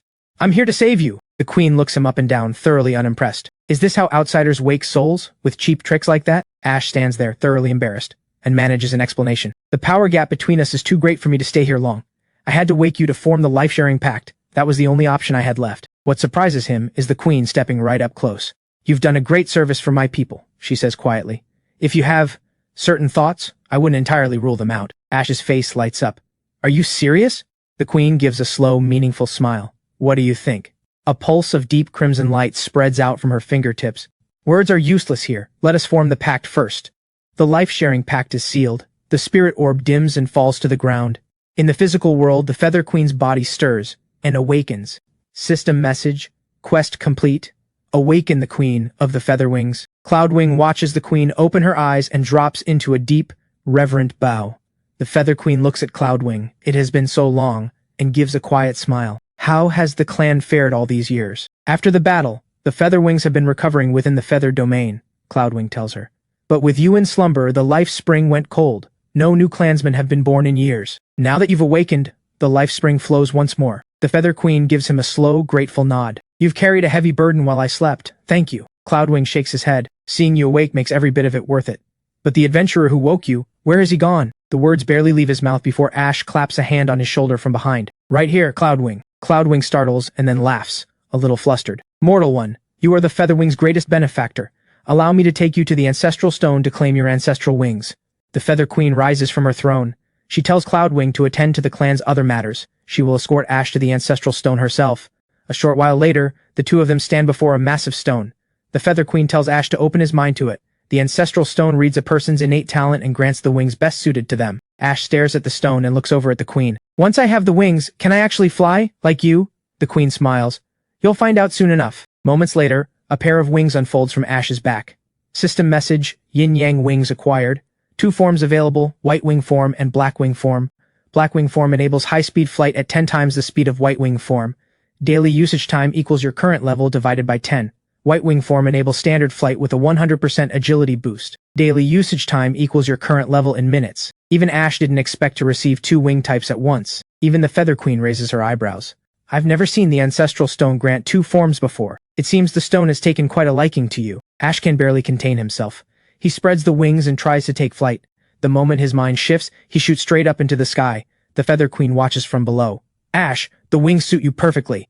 He soars for a moment and gets a feel for it. Then he decides to test the black wing form. The white feathers darken to black, and his speed explodes. He tears through the sky fast enough to leave sonic booms in his wake. He lands and the Feather Queen looks at him with evident satisfaction. If you were born a Featherwing, every girl in this clan would be competing for your attention. She steps close and smiles up at him. Why not stay in the feathered domain, my dear mortal one? Ash stands there completely at a loss. Then he snaps back and straightens up with as much dignity as he can manage. My goal is to become a god, nothing less. The queen stops teasing. She produces a small stone and places it in his hand. A parting gift. System message, Soulveil stone acquired. Conceals the user's thoughts and inner presence, making them undetectable to others. With that, the Feather Queen beats her wings and rises into the air. Until we meet again, mortal one. She turns and disappears into the sky. Ash watches her go with a quiet smile. Until then, my queen. After bidding farewell, Ash steps through a warp array and returns to the Chaos Woods. The flame drake is nowhere in sight. It must have returned to its nest. He's about to message Chloe when he sees it.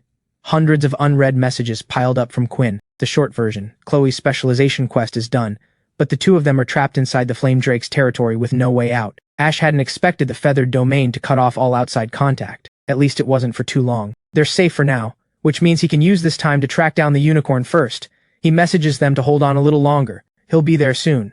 With that, he spreads his wings and launches into the sky. Before long, Ash spots a unicorn standing at the edge of a still pool. Level 35. Diamond Tier Elite. Movement speed increased by 200% when mounted. Ash smiles. Today's shaping up nicely. In his past life, forum posts had confirmed it. The unicorns found exclusively in the Chaos Woods were the must-have mount for any player in the early game. And the fastest way to tame a non-aggressive mount like this? Hit it. He raises his staff and casts a deadly heal straight at the unicorn. Keep up with it and apply steady pressure. At his current damage output, he can whittle it down to 10% health in half an hour and move in for the capture. What Ash didn't see coming. Midway through the chase, a golden lion king charges in out of nowhere. Level unknown. Tier unknown. Ash stares at it in pure frustration. There's genuinely nothing he can do. He brings himself down and lands, accepting the setback. Then a voice comes from behind him. Need some help? Ash turns around. It's Cardinal Aurelius. The Holy Church of Light really never gives up. The Cardinal greets him with practiced warmth. I heard from the Judgment Squad captain that the Holy Envoy had business in the Chaos Woods, so I came personally to offer my protection, though I didn't expect to find the Holy Envoy with ties to the Featherwings.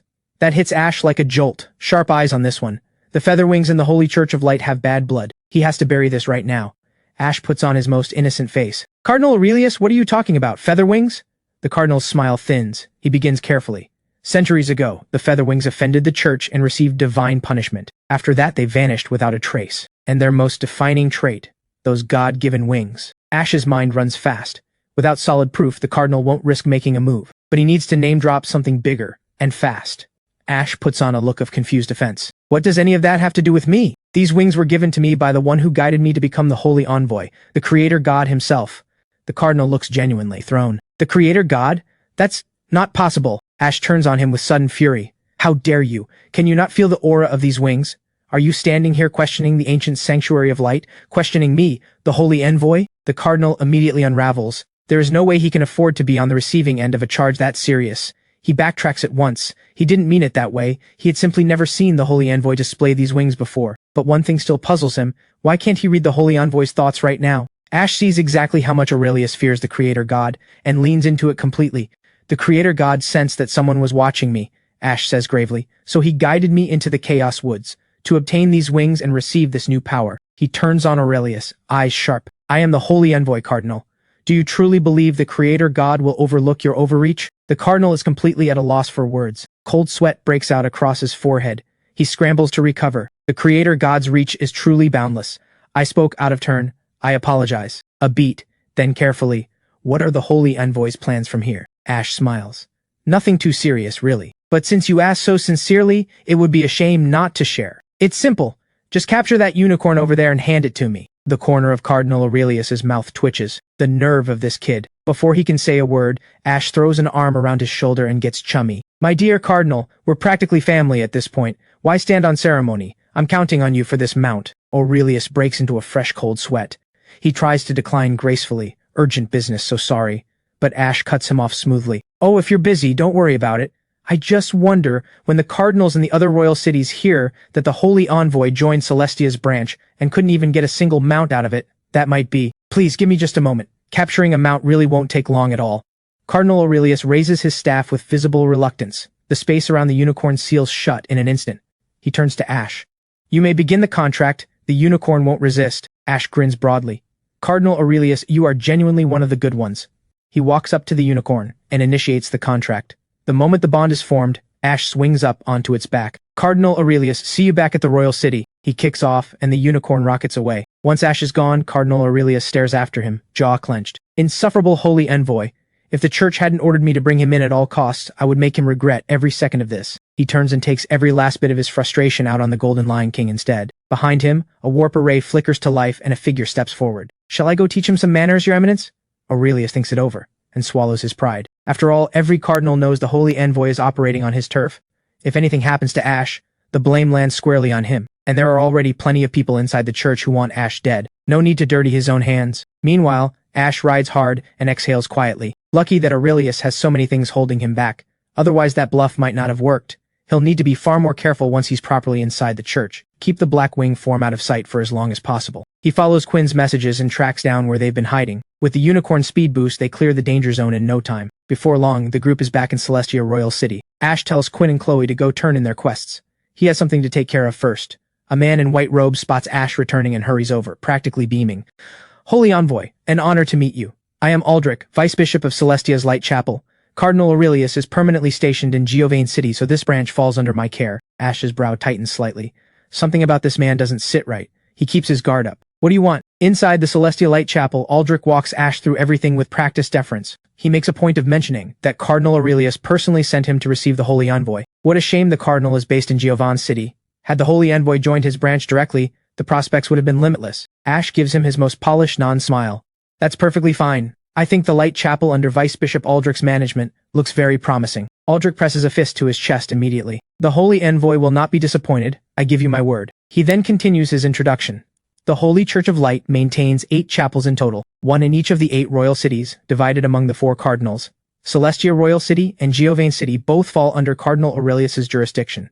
If it weren't for the cardinals' ongoing friction with Celestia's city lord, and his refusal to station himself here, Aldrich would never have had the standing to run this branch himself. Now that the Holy Envoy has chosen to join and take up residence here, Aldrich hopes very much to benefit from his guidance going forward. Ash listens to all of this and thinks, this man could give lessons in brown nosing. All he wants right now is to get through the blessing ceremony and collect his reward, but outwardly he keeps trading compliments. Vice Bishop Aldrich, you're too kind, we'll look out for each other. Now, has the blessing ceremony been prepared? Aldrich assures him everything has been arranged and invites Ash to follow him to the blessing hall. He turns and instructs his attendants to take their positions. The Holy Envoy's blessing ceremony is about to begin. A short while later, they enter the blessing hall. Aldrich respectfully guides Ash to stand before the statue of the God of Light. Ash walks forward slowly and takes his place. The next second, the statue blazes with a surge of pure, holy radiance, wrapping Ash entirely in its light. Aldrich steps forward and prompts him gently. Holy Envoy, please kneel and prostrate 3 times to receive the God's baptism. Every part of Ash resists. He would rather be anywhere else right now, but the reward is worth the performance. He starts to play along. The moment he barely bends at the waist, cracks split across the statue. Ash looks over at Aldrich with the most innocent expression he can produce. Vice Bishop, should I still kneel? Aldrich is at a complete loss. He genuinely has no idea what is happening. But he holds his composure and insists Ash follow tradition. The words barely leave his mouth before the statue cracks again, louder this time. Aldrich breaks into a cold sweat. One more attempt and this statue might shatter completely on his watch. He waves his hands frantically. Please, no need to kneel. Allow me to kneel on your behalf. And without another word, he drops to the floor and kowtows 3 times. Hard. Ash stands there watching 3 visible bumps rise on Aldrich's forehead and has absolutely nothing to say. I really am sorry about this. I can't believe I've made you kneel on my behalf. Aldrich laughs it off warmly. Not at all, not at all. As long as the Holy Envoy completes the blessing ceremony and joins the church, it is entirely my honor. Inside, the thought running through his head is, please, just stop. Once the blessing ceremony concludes, Aldrich bows with full sincerity. Welcome to the Holy Church of Light, Holy Envoy. May the light of the God of Light shine upon the world forever. Ash gives him a slow, meaningful smile. Vice Bishop Aldrich, now that the blessing ceremony is complete, I'm officially a member of the church, so you understand what that means, right? Aldrich's face splits into a knowing grin and he flashes an OK sign. The Holy Envoy needn't worry. I prepared for this well in advance. Someone of the Holy Envoy's standing simply cannot go without a personal maid. He snaps his fingers, and a young woman steps forward. He instructs her to attend to the Holy Envoy's every need. Ash stands completely frozen. He was talking about the divine blessing. The young woman bows gracefully before him. It is my honor to meet the Holy Envoy. I am Ellie, and I am ready to offer myself to you. Ash looks at Aldrich and thinks, absolute scumbag. He keeps his voice level. Shouldn't the church only have nuns? Why are there personal maids? Aldrich looks positively proud of himself. These young women all came to me with a sincere desire to devote themselves to the God of Light. I simply couldn't turn them away, so I made a special exception and welcomed them into the church as maids. If the Holy Envoy is not satisfied with this one, there are others to choose from. Ash thinks it through. He's going to end up against the church eventually. Taking her in means protecting her and gaining an extra pair of eyes inside. He waves off the offer quickly. No need to look further, this one's fine. Aldrich laughs appreciatively. The Holy Envoy has excellent taste. Ellie is the youngest, the most beautiful, and the most pure of all the maids. He instructs her to wait for the Holy Envoy in his chambers. Then he leans in with obvious pride. You won't find this kind of hospitality at any other chapel, especially not at Cardinal Aurelius's branch. Far too strict and solemn over there. Ash looks at Aldrich's sleazy grin and feels his stomach turn. He doesn't get along with Cardinal Aurelius, but compared to this scumbag, at least Aurelius has a spine. Ash is done with this conversation. He just wants the divine blessing and nothing else. He looks at Aldrich. When does the divine blessing begin? Aldrich explains with visible embarrassment that there is a strict quota for divine blessing. Not every church member is eligible to receive it. Ash looks puzzled. Even as the Holy Envoy, I don't qualify automatically. By tradition, quota spots are assigned based on contribution points. Even for the Holy Envoy, a formal application must be submitted and approved by the Holy Sanctum before the divine blessing can be received. That gives Ash pause. Cardinal Aurelius alone is already a headache. Drawing the attention of the old guard at the Holy Sanctum could make things far more complicated. He turns to Aldrich. I just joined the church. Being too unconventional isn't a good look. How are contribution points usually earned? Aldrich explains there are two main ways: completing church missions or handling the church's regular day-to-day tasks. There is also a third option, joining the tribunal, where arena combat can earn a quota spot directly. But the tribunal is a rough and dangerous place, filled with constant combat and strict discipline. Ash's eyes light up immediately. He tells Aldrich to make it happen. He wants into the tribunal. That takes Aldrich by surprise. He warns Ash. The tribunal falls under his authority in name only. In practice, everything is run by Tribunal Master Garrett, and its members are notoriously exclusive. Ash shrugs. All the more reason I want in. They head over to the tribunal without delay, but they barely reach the entrance before two guards step out and block their path. Aldrich tells them to inform Garrett he wants a word.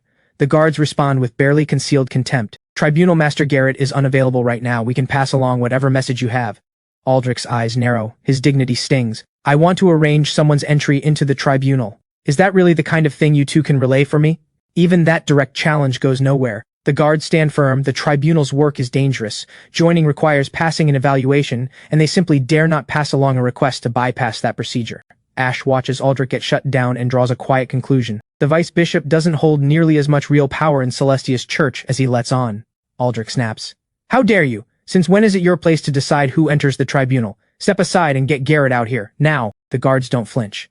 They fire right back. The weak have no place in the tribunal. Bishop or not, no one gets to wave weaklings through the door. Aldrich turns to Ash with an embarrassed look and tells him to wait. He'll get this sorted today. By this point, Ash is thoroughly done with these two. He fixes his gaze on both guards and lets out a low laugh. You know what I find interesting? You decided I was weak. After one look, then you went and acted all high and mighty about it. That kind of arrogance genuinely gets under my skin. The two guards still haven't registered how serious the situation is. They keep going. You don't get a voice here. The weak should know their place. Keep talking out of turn and don't blame us for what happens next. Aldrich turns on both of them. You have absolutely no respect for my authority as vice bishop. But Ash just smiles and tells Aldrich to relax, then pulls out his abyssal mana orb and faces them both. You genuinely think I'm weak? They look at him with open contempt. That little frame of yours? You probably can't even scratch our defense. They don't finish the sentence. A surge of raw energy crashes into them before the words are out. They dig in and endure the storm, genuinely shocked that Ash hit that hard. But even with the damage taken, neither one backs down. Then a red-haired man steps between them with a single sweeping motion and disperses the entire energy storm. Seeing who it is, the guards stiffen, thoroughly frustrated. Master Garrett, enough. If he'd actually wanted you dead, you'd already be dead. He waves the two guards off to recover. This is Garrett, Tribunal Master of the Tribunal. Aldrich eyes him sharply. Those two guards defied a direct order from their Vice Bishop, and you're just letting them walk? Garrett laughs it off. The kids don't know any better, Vice Bishop. Be the bigger person. Let it go. We're already short-handed at the tribunal. Can't afford to lose more people right now. Aldrich sees the opening immediately. Since you're short-handed, I happen to have someone right here for you. I'll let the guards off this time, but in return, you cannot refuse the Holy Envoy's entry into the tribunal. Garrett raises no objection. At the end of the day, Celestia's Light Chapel is Aldrich's call to make. Knight Captain Simon moves to object. Garrett shuts it down with a single wave. Garrett turns to Ash with a broad smile. Effective immediately, Mortal One, the Holy Envoy, is a member of the tribunal. No one questions that. Ash blinks. I don't need to pass an evaluation? Of course not. Though without a proper squad, the Holy Envoy can't take on combat missions just yet. Ash shrugs. He doesn't mind. He's only here for a shot at the Divine Blessing quota anyway. That wipes the smile off Garrett's face. He makes it clear, the only way to earn a quota spot is to fight for it in the arena tournament, fair and square. Even if the Vice Bishop himself asked, he wouldn't hand a spot to Ash. The quota has only 4 spots, and dozens of members are eligible to compete. Aldrich turns to Ash with a sycophantic look and confirms that Garrett is telling the truth. Ash takes it in stride. Fine by me, fair competition it is. Simon looks at Ash's casual reaction and decides he's delusional. The arena tournament runs in squads. You don't have a team. On what grounds are you entering? Even Garrett looks mildly surprised.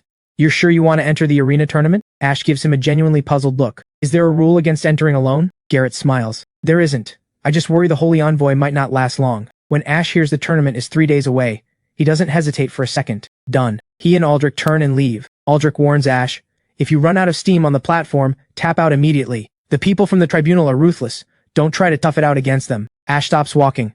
So Vice Bishop Aldrich doesn't believe I can win either. Aldrich freezes mid-step, scrambling. Of course I believe in you, it's just... But Ash doesn't let him finish. It's decided. Ash cuts it off on the spot. I'm going to see Ellie. Goodbye. He turns and walks away before Aldrich can get another word in. Ash returns to his quarters at the Light Chapel. He takes in the lavish room Aldrich prepared for him and nods with quiet satisfaction. Ellie notices him enter and gives a graceful bow.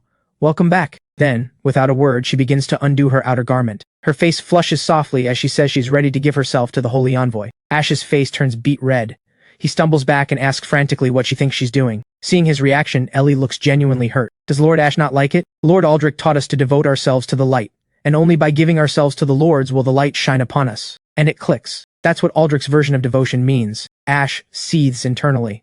That absolute scumbag. Sooner or later he is going to take Aldrich down. He tells Ellie to get dressed. He has something for her to do. Ellie gets dressed quickly and sits quietly to one side. Ash gets straight to the point. He won't be staying at the Light Chapel regularly. While he's away, she is to report everything that happens inside the chapel that involves him. On top of that, she needs to keep close watch on Aldrich. Every single word he says about Ash gets passed along. Ellie gives him a genuinely confused look. Why? Lord Aldrich is a faithful servant of the God of Light. He would never betray the light. She's been brainwashed. Ash keeps his tone calm and steady. I am the Holy Envoy, the voice of the God himself. All you need to do is follow my instructions, and you will join the church properly and truly devote yourself to the light. Something lights up in Ellie's eyes. Hope. She bows deeply. You are the Holy Envoy. I will be loyal to you, always. With everything settled, Ash lets out a quiet sigh of relief. In this lifetime, he is bound to walk the path of ascension once more. And that path is destined to clash with the Church of Light. It never was meant to be. With Ellie as his eyes on the inside, he can track the church's moves anytime. This gives him reliable backup. Now it's time to head back to Celestia Academy. He messages Quinn and Chloe to check on their specialization quests. Once you're done, meet me at the academy. Every new student gets 1 free skill selection. Quinn replies they just need to stock up on some potions and they'll be right there. Ash tells him he'll be waiting at the skill tower. Just then, a voice calls out behind him. Ash turns, mildly surprised. You're here? What's going on? It's Kyle and his squad, the same crew that soloed the boss during the server-wide event. Kyle tells him they're about to take on Celestia Academy's initiation trial. You got here before us. Any idea what rewards are on the line? Ash didn't expect a full player squad to reach the Royal City this fast. It seems his rebirth butterfly effect has been nudging the game's timeline more than he thought. He gives Kyle's squad a calm look. You'll figure it out once you're in it. Right, Kai? The sound of his name makes Kai, who had been doing his best to blend into the background, nearly jump out of his skin.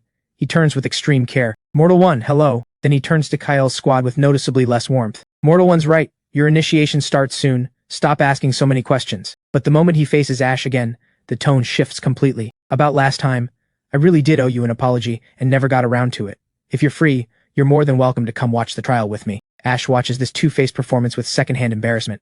Clearly Kai got a serious talking to after their last encounter. Nothing else explains the attitude change. Not that Ash has time to spectate. He lets Kai down easy. He's heading to the skill tower, so he'll have to skip it. He walks off. Kai waves after him. Oh, you're heading to the skill tower. The second we finish the initiation, I'm bringing everyone to come cheer you on. Sunny watches the whole thing, thoroughly unimpressed. Why is he so cold to us but bends over backwards for Mortal 1? Even the local NPCs are playing favorites? KL figures it's because they haven't completed the initiation yet. They're technically not Academy members, so the treatment will probably improve after that. Not once does it cross their minds that Kai was personally beaten down by Mortal 1. Meanwhile, Kai is already running the numbers. If Mortal 1 is this strong, what star-level skill is he about to pull? He needs to see this for himself. He snaps at Kyle's group without any warmth. Are you done talking? Stop dragging your feet. I'm not missing Mortal 1's skill selection. Outside the Celestia Academy skill tower, the attendant gives Ash a quick reminder. Every new student receives one chance to select a skill. Please make good use of your time. Ash doesn't waste a second and walks straight in. The world around him transforms instantly. A massive stone pillar stands alone at the center of an endless cosmic expanse. System message. Place your hand on the pillar. It will evaluate your strength and grant you a corresponding skill. The stronger you are, the higher the skill rank you may obtain. If you disagree with the pillar's assessment, you may choose to undergo an ability trial. Failure will result in a randomly assigned 1-star skill. Ash figures the pillar goes by base stats. At minimum, he should be hitting 3-star.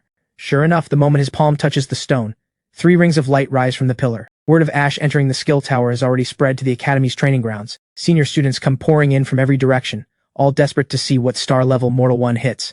Sunny watches the stampede and stares. These are the same people who one-shot us and now they're fanboying over Mortal 1? Kyle wipes a trace of blood from the corner of his mouth. I thought we'd been closing the gap. Turns out we haven't even scratched it. Outside the skill tower, 3 rings of light appear, revealing Ash's assessment result to everyone. Kai can't contain himself.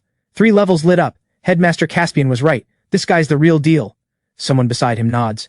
When I first enrolled, the pillar said I didn't even qualify for 1 star. Then Kai's eyes go wide. Wait, the light's gone out. Don't tell me Mortal 1 is going for the ability trial? Inside, the system gives Ash his choice. Accept the 3-star skill, or decline and enter the ability trial. Ash thinks it over. 3-star is already more than enough for where he stands.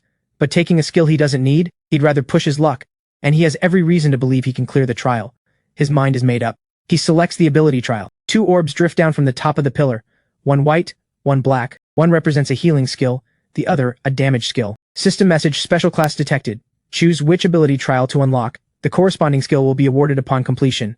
Without hesitation, Ash goes for the healing skill. Thanks to his Yin-Yang Reversal talent, he can switch his skill modes whenever he wants. The next second, 3 phantom clones suddenly materialize in front of him. Trial objective: keep your allies alive. Ash reads it and gets into position. If the trial tests healing, something is about to deal damage. Sure enough, a silver-tier boss flame drake materializes in the air above him.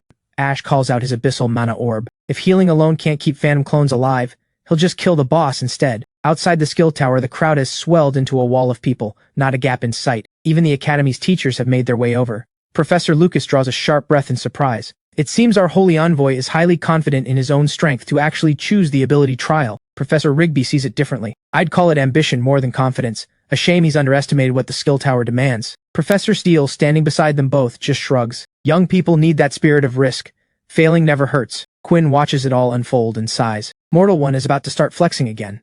Chloe barely blinks. Business as usual. What do you expect when he's that famous? Iona grins. I believe in him. He's going to pass, I know it. Before the words are even fully out, a voice cuts through the crowd. Oh, I wouldn't be so sure. A well-dressed player steps forward. Titan, at your service. Longtime admirer of the First Clear team. Beside him, Grand Vice speaks up. I didn't expect this game to have such an adorable high-tier NPC. Name your price. How about selling her to me? Quinn's eyes go sharp. Where did this creep crawl out of? She fires off a message to Ash immediately. Someone is threatening Iona. Ash tells her to find the Academy's enforcement squad first. He'll handle it personally when he comes out. He glances at the massive fireball the Flame Drake just launched. Time to speed this up. Ash triggers Blink and sidesteps the Flame Drake's strike. Then he unleashes Angel's Hymn, his 4-star skill, without hesitation.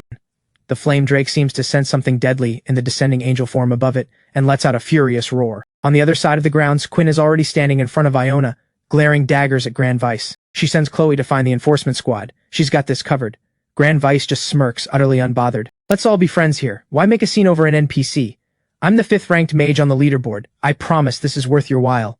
A blade appears at his throat without warning. And who exactly wants to be friends with a creep like you? Grand Vice recoils. Who?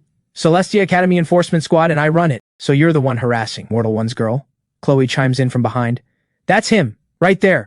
Titan waves both hands frantically. This is all a misunderstanding. I just wanted to make friends, nothing more. Grace stares them both down. Save the buddy act. Get out of my sight, both of you. I catch you bothering anyone again, you're out of the academy for good. Titan turns and shuffles off, trying to save face. He's fuming inside.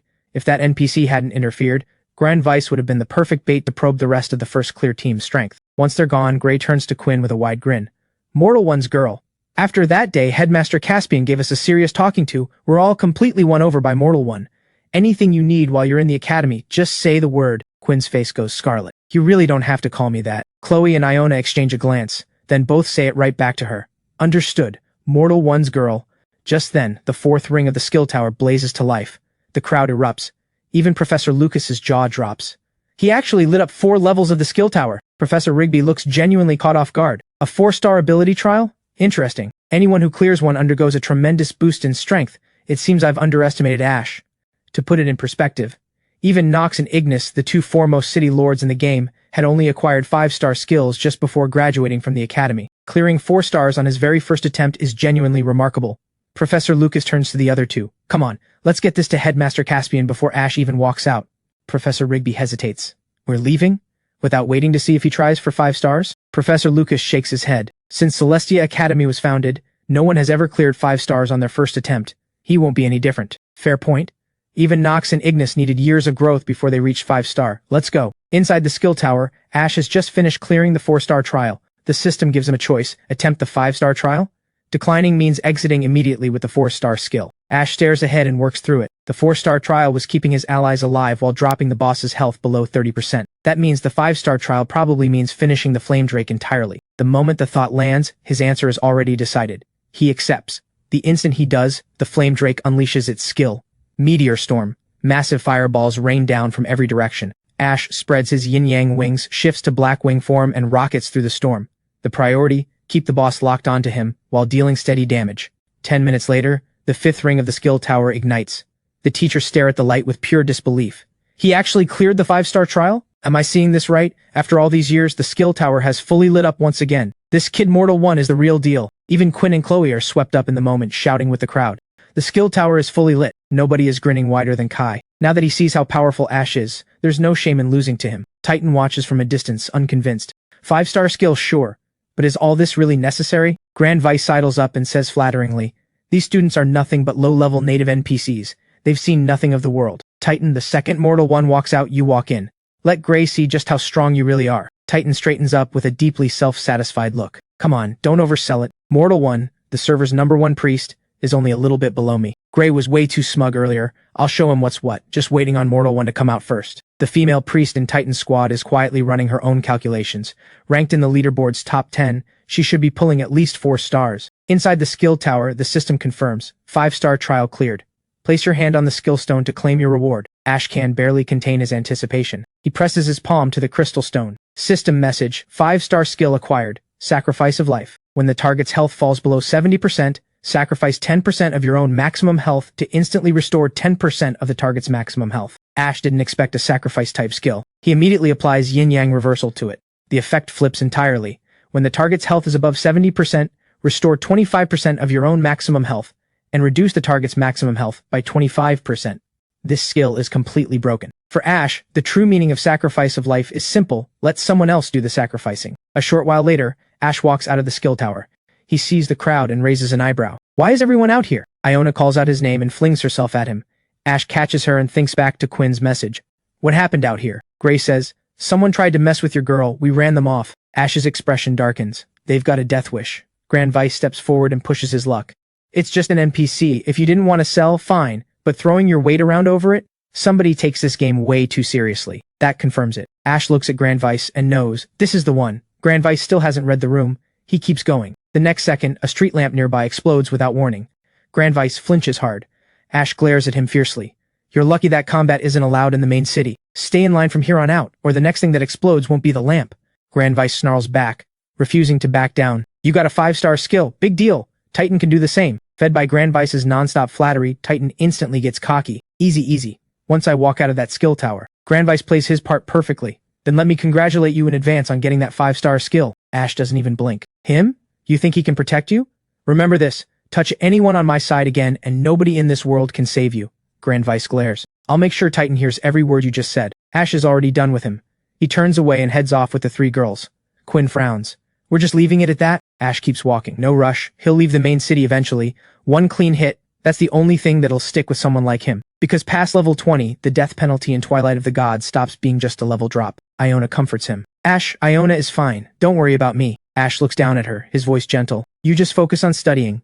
Leave the rest to me. In his past life, once Grand Vice had gained the 4 primary stats from Twilight of the Gods, he had preyed on multiple children. For someone like that, Ash has exactly 0 mercy to offer. Headmaster Caspian arrives having just heard the news. Mortal One, I hear you've claimed a 5-star skill. Congratulations. Though, why exactly did you join the Holy Church? Ash blinks. Headmaster thinks I shouldn't have. Headmaster Caspian thinks for a moment, then asks Ash and Iona to follow him somewhere quiet. As the Holy Envoy, joining the church isn't unreasonable in itself, he says. But this child, Iona, has extraordinary talent. I've taken her as my final disciple. The church's internal politics are treacherous. Pact of equals or not, I will never let a disciple of mine become a part of it. Ash listens to the concern and sets the record straight. Joining was a strategic move. His heart has never been with the church. What the headmaster worries about won't happen. Headmaster Caspian gives a wry smile. You don't fully understand the church's methods. If your intentions weren't genuine, the blessing ceremony would have been nearly impossible to pass. The headmaster still looks unconvinced. Ash calls out his yin-yang wings. Caspian stiffens the instant he sees them. Are those the god-given wings of the Featherwings? In that battle, the Pope himself struck them down. The Featherwings were nearly wiped out. They are sworn enemies of the church. How do you have those? Ash smiles. And that's exactly why joining the church was nothing but a means to an end. Headmaster Caspian finally relaxes. Since you clearly know what you're doing, I'll say no more. In Iona's honor, let me give you something useful. System message. Phantom Stone acquired. Conceals your class aura and alters the visual effects of your skills. Ash takes the stone and thanks him. Caspian waves it off. Don't thank me. Thank Iona. Right on cue, Iona speaks up. Thank you, Headmaster. Caspian looks at her with genuine warmth. Before leaving, he tells Ash that Iona will remain at the academy to train. Once she catches up to where you are, I'll allow her to leave. Ash gives the headmaster a respectful farewell. Quinn suddenly grabs his attention. Mortal One, look at the skill tower. Ash looks. 1 ring. Just 1. He stares at it, completely done. That fast? 1 ring and it's over? Titan stomps out of the skill tower, fuming. Gray and Kai watch him leave and can't hold back. That's it? And he was comparing himself to Mortal One? Boring. Wasted 2 whole minutes of my life. Titan rounds on them, face red. What do you know? There's no way Mortal One cleared that at his level. He cheated. Hearing this, Ash lets out a scoff. Oh wow, throwing a fit because he lost? Looks like the easy mark finally showed his face. Instead of getting angry, Ash calmly explains that he passed the ability trial solely because of his top-tier equipment. Titan smirks.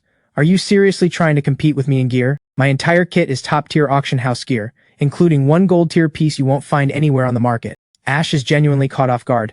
Titan's loadout really shouldn't be this bad on paper, so why did the pillar only give him 1 star? The #1 easy mark in the whole game with more money than sense, just like his past life. But the thought sparks an idea. Ash turns to Titan with a look of complete sincerity. Honestly, my entire kit is gold tier. Titan takes the bait instantly. His eyes go wide. Where did you get that much gold tier gear? Ash clocks the hook and leans in, dropping his voice to something just above a whisper as he shares the location of his shop. Silver and gold tier gear, all of it. I'm only telling you this because I like the look of you. Titan lights up like he won a lottery. You're sharing a tip like this with me? Mortal One, you're a real one, man. Ash smiles without a care in the world. There's a condition attached. I need you to remove this person from your squad. In his memories, Titan was the wealthiest player in Twilight of the Gods. Not exactly a man of great character, but never crossed a line that truly mattered. Grand Vice, on the other hand, is a different story. That scumbag has to go. Grand Vice bristles at being singled out. Mortal One, you're really being petty about this. He turns to Titan. You're really going to break our deal? You're the one who brought me in for this quest. Titan scrambles to smooth things over, telling both of them to calm down. He tells Ash he's sitting on a quest involving a gold-tier treasure map. Grand Vice immediately tries to cut him off before he says more, but Titan turns to look at him and says, with our current gear and stats, there's no way our squad can clear this treasure map quest. It's in Tranquil Valley, a level 25 open-world zone, close to Celestia. Interested? Ash reads the play immediately. Titan wants him to clear the quest for them, and this is the perfect opening to deal with Grand Vice once and for all. He accepts without hesitation. Titan sends a friend request on the spot, and they lock in a departure time, 6 o'clock that afternoon.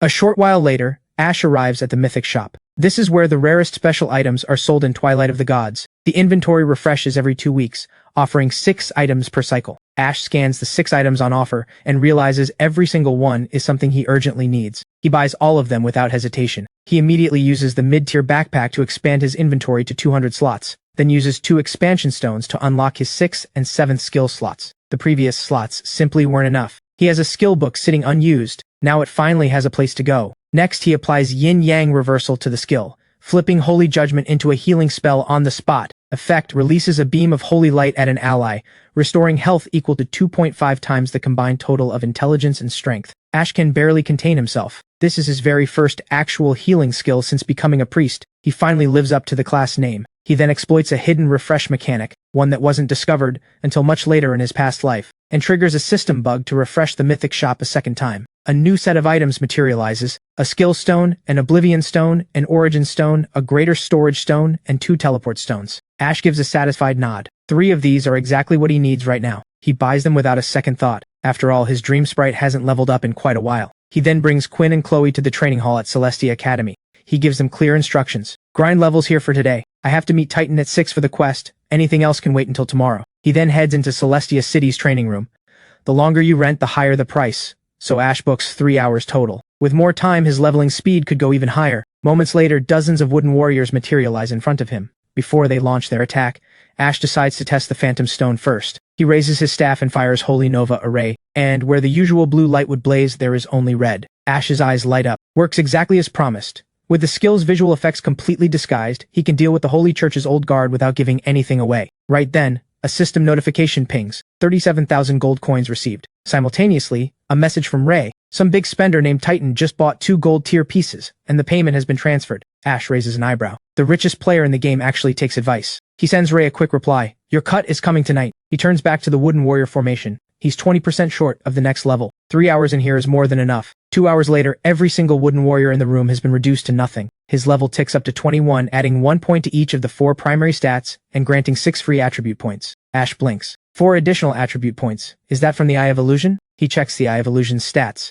Its resonance has already reached 4%. Every level grants bonus attributes worth 100 times that amount. On top of that, all damage gets an extra boost from resonance. It even lets him hide within the void, with the duration increasing as his resonance grows. Even Ash is surprised. The Eye of Illusion's resonance has already increased by 2% from its base value. No wonder it's the only one of its kind on the entire server. He leaves the training hall and heads straight to meet Titan in Celestia City. Titan gives Ash an introduction to the rest of the squad. This is Ivy, just specialized into High Priest. This is Grand Vice, a newly advanced elemental mage. I know there have been some misunderstandings between you two, but I hope they won't interfere with the mission. Whatever's left between you, sort it out after we're done. With that, he leads the group toward the quest location. They reach Tranquil Valley before long. A single entrance is the only way through. The rabbitkins inside are 3 to 4 levels above them, and they always move in packs. Forcing through head-on would bleed the team dry. Ash tells them there's a route that avoids aggro. Just stay close. He leads them onto a narrow side path. It's tight enough that the rabbitkins can barely maneuver here. Relatively safe as long as they stay careful. Meanwhile, Grand Vice runs some quiet calculations in his head. Mortal 1 is the server's #1 priest, and as long as he's around, he's a threat. He has to be removed before the treasure is found. With that decided, Grand Vice quietly channels a burst of white energy in his palm, and slams it straight into the nearest rabbitkin's head. The rabbitkin reels from the hit and whips around, eyes locking onto the group with pure fury. It lets out a roar and lunges straight at Ash. Grand Vice grins. He's practically begging in his head for that rabbitkin to one-shot Ash on the spot. Ash sidesteps fast and calls out to Titan to get ready to pull the mob. Titan lets out a war cry and charges at the rabbitkin with his great axe swinging. Ash tells Ivy to keep Titan's health topped up. Make sure it stays above 80%. Grand Vice, find your position and start dealing damage. Control your output and don't pull aggro. Grand Vice just shoots back, worry about yourself first. Ash turns and looks at Grand Vice. The look on his face could curdle ice. Not yet, this isn't the right moment. He'll let him live a little longer. These rabbitkins are smarter than they look. They've already closed into a circle. Clearing them is the priority. He raises his staff, shouts at Titan to move, and unleashes Holy Nova Array. Huge damage numbers flash above the heads of the struck rabbitkin. Titan stares at the numbers in pure shock. Holy, that damage! Ivy lets out a slow breath. If I'd known it was this strong, I would have gone the Inquisitor too. Ash redirects Titan back to tanking. Eyes on the fight. Titan snaps back into focus and throws up his shield, stepping in front of the group again. But the sheer number of rabbitkins is overwhelming. Under the relentless barrage of hits, Titan is practically screaming. Ash tells Ivy to keep Titan's health topped up. Hold out 30 more seconds, then they fall back immediately. At the same time, he releases Angel's Hymn, active for 30 seconds, with damage that can stack all the way up to 200,000. Whatever health remains is finished off by the Holy Nova Array. The rabbitkins take continuous damage this way, but Titan's health is dropping just as fast. A single round of rabbitkin attacks shaves off 50% of his bar. Ivy sees it and immediately goes all in on heals. As long as you have 1 breath left, I'll keep you alive. Healing spells and healing auras are thrown onto Titan one after another. On Ash's end, Holy Nova Array fires again. As the last of the Rabbitkin's health drains away, every single mob explodes on the spot, showering the ground in drop gear. Titan and Ivy stand there staring at the battlefield. Every mob dead in under 10 minutes. The server's #1 priest, the reputation is well earned. Ash feeds his share of the drops into the abyssal mana orb and waves the others over. I've taken what I need. Split the rest between yourselves. Then he turns to Grand Vice with a cold glare. Now that we're done here, it's time to settle the score. Grand Vice narrows his eyes. Settle the score? For what? You were the one who pulled the mob. I simply chose not to get involved. Got a problem with that? You used a basic curse to pull the mob. No visual effects, no sound. Did you really think everyone else was stupid? Titan's expression darkens immediately. Grand Vice, you nearly got us all killed. There needs to be an explanation. Otherwise I can't protect you on this. Grand Vice gives in with barely concealed resentment. 1,000 gold each. And this whole thing never happened. But inside, he's already planning. Just wait until the quest. I'll bury every last one of you. Ash smirks. Fine by me. In his previous life, the forums had never mentioned a treasure map quest like this. Keep him alive for now. He can scout the way ahead. Once he outlives his usefulness, killing him won't be too late. Before long, the group pushes successfully into the heart of Tranquil Valley. The coordinates on the treasure map match exactly where they're standing, but a solid stone wall blocks the way. The only clue is a square-shaped marking carved into the surface. Ash figures that marking is the key. He tells Titan to press the treasure map against it and see what happens. Doesn't look like the right size, Titan mutters, but his hands do it anyway. The square marking blazes to life without warning. The stone wall crumbles apart, revealing a narrow, pitch-dark opening, and with it a wave of rot and blood soaks the air. Ivy wrinkles her nose. Are we really going down there? Titan's brow knots up too. He can't shake a bad feeling about this. Ash turns to Grand Vice. Hey, go check it out. Grand Vice blinks. He recovers fast and fires back. We were all invited by Titan. Who are you to boss me around? Ash looks at him with complete indifference. The only reason you're still breathing is because I need someone to scout ahead. Grand Vice grits his teeth. If it really came to a fight, who's to say who'd kill whom? I'm only letting this slide because of Titan. After reassuring himself, Grand Vice heads into the cave alone to scout the way ahead while the others watch him go. He ventures deeper and deeper until he disappears entirely from sight. Ash and Titan exchange a glance. Did they read this wrong? The doubt is barely forming when Grand Vice comes scrambling back, practically crawling on all fours. Don't go in there. There are corpses inside and the system says there's extra-dimensional force present. That stops everyone cold. Ever since Twilight of the Gods officially acknowledged extra-dimensional force, they've stopped hiding it. Now 80% of the map outside main cities carries an extra-dimensional force alert. Ivy's nerves show. She looks at Titan. Maybe we should call it, dying in an extra-dimensional force zone has real-world consequences. Overseas servers have already confirmed at least one brain death case linked to Twilight of the Gods. Titan turns to Ash. Your take? Ash doesn't hesitate. The deaths are outliers. According to forum data, dying in a safe zone right now only puts you out for 1 to 3 days of discomfort. Even dying in a danger zone is just a 1-month coma. But high risk equals high reward. Getting strong in the game as fast as possible. That's how our real-world strength sees massive gains. I'm not falling behind. Whatever everyone else decides,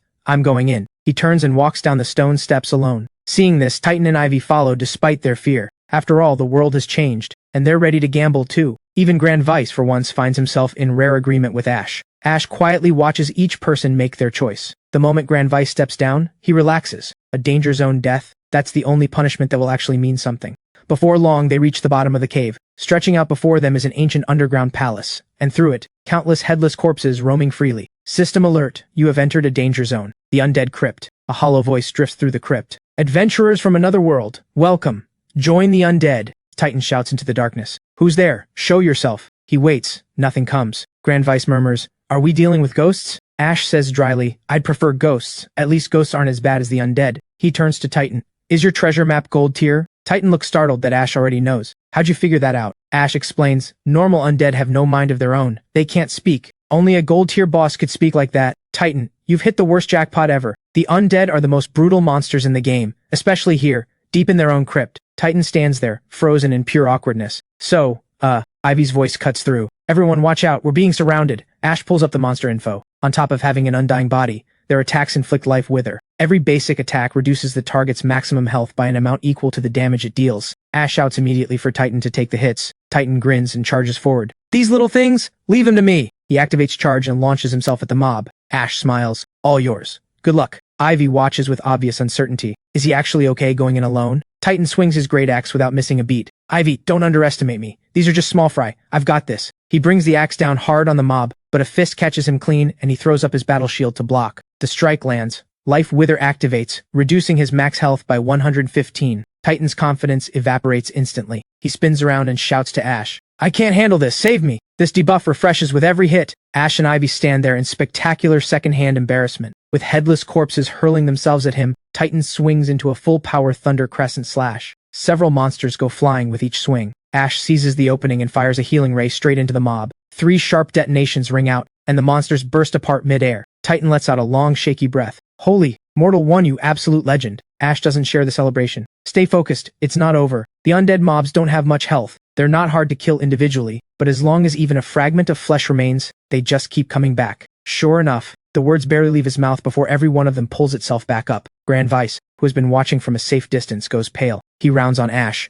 Why didn't you say that earlier? You led us here to die! The next instant, Ash is standing right behind him. His expression is lethal. Did I give you the impression I owed you anything? He kicks Grand Vice so hard he goes airborne. Grand Vice screams mid-flight, Mortal 1, you're dead meat! Hurtling toward the undead mob, Grand Vice twists around and roars. Titan, Ivy, you're just gonna stand there? If he can do this to me now, he'll do the same to you once the loot drops. Titan shifts uncomfortably. Mortal 1, isn't this a bit much? Ash's tone is perfectly calm. Back at the Tranquil Valley entrance, he used a spell to pull that mob onto us. I'm giving him a taste of his own medicine. Is that really too much? Titan looks at that knife-sharp smile and responds immediately. No, not at all. Ivy asks carefully, do I still heal him? Ash chuckles. Yeah, keep him alive. Don't let him die before my skill runs out. He's still useful for tanking. Knee-deep in undead and barely surviving, Grand Vice shouts back. Are you hearing this? Is that even something you say to a person? Ivy, you're not actually going to listen to him, right? Ivy doesn't even pause. Not your concern. Her staff lights up, and a heel flies out. Grand Vice screams at the sky in pure, indignant rage. Titan glances at all the flesh scattered across the floor. There's a lot of remains down here. 1 AoE probably won't be enough. Maybe let Grand Vice contribute some damage?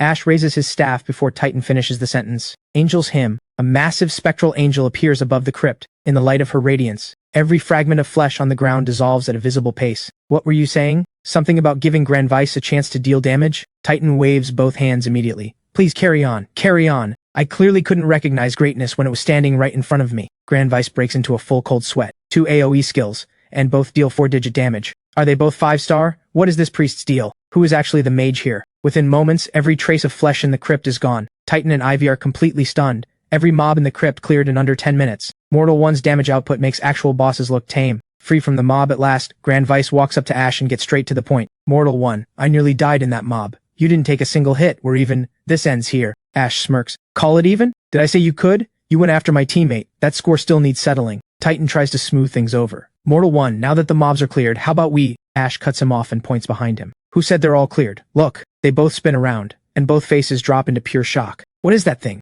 A gold-tier elite stands in the center of the crypt, watching them with hollow cold eyes. The Blood Corpse Shaman. Skills, Blood Silence. Any target touched by its blood mist becomes unable to cast skills. Blood Siphon. Converts all health lost by the target into recovery for the Blood Corpse Shaman. Ash turns to Grand Vice with the most dangerous smile. Grand Vice, this one's on you. I'm counting on you. He kicks him flying again without hesitation. Grand Vice screams in pure outrage. Again? Mortal 1, I swear I'll... The monster plants a foot on him before he can finish. Ash watches with deep satisfaction. Now we're actually even. Time to fight in peace. He fixes his eyes on the Blood Corpse Shaman, signals the others to get ready, and decides this is the perfect moment to test his new skill. He raises his staff and fires Sacrifice of Life. A ring of blue light shoots outward, a single deep thud rings out, and 20,000 points of damage floats above the Blood Corpse Shaman's head. Titan stares in disbelief. No way! 20,000 in a single hit? Ivy breaks into a cold sweat just watching. She makes a private note, very glad I never crossed this person. Ash snaps at Titan. Stop staring. Pull its aggro now. Titan shakes himself and activates Challenge Aura immediately. Shouting colorful language at the Blood Corpse Shaman, Titan gets exactly what he expected. The creature wheels around with a roar. Go to hell! Ash watches and frowns. Better to just finish this in one go. He raises his staff and starts spamming skills. Angel's Hymn, Healing Ray, and Holy Nova Array rain down without pause, as if they cost absolutely nothing. The Blood Corpse Shaman is swallowed in layer after layer of skill light, and moments later it throws its head back with one final furious roar, and explodes with a thunderous blast. Titan and Ivy stare at the empty space where the Blood Corpse Shaman just stood. They can't believe it ended that cleanly. Ash laughs at their expressions. It was just an elite mob. No point dragging it out. He turns and looks toward the back of the palace. Something nags at him. At this point in any dungeon clear, a boss should have already appeared. Without warning, a deep crimson light ignites at the center of the crypt. A coffin materializes on the altar out of nowhere. The group approaches cautiously. Do the undead even need coffins? Ash suspects the dungeon boss might be inside. Titan volunteers to open the coffin. After all, he's the tankiest. He grabs the lid and heaves it open. Inside is a beautiful girl. Titan blinks. Not a boss? A pretty girl? Ash's eyes narrow. He suspects she's an undead thrall of some kind. Sure enough, system description. The girl is a white slave of the undead. In life, she possessed exceptional magical talent, capable of wielding necromantic arts and carries an undying body. The white slave will present her phylactery to the first person she sees upon awakening, and recognize them as her master. The method to wake her: place a hand on her and channel health into her. Titan's eyes light up completely. He offers 30,000 gold as payment for the expedition, and asks Ash to let him have the white slave. Ash agrees. Titan thanks him with barely restrained excitement. Ash holds up a hand. Hold the thanks, hear me out first. This is very likely a trap. The boss that spoke earlier still hasn't shown its face. Titan decides that even if it is a trap, he has to try. No risk, no reward. This is the first white slave ever discovered in Twilight of the Gods. He places his hand on her forehead. If Titan actually pulls this off, his power level is going to jump by an entire tier. Ash says nothing more. In any normal scenario, the phylactery would be taken the moment the white slave first awakens. There's no way anyone else gets to step in and claim it. Sure enough, the moment his hand touches her, dark energy spreads around it and begins draining his health in real time. Titan panics. He shouts at Ivy to start healing. Now. Ivy doesn't even pause to think. Every heal she has goes straight onto Titan, but the healing can't keep up with how fast the health is draining. At that moment, Ash cancels his Yin-Yang Reversal and fires Holy Judgment directly at Titan. Titan's jaw drops. He never once imagined Ash could actually heal. Ash tosses his staff over his shoulder with a long-suffering expression. That's my only healing skill. The cooldown is brutal. If it's still not enough, there's nothing else I can do. In reality, cooldown or not, Titan stands no chance of getting the white slave. Ash suspects an undead inheritance is hidden here, so he has to put on a show and play him like a fiddle. The dark energy has crawled all the way up to Titan's face. He stares at the girl, barely holding back his excitement. Health is holding at 20%. Looks like just enough. A ring of purple light blooms above the white slave's head. Her eyes snap open, cold, purple, and glowing. Ash tenses. Did it actually work? The next second, a far denser wave of black death energy erupts from her body. A hollow voice fills the crypt. Adventurer who woke me, come, give me your body. Dark energy floods over Titan from every direction. In 2 or 3 seconds flat, he crumples to the floor, a corpse, but he doesn't get warped to the respawn point. Instead, he rises, controlled by Dekka, the gold tier undead boss. All of Dekka's skills populate across Ash's screen. Necrotic Miasma. Attacks inflict necrotic miasma, reducing the target's health by 1%. Necrotic Charge rapidly closes in on any target within 10 meters. Necrotic Splitter deals 150% damage to all targets within a 5-meter frontal arc. Necrotic Slash deals 200% damage to all targets within a 10-meter frontal arc. Dekka turns and regards Ash with contempt. What a shame. A warrior's body. Such a poor fit for me. Your body, on the other hand, would be perfect. Ash's brow furrows. Typical of the undead. Actually capable of puppeting a player's corpse. Ivy hasn't processed any of this. How did the white slave just become a boss named Dekka? Ash explains quickly. The white slave was bait. Dekka's trap all along. Every point of health Titan channeled into her went straight to Dekka. Before he finishes, Dekka's voice cuts in, almost amused. You're clever. Worthy of being my next vessel. As for this little girl, she's perfect for a warm-up. He fires Necrotic Splitter straight at Ivy. One hit and Ivy goes down instantly, with no female party members remaining. Ash loses Aphrodite's blessing, along with all his cooldown reduction, mana cost reduction, and item drop quality bonuses. Poof. Gone. Ash lets out a furious shout. How did I forget? Extra-dimensional bosses ignore aggro rules entirely. They pick their own targets. Dekka turns to face Ash with a cold smile. Knowing fear means you're not entirely foolish. Surrender now and become my vessel. I'll spare you the suffering. Ash stares at him. When did I tell you I was scared? I'm angry. There's a difference. He raises his staff and fires Sacrifice of Life. But the instant before the skill connects, Dekka abandons Titan's body, and the hit lands on nothing. Ash didn't expect that. Dekka can phase out of the host body to dodge damage entirely. No wonder every forum post from his past life said the undead are nearly impossible to kill. The standard advice was to just run, once the skill dissipates. Dekka slides back into Titan's body, and fixes Ash with a contemptuous stare. Give up. You cannot kill me. Then something clicks. Why did Dekka go back into Titan's body after dodging? He can't stay outside a host for long. That has to be it. Dekka hears him work it out, and something shifts in his eyes. He snarls, silence! He swings the great axe and unleashes Necrotic Slash. Multiple arcs of blade energy streak toward Ash in an instant. Ash's gut tightens. There's nowhere to dodge a spread like this. He immediately casts Holy Judgment on himself to restore his health, quietly celebrating the fact that he has a healing skill now.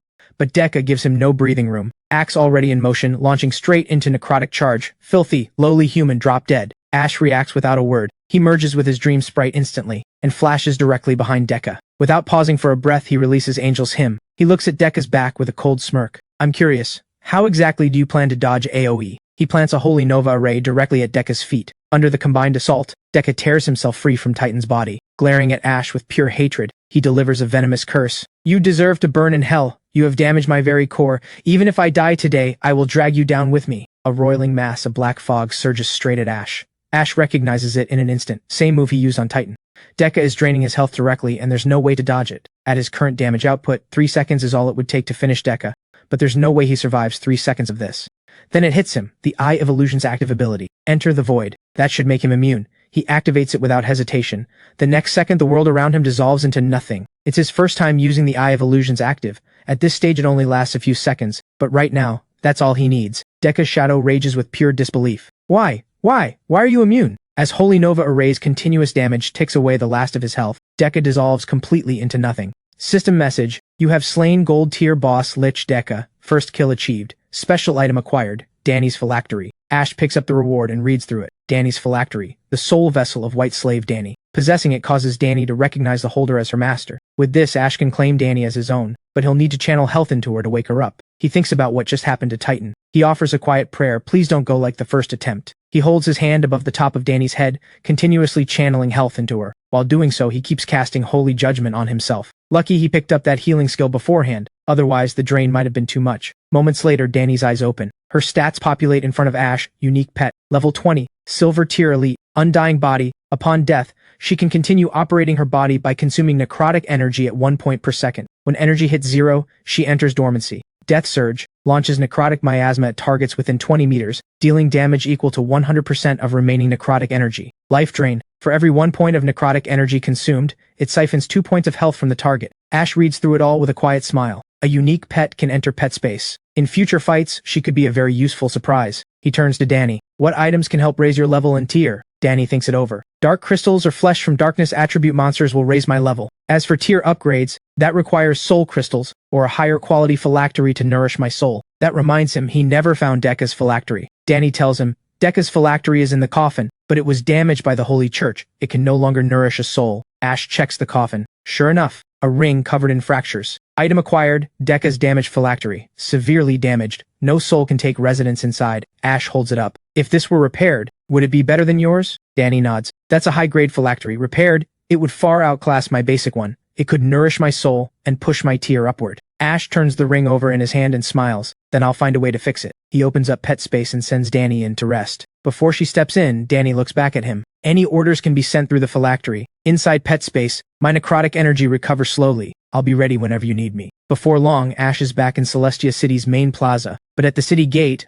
a long-haired swordsman steps directly into his path. The man speaks first. Young man, are you perhaps the one they call Mortal One? Ash looks up and freezes. The nameless Swordmaster. One of the absolute strongest NPCs in the entire game. His mind races with suspicion. How can he possibly be here? And how does he seem to know who I am? The nameless Swordmaster catches his reaction and his gaze sharpens. Looks like you know who I am. Ash keeps his voice level. I have heard tales of you. May I ask what brings your excellency, the Swordmaster, to my side? The Swordmaster reaches back and rests a hand on his blade, smiling. Your name has reached my ears as well. I came here to try killing you. The words land like a stone. Kill me? Ash completely loses his composure. Seriously? A maxed out legend like you came all this way just to kill a small fry like me? Does that sound reasonable to anyone? The nameless Swordmaster doesn't even blink. No more words. Face my blade.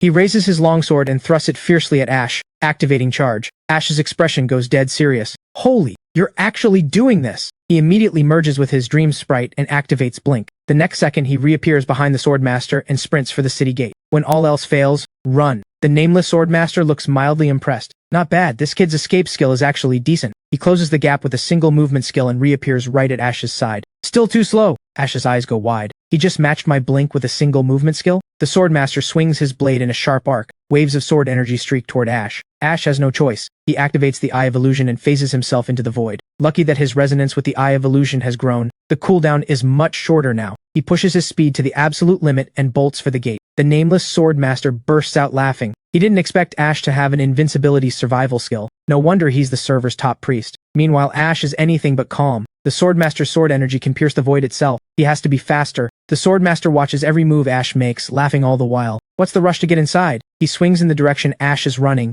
and massive arcs of sword light rain down from above, cutting off the path entirely. Ash wastes no time. He spreads his yin-yang wings and tries to fly over the blockade into the city. He's less than 10 meters from the gate, practically close enough to touch it, when several sword arcs slam directly into his back. Every part of Ash refuses to accept it. Is this really where my first death happens? But when the single-digit damage numbers float up, Ash is completely dumbfounded. He turns and looks at the Swordmaster, demanding an explanation. The nameless Swordmaster sheathes his sword and laughs. Someone posted an assassination quest on you at the Adventurers Association, so I'm here to see how tough a target you really are. The Adventurers Association is an organization in the world of Twilight of the Gods, where both NPCs and players can post and accept quests, with difficulty ratings ranging from E rank to SSS rank. Ash absorbs this quietly. Didn't expect someone to use the Adventurers Association against him this early in the game. He must have stepped on a lot of toes. He asks the Swordmaster what rating he received. The Swordmaster grins. Surviving 10 seconds against me earns an S-rank designation. I didn't expect a small fry like me to earn such high praise from your excellency. The Swordmaster waves it off. You're too humble. City Lord Nox and Headmaster Caspian had both mentioned you. Said Celestia had an outsider with limitless potential. Meeting you today, I can see you truly live up to your reputation. Ash gives him a look. So you sealed your own stats before coming to find me. That explains it. The Swordmaster cuts him off. I'll admit, today was abrupt. As compensation, I've arranged an S-rank adventurer badge for you. You can collect it at the association yourself. With that, he turns and leaves without another word. Ash stands there for a long moment before it all registers. The badge that most players in Twilight of the Gods spend more than half a year grinding just to have a shot at. He's just handing it to me, which means I now have full S-rank adventurer privileges. Not only can I buy S-rank items from the Adventurers Association, I can access S-rank classified intel too. The thought alone puts a wide grin on his face. Repairing the phylactery can wait. Right now he needs that badge. A short while later, Ash arrives at the Adventurers Association Hall. Ash takes in the familiar bustle and feels a wave of nostalgia. Back to the most familiar place there is. Then Titan and Ivy appear behind him. Mortal 1, did you get killed back to the city too? Ash raises an eyebrow. Based on what he remembered, players between levels 20 and 30 who die in danger zones should be dealing with splitting headaches for at least half a day. So why are these two already back online? Titan explains, money solves everything. He'd bought a few rare items that negate early game death penalties. Wait, Mortal 1, didn't you use items to negate yours? That clears it up completely. He remembers that before level 50, players with money and connections can acquire items through various special channels that negate death penalties. He takes the moment to communicate with Danny through their mental link, asking if her soul can return to her body. Danny says it can, but without a phylactery, dying means no revival. Permanent. He tells her to return to her body for now. He'll find a way to repair the damaged phylactery. On his command, Danny's soul flows out of the phylactery ring. Titan watches Ash stand there in silence and nudges him. Hey, you still with us? Ash blinks back and pulls out the phylactery ring, expression genuinely apologetic. I wasn't able to come through on what you hired me for, but the moment Ivy went down I knew I couldn't let you walk away with nothing, so I took out the boss and collected the drop. Titan's face lights up immediately. Mortal 1, you really came through for me. I'll add another 5,000 gold on top of the original 30,000, as a little extra for your trouble. But this time, Ash finds himself with something that rarely troubles him, a guilty conscience. He tells Titan the drop isn't anything special. If he wants it, 10,000 gold will do. Titan takes the phylactery and gives a helpless smile. The white slave may be gone, but he has no intention of backing out of the agreed price. He'll just consider it the cost of making a friend of Ash.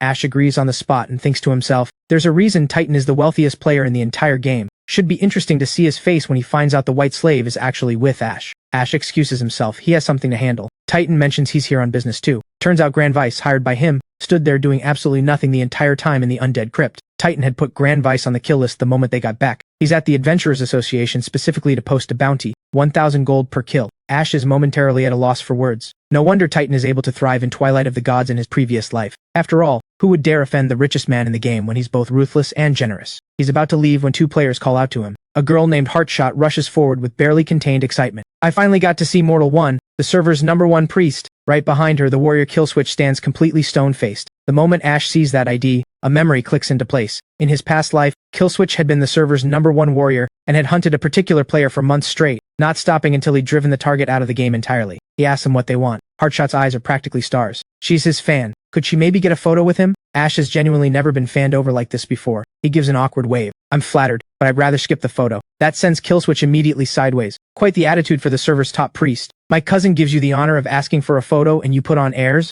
Heartshot turns to him with a pained look. Please don't say things like that about him. He's my idol. I don't want my admiration for him to cause him any trouble. It's really not a big deal if we don't take a photo together. Killswitch's brow tightens. He brushed you off. What's wrong with me making him show some respect? And stop calling me cousin, we're not related by blood. The reprimand hits Heartshot hard. Tears start building at the corners of her eyes. She covers her mouth and runs before anyone sees her cry. Titan, who has been watching all of this, suddenly drops a line. Mortal 1, you started this. Don't stand there acting like it has nothing to do with you. Ash makes a face, like he just swallowed something bad. He cannot help cursing inwardly. I turned down the photo to avoid trouble and now this guy's dragging me into it just because he can't get the girl he likes? Then, to Ash's complete surprise, Titan steps up, turning directly to face Killswitch. Watch your mouth. Failing to handle your own stuff and blaming my guy for it. Is that how this works? Killswitch looks at Titan with full contempt. Titan, you're just a rich nobody, mind your own business. When Twilight of the Gods reshuffles the world, people like you are going to end up under my heel. Titan's expression darkens. Who do you think you are, talking to me like that? He starts moving forward. Ash puts a hand out and stops him. We're still in the safe zone. Don't stoop to his level. Besides, arrogant as he is, the guy is actually pretty strong. His name is on the warrior leaderboard. But Killswitch doesn't ease up a single degree. He sneers at them both. Scared now, are we? Too bad, we've got a grudge now. This isn't over. Every time I see you out in the open world, I'm putting you down. He turns to leave, and can't help getting one last line in. A clueless rich boy and some show-off priest who can't do anything but look impressive,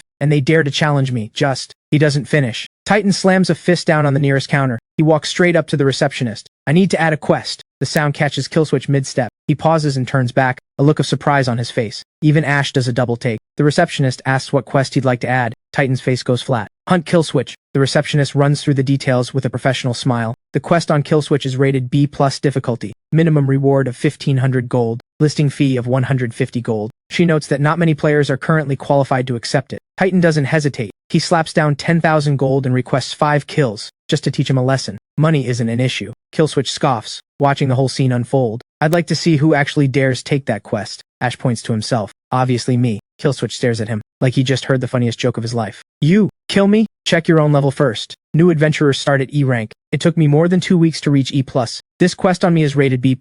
You think you qualify? Before Killswitch can finish, the receptionist steps forward with a smile, already holding an S-rank badge. Honored Adventurer Mortal 1, the quest has been automatically assigned to you. Please accept your S-rank Adventurer badge. Killswitch's mouth drops open. What? Ash holds the S-rank badge up right in front of his face and gives it a slow wave. Sounds like you missed that. Take a good long look. Killswitch can't bring himself to accept it. There's no way a new player has an S-rank badge. Ash must have done something underhanded. He fixes his glare on him. You think a badge proves anything? Mortal 1, you took the quest, so get outside the city and settle this for real. Titan pulls Ash aside and points toward the quest board, advising him not to take it. Ash follows the direction of Titan's finger and sees his own assassination quest displayed on the board. It is the only S-rank quest on the board. The client even left a note. Whether or not the quest is officially accepted, anyone who kills Mortal 1 and posts video proof on the forum will be paid 10,000 gold per kill. No time limit, no cap on kills. A permanent bounty. Ash rubs his chin, finding it interesting. This guy is more skilled at this than he expected. Titan makes one last appeal. Twilight of the Gods isn't just a game anymore.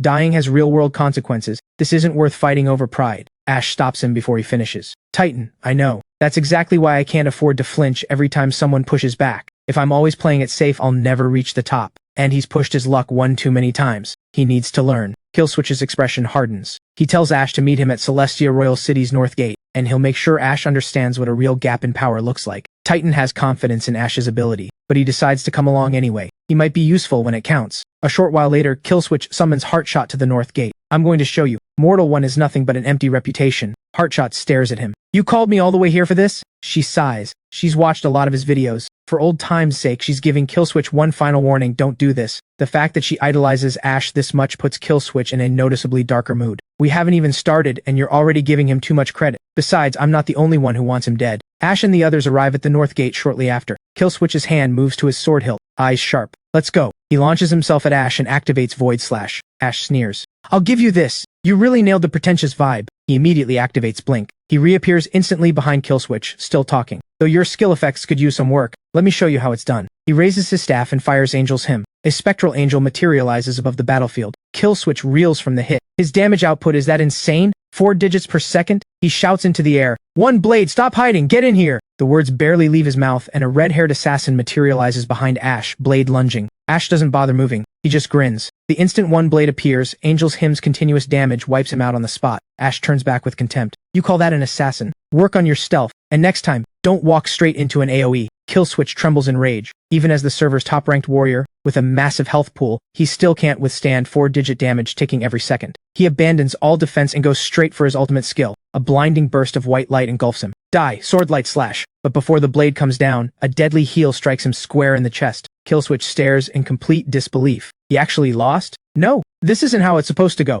Ash lets out a light chuckle. Not bad. Solid health and magic resistance for a leaderboard warrior. Rest easy, I'll be collecting your bounty. With Killswitch down, Ash turns to the girl left standing and tries to wrap things up. You were in the same group. Now that Killswitch is gone, you should probably... He doesn't finish. Heartshot is already staring at him with total hard eyes. You're even better looking in person than in your videos. Are you really sure about the photo thing? Ash gives an awkward smile and starts to form a refusal. She cuts him off before he can. She'll pay 1,000 gold per photo. If he adds her as a friend, even better. Ash's expression turns serious immediately. Alright, just don't take too many. Ash and Titan exchange a grin, like money falling from the sky, and landing right on their faces. A short while later, a Holy Church representative tracks Ash down. Excuse me, are you Mortal One? Ash recognizes them as Church immediately. What's this about? The Divine Blessing qualifier starts tomorrow morning at 8. He came specifically to notify Ash to register, or he won't be eligible to compete. Ash thanks him and sends him on his way. He waves goodbye to Titan and Ivy. Ash heads straight to the tribunal and announces himself at full volume. Garrett, I'm here to register. Every other member nearby turns and gives him a look. Mutters ripple through the room. Why is he shouting? Zero manners. How does someone like that even get into the church? Embarrassing for all of us. Garrett appears moments later and silences the room. He turns to Ash. Tournament is tomorrow at 8. 14 teams have registered. With you that makes 15. It's a single elimination format. Matchups are decided by draw. Each round, one team gets a bye. The winning team receives all 4 Divine Blessing slots. That catches Ash's full attention. So if I win, I get all 4 quota spots? Garrett can't help laughing. Each person can only receive the Divine Blessing once, but extra spots are yours to distribute however you like. Confirm registration? Ash confirms without a second thought. He heads back to his quarters at the Light Chapel, and finds Ellie on her knees scrubbing the floor. He asks her what she's doing. Ellie looks up. Every new member of the church must do this kind of work at first, Holy Envoy. He tells her to stop and come with him to see Aldrich. She needs a magical talent test. The Holy Church's main path of advancement runs through mastering theology and magic. Ellie has clearly been brainwashed by everyone else. She shakes her head. Only those born with talent have any aptitude for magic. People like us, common born, have to serve for a full year before we're even granted the god's favor. Ash presses his hand to his forehead. Stop listening to what other people tell you. All I need is your word. Throw yourself into theology and magic, and climb as high as you possibly can. Only when you're strong enough will the God of Light truly be close to you. He takes her arm and leads her out of the hall. Ellie freezes for a moment. Really? Closer to me? Ash leads her directly to Aldrich's quarters. Hope I'm not interrupting. I drop by without notice. Aldrich lights up the moment he sees who it is. The Holy Envoy could never be an interruption. Never. What brings you by today? Aldrich glances at Ellie. Is the Holy Envoy unhappy with her? He'll arrange a replacement immediately if so. Ash cuts him off before he can make things worse. You've misread the situation. I simply want Ellie to study theology and train in magic. My attendance should be worthy of serving someone of my standing. Aldrich nods as if a great truth has been revealed to him. Ah, of course. The Holy Envoy has only to ask and it shall be done. He produces a test crystal from his robes and instructs Ellie to place her hand on it. Ellie does as told, and the crystal floods with deep violet light. Aldrich's eyebrows shoot up. Exceptional. Ellie's talent is remarkable. With diligent study, she could be holding an actual church position before long. Ash smiles and thanks him, then mentions he has one more thing to ask. He drapes an arm casually around Aldrich's shoulder and drops his voice.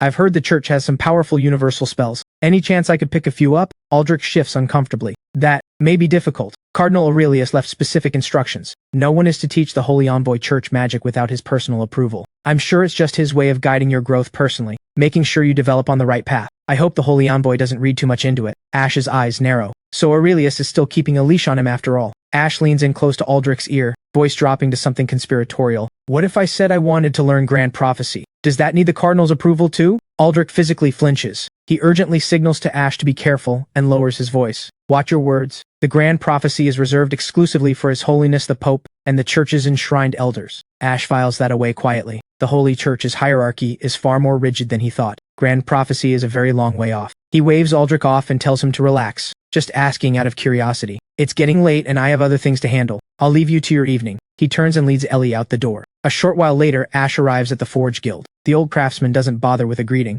He looks up and says flatly, Quest commissions go to the Adventurers Association. Gear purchases go to the Forge Shop. Ash sets damaged phylactery on the counter. I have an item that needs repair, that's all. The old man takes it and turns it over in his hands. Soul-bound items like this need soul timber to repair, and even then it won't be fully restored. Labor fee is 1,000 gold. Ash grins. No problem. He hands over the 1,000 gold on the spot. Money in hand, the craftsman turns away without another word. You can go. Come back tomorrow morning. Ash sighs helplessly. Just as the forums in his past life described, the Celestia Royal City Forge Guild is as cold as ever, but when you're that capable, you can afford to be. With everything handled, Ash takes off his headset and returns to the real world. To his surprise, Ray logged off even before he did. He looks over at her puzzled. Done already? You're offline this early. Did Treasure Trove run out of customers? Ray looks extremely pleased with herself. All 6 gold tier pieces sold. No stock means no business. Ash's eyes light up immediately. Seriously? How much did we make? Ray does a quick mental tally. Total should be around 112,400 gold. Satisfied? Even Ash is caught off guard by that number.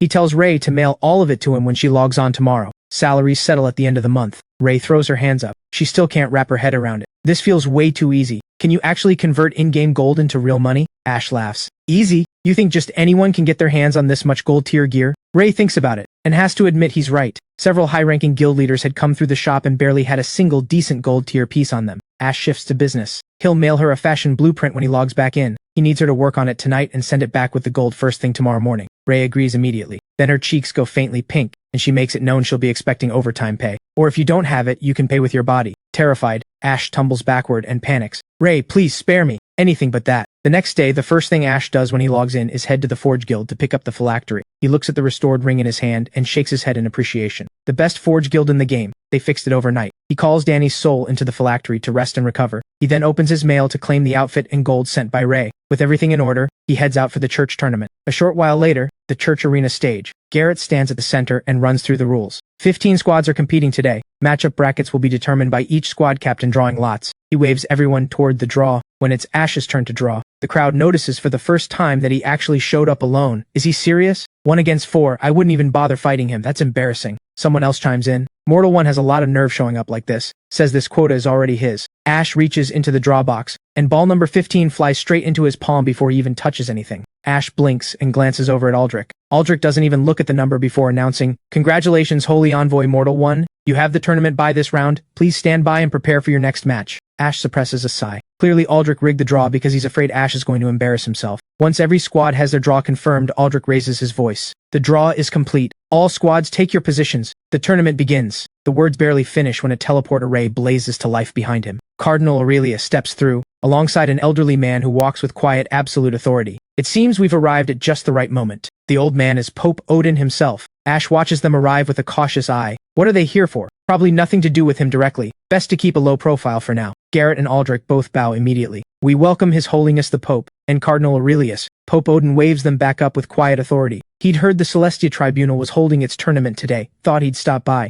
and meet this holy envoy Mortal One in person. The moment the Pope says his name, Ash feels like he's sitting on hot coals. Looks like there's no escaping it today. What exactly do these two want? He turns with the most composed expression he can manage. The honor is entirely mine, Your Holiness. Pope Odin's gaze settles on Ash with measured weight. He tells everyone to carry on as normal. Don't let his presence disrupt the proceedings. Under that gaze, Ash has no choice but to look as devout as he possibly can. He bows with full respect. Pope Odin looks mildly surprised. He didn't expect the Holy Envoy to be this cooperative, but still, a test is a test. I've long heard of the Holy Envoy from the Cardinal. Meeting you today, you live up to the reputation. I wonder, does the Holy Envoy truly stand with the light? Rest assured, Your Holiness, my heart is with the light. May the light bless us all. Pope Odin's expression settles. Those words ease my mind. May the God of Light watch over us both. A flash of light, and he's gone. Ash looks curiously at Cardinal Aurelius. Why didn't you leave with the Pope? The Cardinal smiles. This territory falls under my jurisdiction. Since I'm here, I'll see the tournament through. Unless the Holy Envoy would prefer I leave. Ash hears the edge in that and thinks, nothing gets through to this man. Just please don't cause trouble. He quickly waves it off, just saying it casually. Using his upcoming match as an excuse to step away, Ash gives Aurelius a polite nod and takes his leave. His turn comes quickly. Team 13, 4 against 1. The moment they see Ash standing there alone, they assume the match is already decided. They can take it easy and conserve their strength for later. Ash smiles pleasantly. Don't count on it. The blonde-haired squad leader takes one look at Ash's attitude and snaps into command mode. All 4, go at once. Don't give him a single second to cast. In perfect sync, all 4 raise their crosses and release Holy Judgment. Ash snaps into his Yin-Yang Wings black wing form and clears the attack in an instant. He knows the Yin-Yang Wings would be discovered sooner or later. Better to show them on his own terms. Acting against expectations might cause the church to reach the wrong conclusions. Sure enough, across the arena, Cardinal Aurelius's brow creases the moment he sees the black wings. He'd actually use that wing form openly in front of the church? Could it really have nothing to do with the Featherwings after all? While Aurelius is still working through it, Ash fires Holy Nova Array from the air. Team 13 freezes. Did he just use a healing skill on them? Is he trying to forfeit? The next second, every face in the squad shifts from confused to shocked. Wait, that's Deadly Heal? Their health slams to its very last drop in an instant. The safety system activates and force teleports every one of them off the arena stage. Ash gives a casual wave to the empty stage. Thanks for the match. Garrett and Aldrich both look like their jaws are about to hit the floor. Team 13 is one of the Tribunal's top squads, and Ash wiped them out in a single cast. Even Cardinal Aurelius is shaken, and he keeps it entirely to himself. Outsiders truly cannot be measured by normal standards. At only level 21, reaching this level, whatever he becomes later will be far beyond this. He steps forward with a smile. The Holy Envoy needn't wait for the next round either. The spectator duo, Garrett and Aldrich, both blink. Ash turns, expression immediately guarded. Is he actually suspicious about the wings? He faces Aurelius directly. Why strip my right to compete? At least give me a reason. Aurelius quickly produces an envelope and holds it out. Please don't misunderstand. Your strength simply surpasses every team here. Continuing the tournament would only waste your time, so I've personally arranged one divine blessing quota specifically for you. But one quota isn't enough. If Ash wins the tournament outright, he gets 4. Aurelius is trying to buy him off with a single slot and call it done. Not a chance, Ash is staying in the tournament. Aurelius tries one more angle. Each person can only receive the divine blessing once. Having extra quotas serves no purpose for you. Ash spreads his hands. That's not something you need to worry about, Cardinal. Useful or not, it's what I'm owed for winning. Don't worry, I won't need you pulling strings. I'll take first place on my own. Aurelius finally accepts the reality of who he's dealing with. One quota isn't going to move him. He adds to the offer 2 divine blessing quotas, and permission to visit the Holy Sanctum's scripture tower to select one skill book. Ash hears that and knows when he has enough. He takes both quotas and the scripture tower access bracelet without ceremony. Ash gives Aurelius a warm smile, thanks him and turns to leave. Before he gets 3 steps away, Aurelius calls after him. Why would you openly display that other wing form here in front of the church? Ash knew it was coming. He puts on a mildly offended expression. I never had any intention of hiding them. Aurelius hadn't expected that answer at all. He backtracks immediately. He was reading too much into it. The Holy Envoy's wings are a divine gift. Of course, there's no need to conceal them. And so the two of them keep circling each other, both silently cursing the other as a slippery old eel. A short while later, Ash finds Ellie back at his quarters. He hands her one of the divine blessing quotas directly. Take this letter to the sanctum and receive the blessing. Ellie pulls back immediately. She just joined. She has absolutely no standing to receive something like this. Ash needs Ellie positioned as his eyes inside the church as soon as possible. The stronger her standing, the better she can serve that role. He gives the order. She will accept it. Ellie takes the letter and her eyes go serious. She swears to him. She will not let him down. With everything settled, Ash makes his way back into Celestia Royal City, and the system fires a server-wide announcement. The Celestia Academy trial tower is now open. Players must place within the top 100 before midnight tonight. Failure to do so will result in the permanent loss of eligibility for admission to Celestia Academy. Only those who break into the top 100 will officially become Academy students. Everyone else loses their chance permanently. Quinn and Chloe, who have been out of contact for a while, both message Ash, saying they'll definitely make it into the top 100 and give him a real surprise. He shakes his head with a smile. Looks like those two have finally grown up. The trial tower is divided into 9 independent floors by magic, stands 40 to 50 meters tall, and beside it, a 10-meter-tall holographic screen displays the live player rankings. Outside the trial tower, a massive crowd of players has already gathered. Everyone's eyes are glued to the ever-shifting leaderboard above. And there, on the screen, Chloe in 3rd place, Quinn in 10th. Ash quietly takes pride in both of them. Those two have come a long way. The moment he arrives, every head in the crowd turns. Heartshot spots him immediately. Is Mortal One actually going to challenge the trial tower? I finally get to see history happen in person. At the same moment, Dawnshot walks out of the trial tower. Ash takes a closer look. So it's him, one of the rare archers who, in his past life, from the earliest days of Twilight of the Gods all the way to the emergence of the Path of Ascension, had consistently remained among the game's top-tier players. If I weren't here, first place in the trial tower would almost certainly be his. Dawnshot notices him. Are you Mortal One, the server's #1 priest? The crowd immediately gathers to watch the show. The trial tower's #1 facing off against the #1 on the level leaderboard. This is going to be interesting. The only question is who will come out on top. Dawnshot looks him up and down and offers some unsolicited advice. Don't even think about the 3rd floor. That's not a place for a priest. The words are barely out before a blonde-haired man shoves forward, jabbing a finger at Dawnshot. Who do you think you are to tell Mortal One what to do? Ash turns at the sound and recognizes him immediately. It's the guy he saved in the northern rainforest. The moment Cool Blade sees Ash looking his way, he launches straight into his introduction. Mortal One, I looked up your videos afterward. Recognized your skill the second I saw it. Thank you for saving my life. Dawnshot ignores Cool Blade entirely and keeps his eyes on Ash. Mortal One, top 100 gets you into the academy. Why risk your life chasing the vanity of first place? Ash, surprisingly, doesn't push back. Right, completely right. Cool Blade, on the other hand, is not having it. Mortal One, that's complete garbage. Ash ignores Cool Blade entirely and walks straight into the trial tower. Once inside, Ash lets out a quiet sigh. What was he thinking, saving someone whose mouth never stops running for even a second? What's the point of arguing with someone like Dawnshot?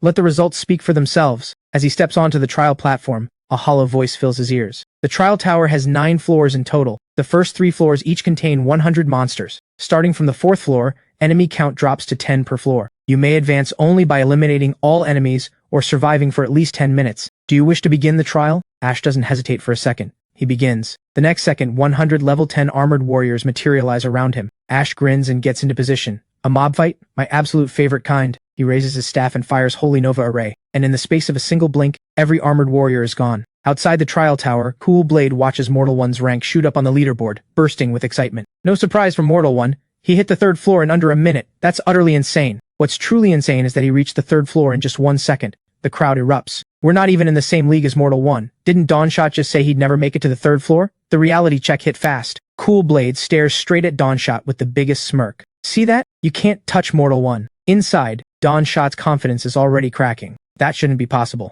The second floor has 100 level 20 enemies. No matter how strong his AoE is, he can't clear it that fast. Still, Dawnshot is not worried about losing his top spot. The third floor isn't a place a squishy priest has any business surviving. Ash will be dead and out any minute now. Ash arrives on the third floor and stares down a room full of level 30 elite molten beasts. Even he feels his scalp prickle. Every single one is a ranged attacker. Every last one. Not only are the attacks relentless, the damage per hit is absurd. Dodging everything is practically impossible. The only way through is to move fast and take them down in chunks, otherwise he'll just be worn to nothing. His mind made up, he fires Holy Nova Array directly into the densest cluster. The molten beast damage is terrifying, but their health is just as staggering. They take the hit and roar at the ceiling. Dozens of fireballs coalesce above them and streak straight at Ash. Ash merges with his dream sprite and activates Blink in the same motion. He reappears behind the mob in an instant, staff already raised. Angel's hymn fires without pause. Luckily, the molten beasts aren't especially smart or fast. Otherwise, this floor might genuinely be his end. From here, it's just a matter of taking them down in waves. Outside the tower, Ash's ranking is climbing at a terrifying speed, already shooting up to second place. Dawnshot feels a faint unease watching the situation. Why hasn't Mortal One come out yet? Before Dawnshot can finish speaking, Cool Blade gives him a disdainful look. Please, this is Mortal One we're talking about. Don't judge his strength by your own limited understanding. Before Dawnshot can respond, a purple-haired girl cuts in on his behalf. A loudmouth like you has no right to talk about Dawnshot. I've been to the third floor before. It's crawling with elite monsters. Mortal One is probably just hiding in some corner and stalling for time. Dawnshot considers that. She's got a point. Making it to the third floor at all takes some skill, I'll give him that. But playing it safe and waiting out the timer to game the rankings, that's not the right way to do things. Cool Blade just points at the leaderboard. You sure about that? Right there on the screen, Mortal One's name sits at the very top. Dawnshot stares at it in silence, thoroughly and publicly proven wrong. He still can't accept it. There's no way a priest cleared the third floor. Impossible. There has to be a bug. There are 100 level 30 elite mobs on that floor. No matter how good Mortal One is, he can't survive that kind of relentless barrage. Cool Blade can't help but laugh out loud at Dawnshot getting shut down. Getting worked up, huh? Facts are facts. Mortal One's in a league of his own. Dawnshot storms toward the tower, muttering curses. I don't buy it. Something's broken, and I'm going back in to find it. Right as he says it, Ash walks out of the trial tower. Dawnshot points straight at him. I don't know what bug you exploited, but I will surpass you. Ash stares at him, completely baffled. No wonder people in his past life had called Dawnshot the most hot-tempered archer on the server. That temper really is something. He turns to Cool Blade, still standing beside him. Why are you still here? Of course I stayed. I was witnessing you make history, and there's something I've been thinking about for a very long time. You saved my life back then, please. Let me follow you with my life. Ash goes completely speechless. He turns away. No thanks. Get lost. Cool Blade looks devastated but refuses to give up. Mortal One, wait, I have a secret to tell you. Ash waves a dismissive hand without even turning back. Even if you do have one, a blabbermouth like you can't keep a secret for 5 minutes. Cool Blade grabs his arm. I'm serious. I got the hidden class Soul Blade, and the old man who gave me the class change said it's completely broken. So he wants to team up with Ash, become an unstoppable fighter, just like him. The words Soul Blade make Ash stop cold. That was the hidden class universally considered the hardest to obtain in his past life. The requirements were extraordinarily strict. It required a clear sword heart and sword intent, vague, almost mystical qualities that were nearly impossible to quantify. But this guy? Is he really a Soul Blade? Cool Blade looks completely sincere. Give me a chance. I promise I won't embarrass you. Ash thinks it over, then says with exaggerated reluctance, I suppose tagging along isn't completely out of the question. He adds Cool Blade as a friend, and immediately, Cool Blade starts being a total goof again. He vanishes in a blink, shouting over his shoulder, I'm incredible! The first step to becoming the greatest sword master in the world. Complete! Ash sends him a message, with the most defeated expression known to mankind. You have half a day. Get onto the leaderboard, then contact me. He also messages Quinn and Chloe, asking them to meet him at the south gate of Celestia Royal City. Then he checks his intimacy with the 2 girls. It's almost maxed. Time to push it to max. Quinn and Chloe arrive right on time, both clearly expecting some exciting new quest. Their faces lit up with anticipation. Ash glances at the poison snake mobs scattered across the field, then turns to them both with a warm smile and asks them to show him what they've been working on. Quinn raises her shield and charges without a second thought. Chloe summons her juvenile flame drake alongside her. Neither of them questions him, but Chloe can't shake the feeling that something is off. Ash hasn't gone on a single quest with them in days, and now he suddenly wants to see their training progress. A quiet dread starts building in her chest. Ash watches them work together, and gives a slow, satisfied nod. After all their time in the field together, Quinn and Chloe have developed a real rhythm between them. Even without his protection, the future's greatest summoner won't have to walk that road alone. Once his intimacy with both of them reaches max, the restriction requiring a party to maintain the buff disappears. Ash removes his buffs, the 50% cooldown reduction and the +1 boost to item quality. After that, he gets ready to give the 2 girls a proper farewell. A moment later, Quinn and Chloe are both looking at him with the same expression, reluctance written all over their faces. We're separating? Why so suddenly? Ash looks at them both steadily. Nothing lasts forever. And where I'm going from here, it only gets more dangerous. Even I can't promise I'd be able to protect you. From here, the only path forward is the one you forge yourselves. Chloe blinks hard, but the tears are already threatening to spill. I know. I'll work hard. I'll level up until I can catch up to you. In her memory, he'll always be the one who stood in front of her and kept the storm away. Quinn's eyes are full of something she can't put into words. Quietly, she makes a decision. Mortal one, since you've already decided to leave, at least let me say this before you go. I'd regret it forever if I didn't. And she kisses him. In the moment after, Quinn's entire face is burning as they head back towards Celestia Royal City. Chloe teases from the side. Quinn, still feel like you would have regretted it? Hearing this, Quinn instantly wishes she could just disappear. Making up an excuse about fetching Iona, she flees in a panic, silently cursing Chloe for being so incredibly annoying. Chloe watches her go, then turns back to Ash and forces out a small smile that doesn't quite reach her eyes. Make sure you think of me sometimes too. A short while later, Iona arrives at Ash's side. Ash tells her they're leaving Celestia Royal City, and as his contract partner, there's no way he can keep leaving her behind. Iona's face lights up. Perfect timing. Headmaster Caspian has been too busy to train me lately. I'll definitely grow stronger faster with you around. Ash smiles at her fondly. Then I'll be counting on you to protect me. A message pings in from Coolblade. He's broken into the top 70 on the leaderboard. Can he come find Ash now? Ash tells him to head to Stormstrike Royal City, and wait. Ash and Iona warp to Stormstrike Royal City shortly after. Coolblade has clearly been waiting for a while. The moment Ash appears, Coolblade moves to greet him, and Ash immediately puts on the faceless mask, wiping away every shred of visible identity information. Coolblade stares, and then everything clicks. That's why I couldn't see your ID the day you saved me. You even feel completely ordinary wearing it. That item is insane. Ash snaps his head around and tells him to pick a different way to address him. Coolblade switches to boss without further argument. Iona giggles from the side and announces she wants to hide too. She activates Arcane Veil, and her information disappears just as cleanly. Right then, a tremendous crack of thunder rolls out from Stormstrike Royal City's defensive array. Coolblade's eyes go wide like a tourist seeing the big city for the first time. Boss, look at that. Lightning out of a clear sky. Stormstrike Royal City's defensive array is the coolest thing I've ever seen. Ash explains. The environment here is harsh, but the mana crystals produced underground are enough to keep the defensive array running continuously. That's where the city gets its name. And keep it down. Coolblade says yes, boss, and immediately starts going on and on to Iona instead. Boss, who's this girl? Never seen her in any of your videos. What was that skill she used? She can hide her info too? That's insane. Ash has finally had enough. He picks Iona up and physically carries her away from Coolblade. I'll send you the coordinates. Darkfall Ruins. Meet us there. Once they arrive at the Darkfall Ruins, Iona gives Ash a puzzled look. Why do you act like you can't stand Coolblade, but still bring him along? Ash sighs. Because he's genuinely talented, and he's not a bad person. He's just a motor mouth that I can live with. Barely. Iona tilts her head at the contradiction. Adults are so complicated. Ash gives an awkward laugh. Don't try to figure it out, just wait here for a bit. 2.5 hours later, someone finally arrives. But it's not Coolblade. It's 3 female warriors. Ash recognizes them in an instant. The Iron Rose Trio, legends from his past life. They spot Ash and Iona, but with no visible ID on either of them, they immediately assume they're looking at field NPCs. They move in to check for hidden quests. Ash catches their conversation and grins to himself. They actually think I'm an NPC. Crimson steps forward. Are you in some kind of trouble? We'd be happy to help. The moment the words leave her mouth, Ash is fully committed. If they want an NPC, he'll give them one. He straightens up and speaks with full NPC gravitas. Honored adventurers, fallen witches are loose within these ruins. I ask that you lure them to the abandoned altar at the heart of the Darkfall ruins. This matter is of utmost urgency. Please, brave adventurers, depart at once. The 3 of them exchange a look. They've never heard of a mob luring quest before. And why is there no system prompt? Violet figures it out first. Has to be a hidden quest. The NPC's clearly urgent. Let's go. And just like that, all 3 sprint deeper into the ruins. Ash stares after them, dumbfounded. They actually fell for that?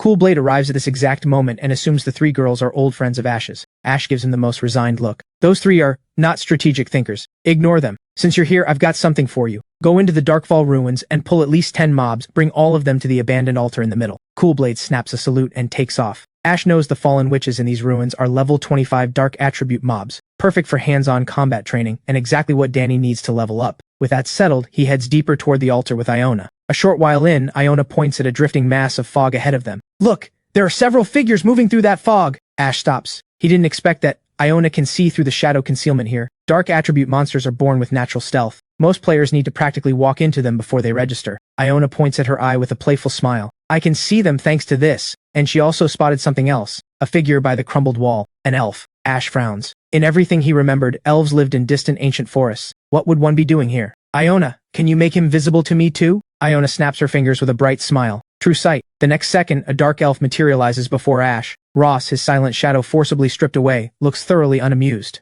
I had no intention of crossing your path. Why break my concealment? Ash gives an apologetic smile. Nothing personal. We just couldn't risk an ambush from behind. Ross gives up his indignation and asks instead, "Are you the outsider adventurers the gods' prophecy spoke of? Those who would arrive on this continent? These ruins haven't seen visitors in a very long time. Only outsiders would come to a place like this." That snaps Ash to full attention. So the player's arrival was something the gods had foreseen all along? He meets Ross's gaze. "Your guess is right." Ross pauses, then asks, "He needs some fallen witch remains," and the girl beside Ash clearly has the ability to obtain them. Ash tells him to consider it done. System message, quest accepted, Ross's request. Help Ross locate 10 fallen witches. Meanwhile, deep in the ruins, Cool Blade is wandering in circles. He's been everywhere and hasn't spotted a single fallen witch. Just as the confusion peaks, the Iron Rose trio comes sprinting toward him. "Hey, are you here for the hidden quest too? Want to team up?" Cool Blade's expression drops. "What hidden quest? My boss sent me here." The pieces click together. They've been played. All three faces shift at the exact same moment. Cool Blade is already running, twisting back to shout, "Stop talking and run! The fallen witches are closing in fast. Do you have a death wish?" Crimson erupts.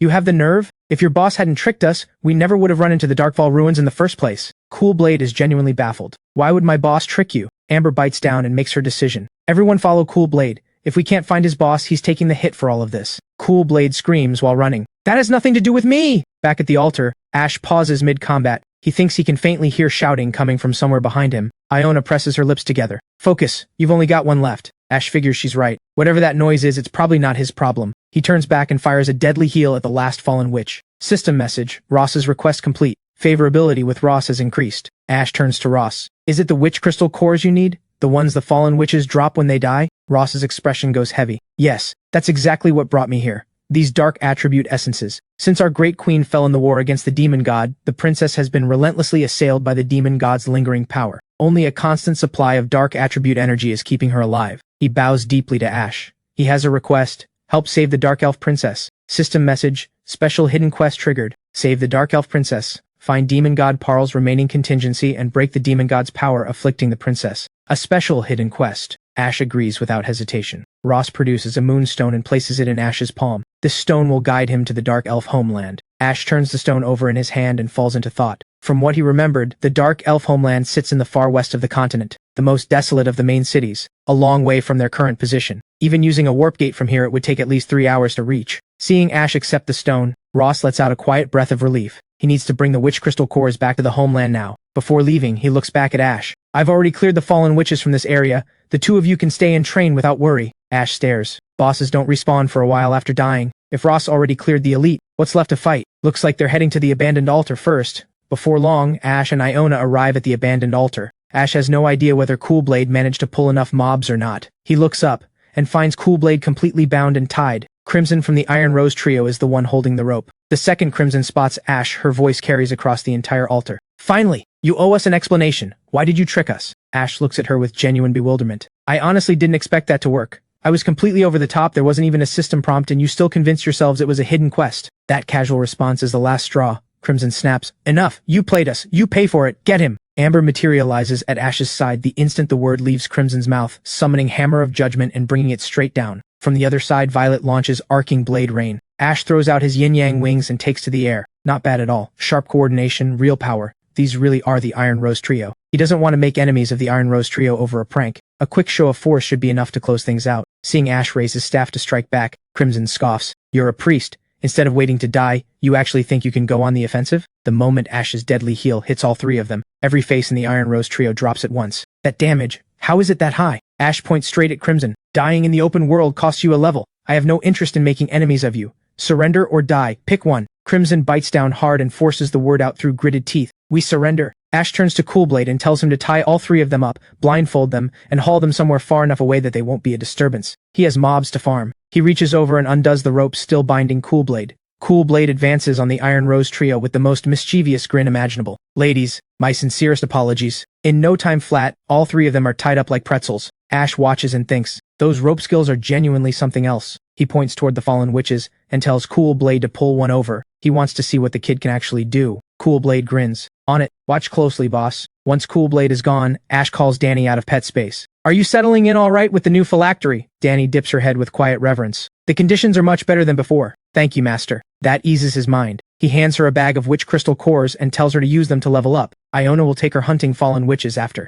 Danny's expression lights up as she takes the bag, practically drowning in the abundance of them. She thanks him from the heart. Ash runs the math in his head. Danny should level up before long, which gives him time to coach Coolblade in the meanwhile. He hasn't even finished the thought when he turns his head and finds Coolblade desperately scrambling to dodge the fallen witch's attacks. Ash stares. "What are you doing? You have Soul Blade!" Coolblade throws him the most genuinely aggrieved look while still running for his life. "I really am trying my absolute best." Ash composes himself and explains, "The biggest advantage full dive games have over traditional online games is that stats aren't everything. If your mind and body are agile enough, you can perform maneuvers far beyond what your stats should allow." Coolblade listens with a completely blank face, still sprinting. "How do I actually do that, boss? Can you just get to the point?" Ash calls out a direction, "Dodge right and back." Coolblade does exactly that, and the fallen witch's attack sails clean past him. "Fallen witches don't attack fast," Ash continues. "Before every strike they gather energy in their palm. Always watch for that startup. That window is your best opening to strike. If you want to walk the Soul Blade path, there are no shortcuts. Only endless repetition, sharp eyes, and a sharper mind. Both are non-negotiable."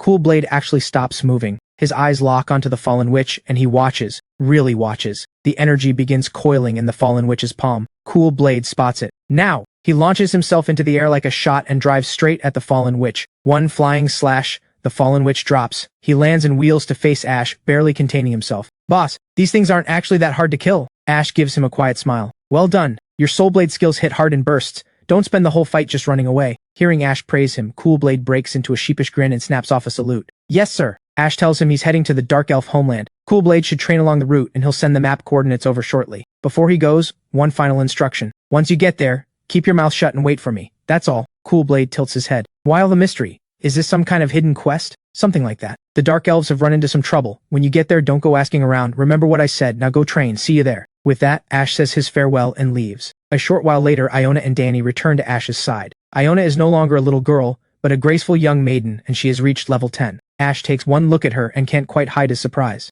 Iona explains, "The seal was suppressing my physical growth all this time. Now every 10 levels my body advances until it returns to what it should have always looked like." Ash can't help but let his mind wander. Return to her original appearance? Could she really go from a little girl to a gorgeous older beauty? Thinking about it, he finds himself looking forward to it a little. Danny steps forward quietly and bows. "Master, my strength has grown as well. I am now level 35. Ash smiles and tells her to go back and rest. The materials needed to upgrade her tier are far too hard to come by right now. The only option for the time being is to let the phylacteries slowly nourish her soul from within. With everything in order, Ash and Iona step into the warp gate for Sanddrift City. 2.5 hours later, outside Sanddrift City, where sand swallows the sky, Ash and Iona materialize at the city gates, their magic veils already on to shield them from the relentless wind and sand. Then Ash goes completely still. He spots 2 players hunting demon wolves not far ahead. They are none other than Ash's friend from his past life, the assassin Shade, and Shade's girlfriend, the priest Serene. Back in his past life, when Ash was still an ordinary player, Shade had already gained a measure of fame. Not only did he never look down on Ash for being a rookie, he also took the time to teach him quite a few combat techniques. When Serene notices someone heading toward them, she immediately calls out to Shade. Finding someone this good looking out in the middle of the desert, what luck? She immediately asks Ash if he'd like to add her as a friend. Ash breaks out in a cold sweat. Sure enough, Shade's girlfriend is exactly the same as in his past life, still this brazen about it.